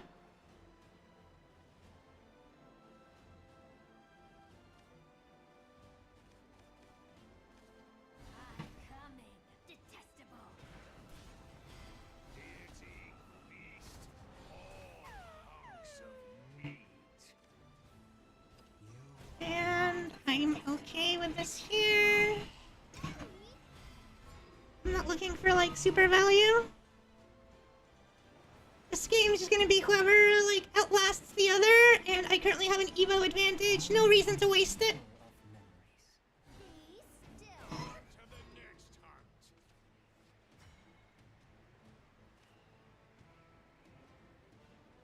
So what? Next turn he's gonna try to Cerberus for like a shitload. Is that the plan?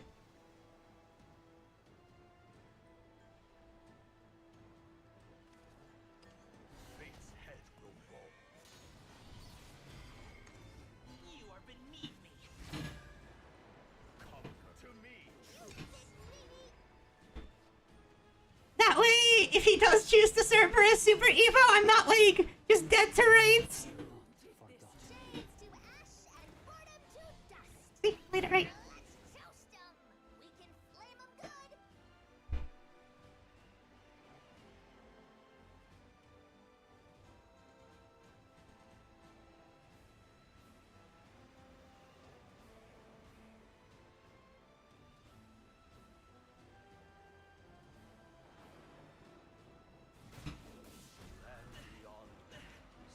Not Super Evoing here is actually really greedy.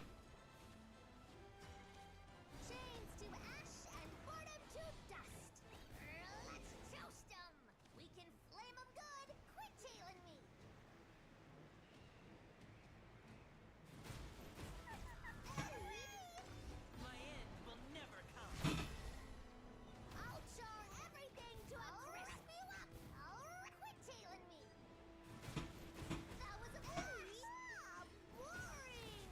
I'd rather have the body on board here.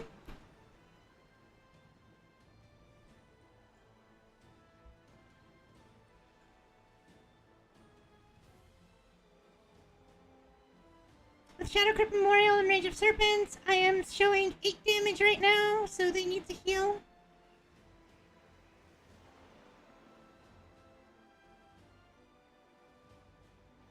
With Ghastly, I'm actually showing 9. And with my little 2-1, I'm showing 11. So they need to Cerberus, damage the healing one, and then heal out of range using that.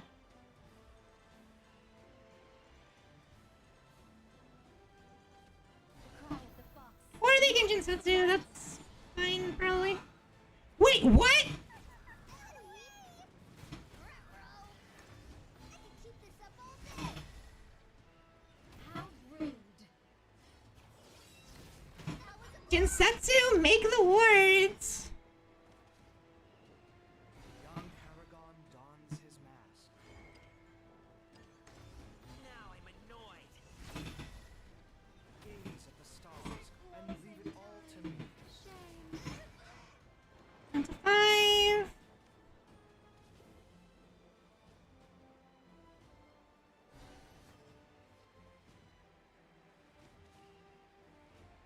I'm coming. Detestable. Be still.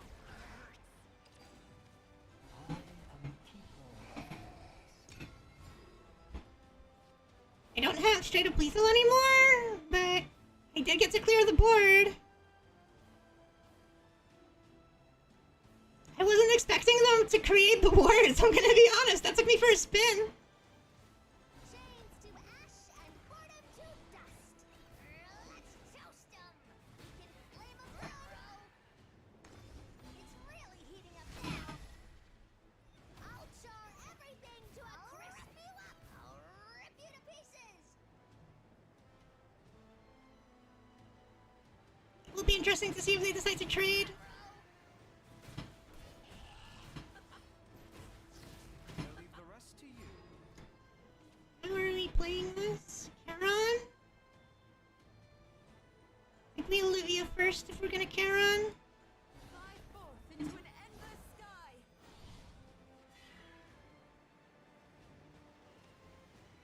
You are not forgotten. Detestable for you. Detestable. Don't do that, Cerberus. Young Paragon dons his mask. I, unfortunately, do not have a good clear. Please, use me as your Okay, they had the Medusa. I leave the rest to you. No, this is all wrong. They just drew better.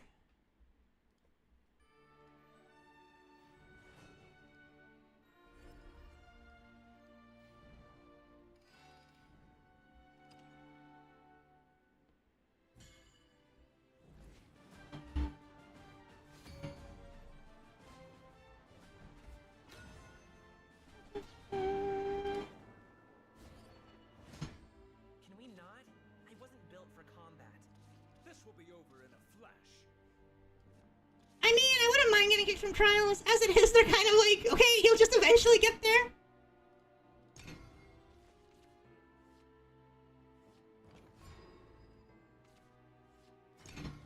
Hey, Sir B.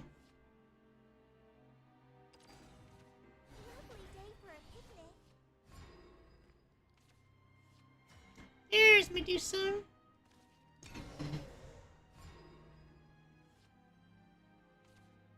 Nanja's gonna get Shadow Crypted. I am keeper of memory. You are not forgotten. Detestable. I am satisfied.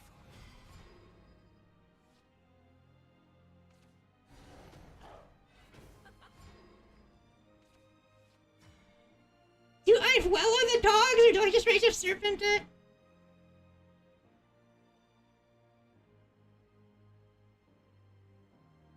Rage of Serpents is more flexible.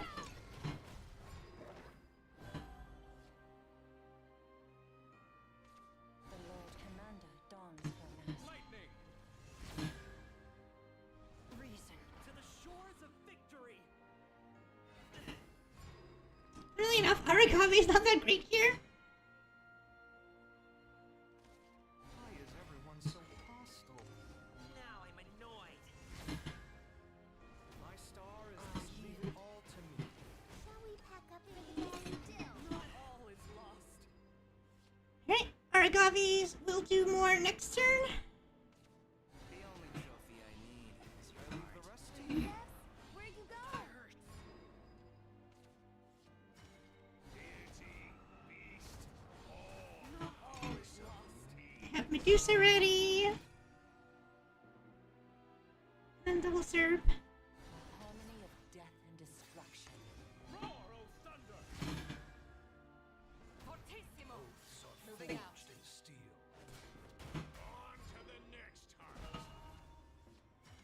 Turn to stone or swallow? Be swallowed. Balance achieved. Oath is for Be swallowed.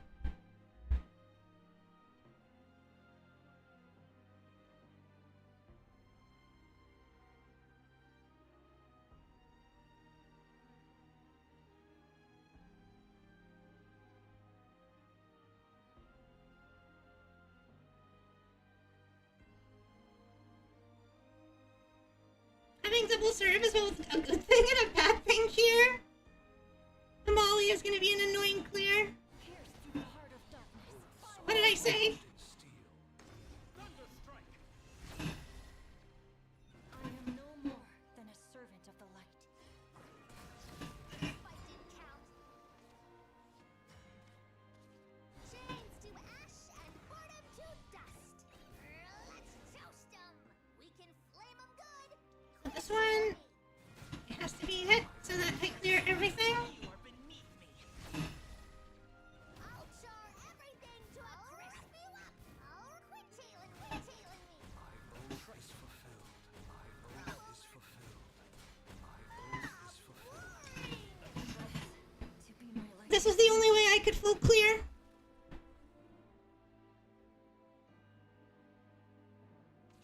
Honor has no place on the battlefield. That was a blast. Fear the dark because it won't mean Forged you. in steel.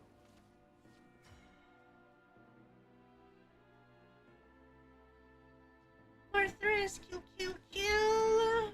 Sharon. Use my Cerberus.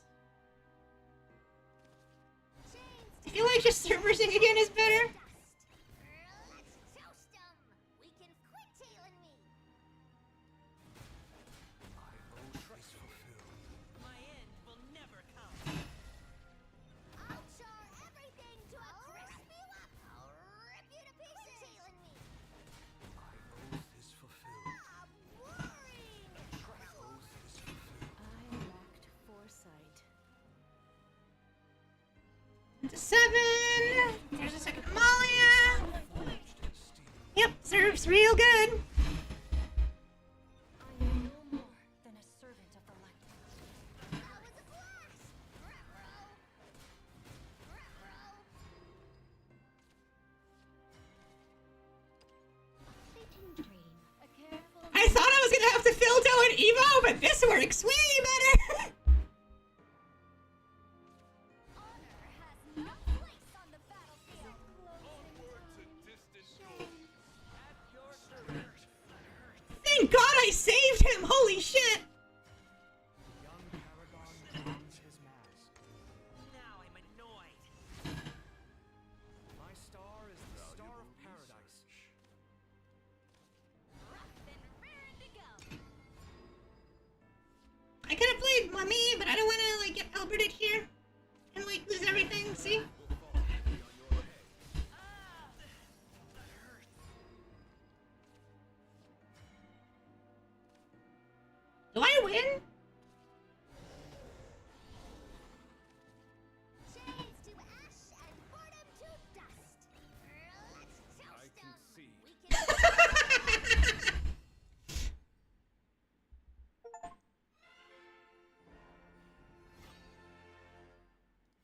Too bad.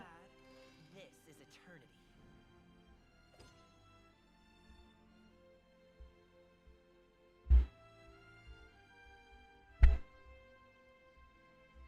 The one thing I don't like about current, like modern day Abyss is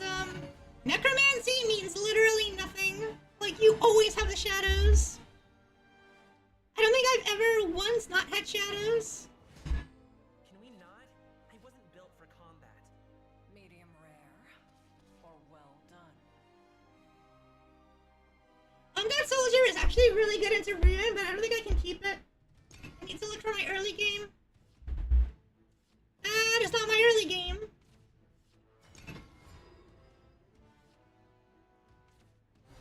Aragavi's definitely gonna keep it.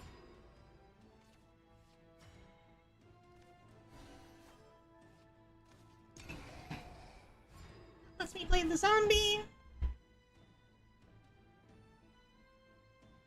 Yep, there's my early game. With Rune, I want to be winning by like. Please, here I go. I want to be winning by like turn 8 or 9 with Rune. I don't want to go late into them. The truth seeker dons her mask. Of course. I mean, they coined. The cutest.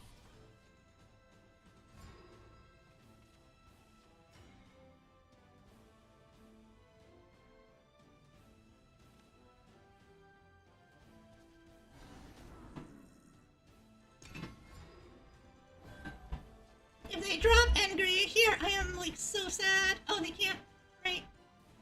So Aragavi's coming down.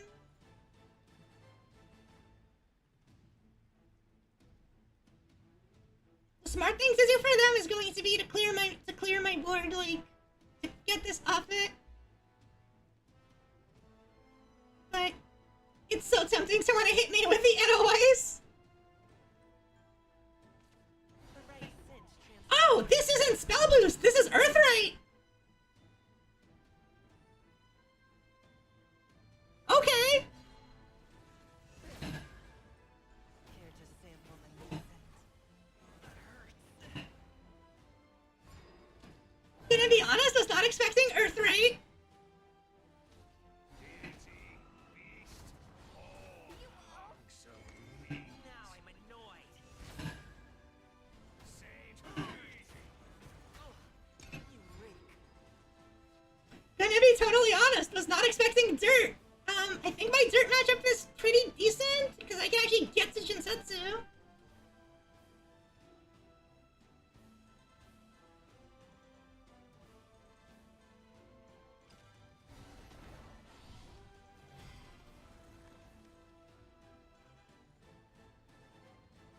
Biggest thing for me here is, like, dealing with Norman. I don't want to hurt you. What? Why?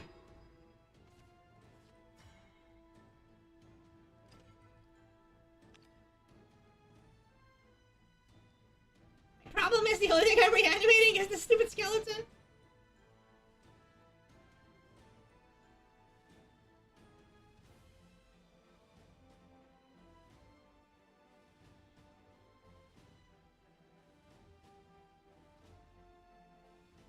Karen, hit. I need more. I need to do this. Where to go? Let's see where this hits. Up and meet me. You just barked up the wrong tree. Ah, come detestable. I'll hurt you. Okay, I did my job. I cleared. I don't think that was winning the 50-50. I did not. I wanted to kill None shall escape. Jesus Christ. There are worse combinations.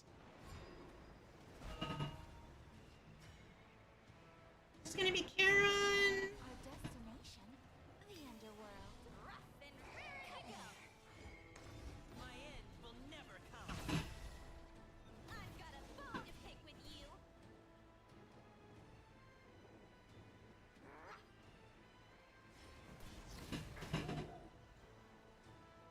I can rage, but it's not gonna do anything here.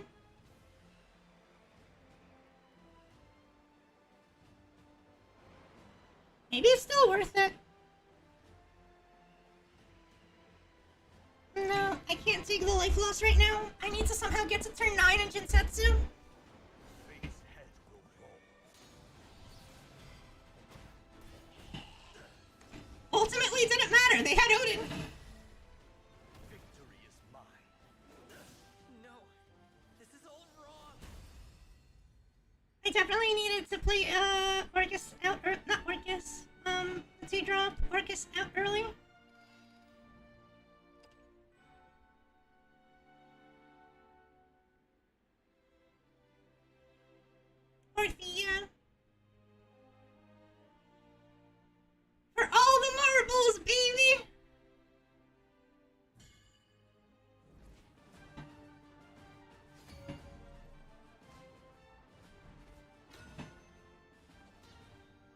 actually a pretty decent matchup for me. They run out of cards faster than I do.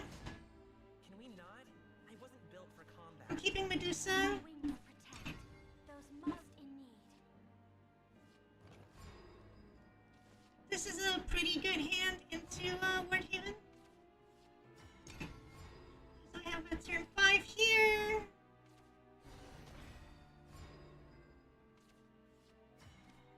Then raring to go. Already. Fate howls like a tempest. Please, use me as you see fit. Here I go! My coin Aragami. Here's your good word. Here's the booster. Of course. Okay, I'm not going to coin Aragami. I'm going to Orthrus. Then raring to go. Now I'm annoyed. Evo. You just barked up the wrong tree. I'm gonna save Mummy. Also, this isn't Wardhaven since this is Amulet Haven. Promise this won't hurt. Now, let us pray.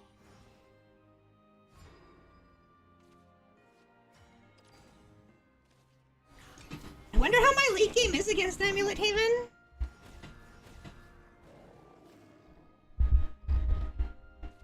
There's no salvation It is Wardhaven. for anyone. Be gone with you. Leave me alone. I am fine.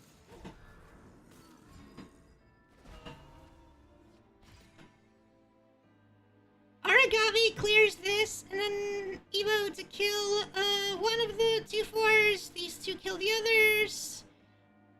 Or I can just Medusa, kill 1, 2, 3.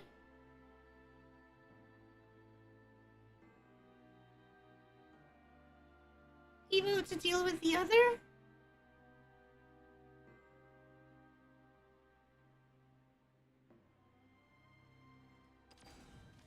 Turn to stone. I think that's fine. Be swallowed. No burden to bear. Be swallowed. Be swallowed.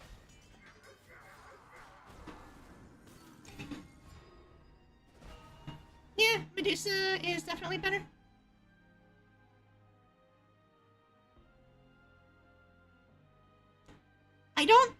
I didn't think that Wardhaven ran the that 3-drop amulet.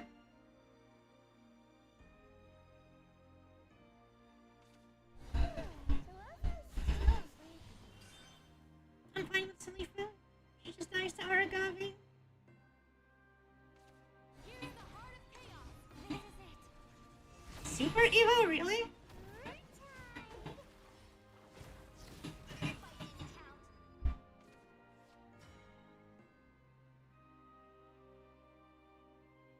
I mean, TVS. 6. Aragami.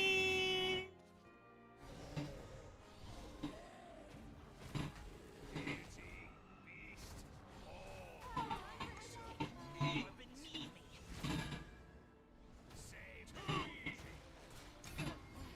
This is how it ends. Cerberus better get me a lot of value. I swear I'll be careful. Wings of white. The hands of heaven are eternal. To the next hunt. Alright, Serby, let's go. Chains to ash and boredom to dust. Let's toast 'em. We can flame 'em good. Quit tailing me. My end will never come. I'll char everything to a crisp. You up. Quit tailing me. I made an absolute mess. I was too weak. Roll over. Ruh-roh. Quit tailing me. This way, my next Cerberus will clear a little easier.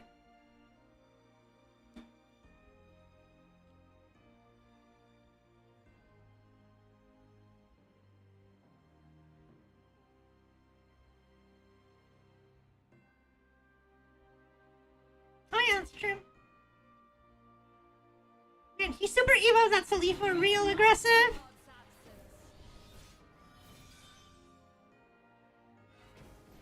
That was a blast!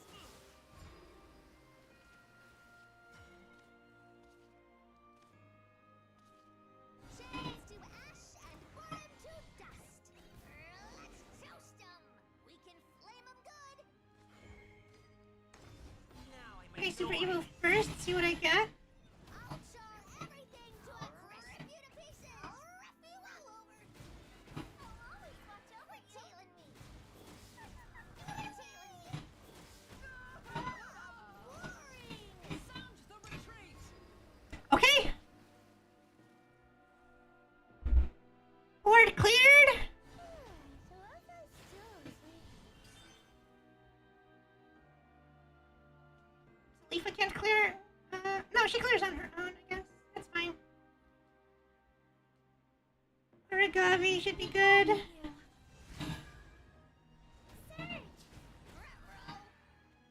What the dog doing? Getting divine thundered. Hear the good word.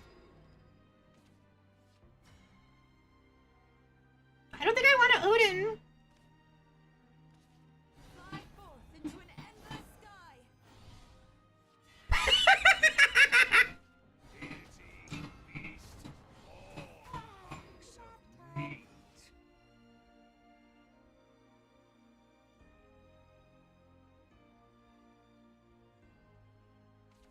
There's no salvation for me or anyone.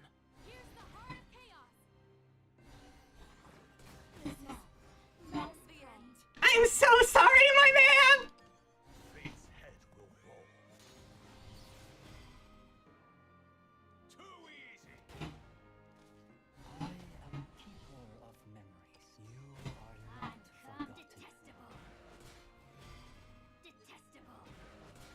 Detestable. Goodbye.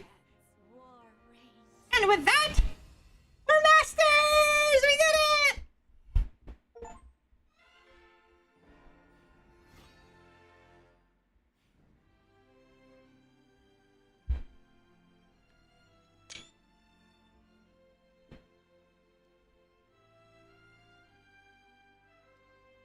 Let's go!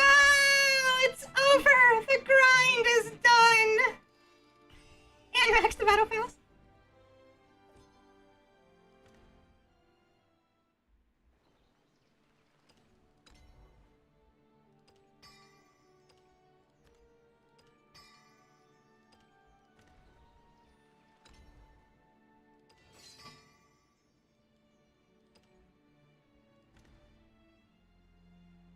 We did it!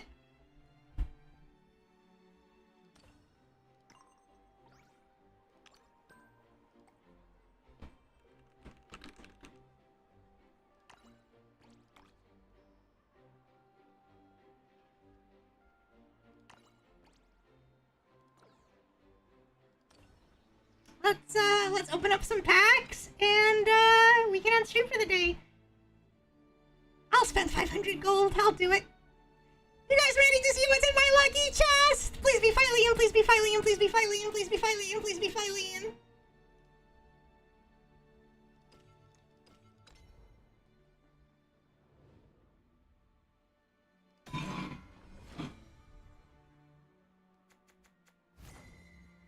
Thanks, Odin. Thanks for winning me that last game.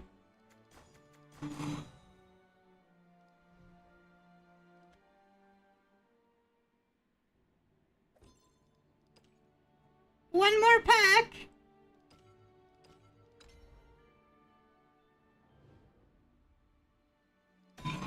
Fingers crossed. I'll take Titania. I'll take Philean. I really want Philean. I don't want the animated. I don't want, God, no third ether, please.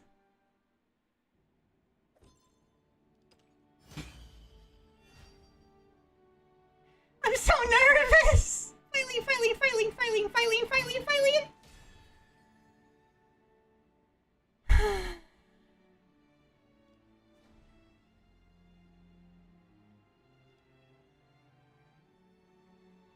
I have to pick.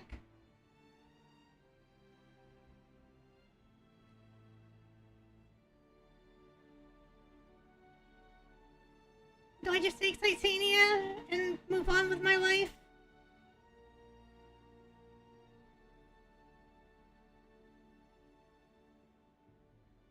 I really want Phylene. You don't understand. I really, really want Phylene.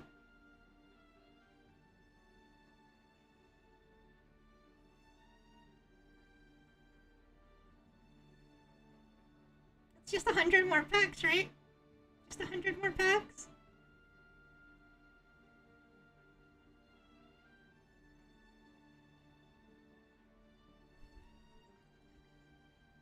It's just 100 more packs. It's just 100 more packs. Oh my god. I can't believe I'm doing this.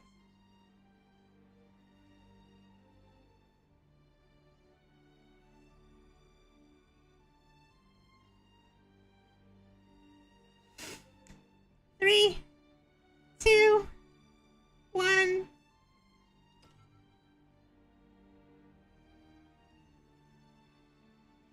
Goodbye.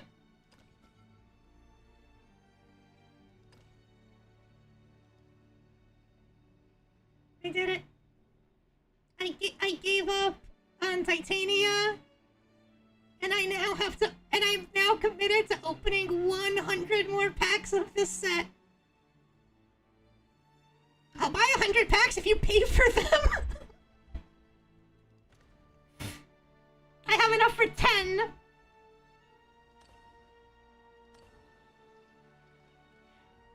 Well, Phylene disappointment notwithstanding, we finished our set review, and we got to Masters, which means that we are done for the day.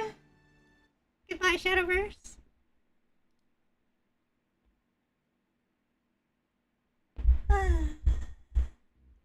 This was a,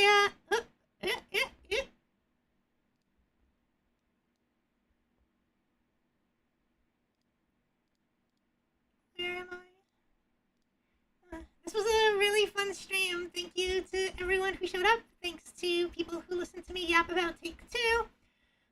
Take-Two comes out tomorrow, technically in like, I don't know, 7-8 hours.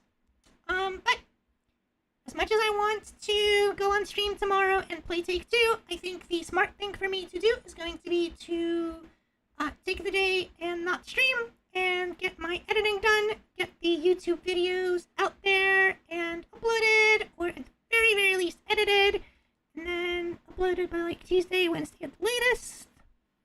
And then Tuesday, probably, I will be streaming, and I will be streaming Take-Two for the first time. We'll be trying out the format and seeing if Sword really is as broken as it is. Let me link it to you.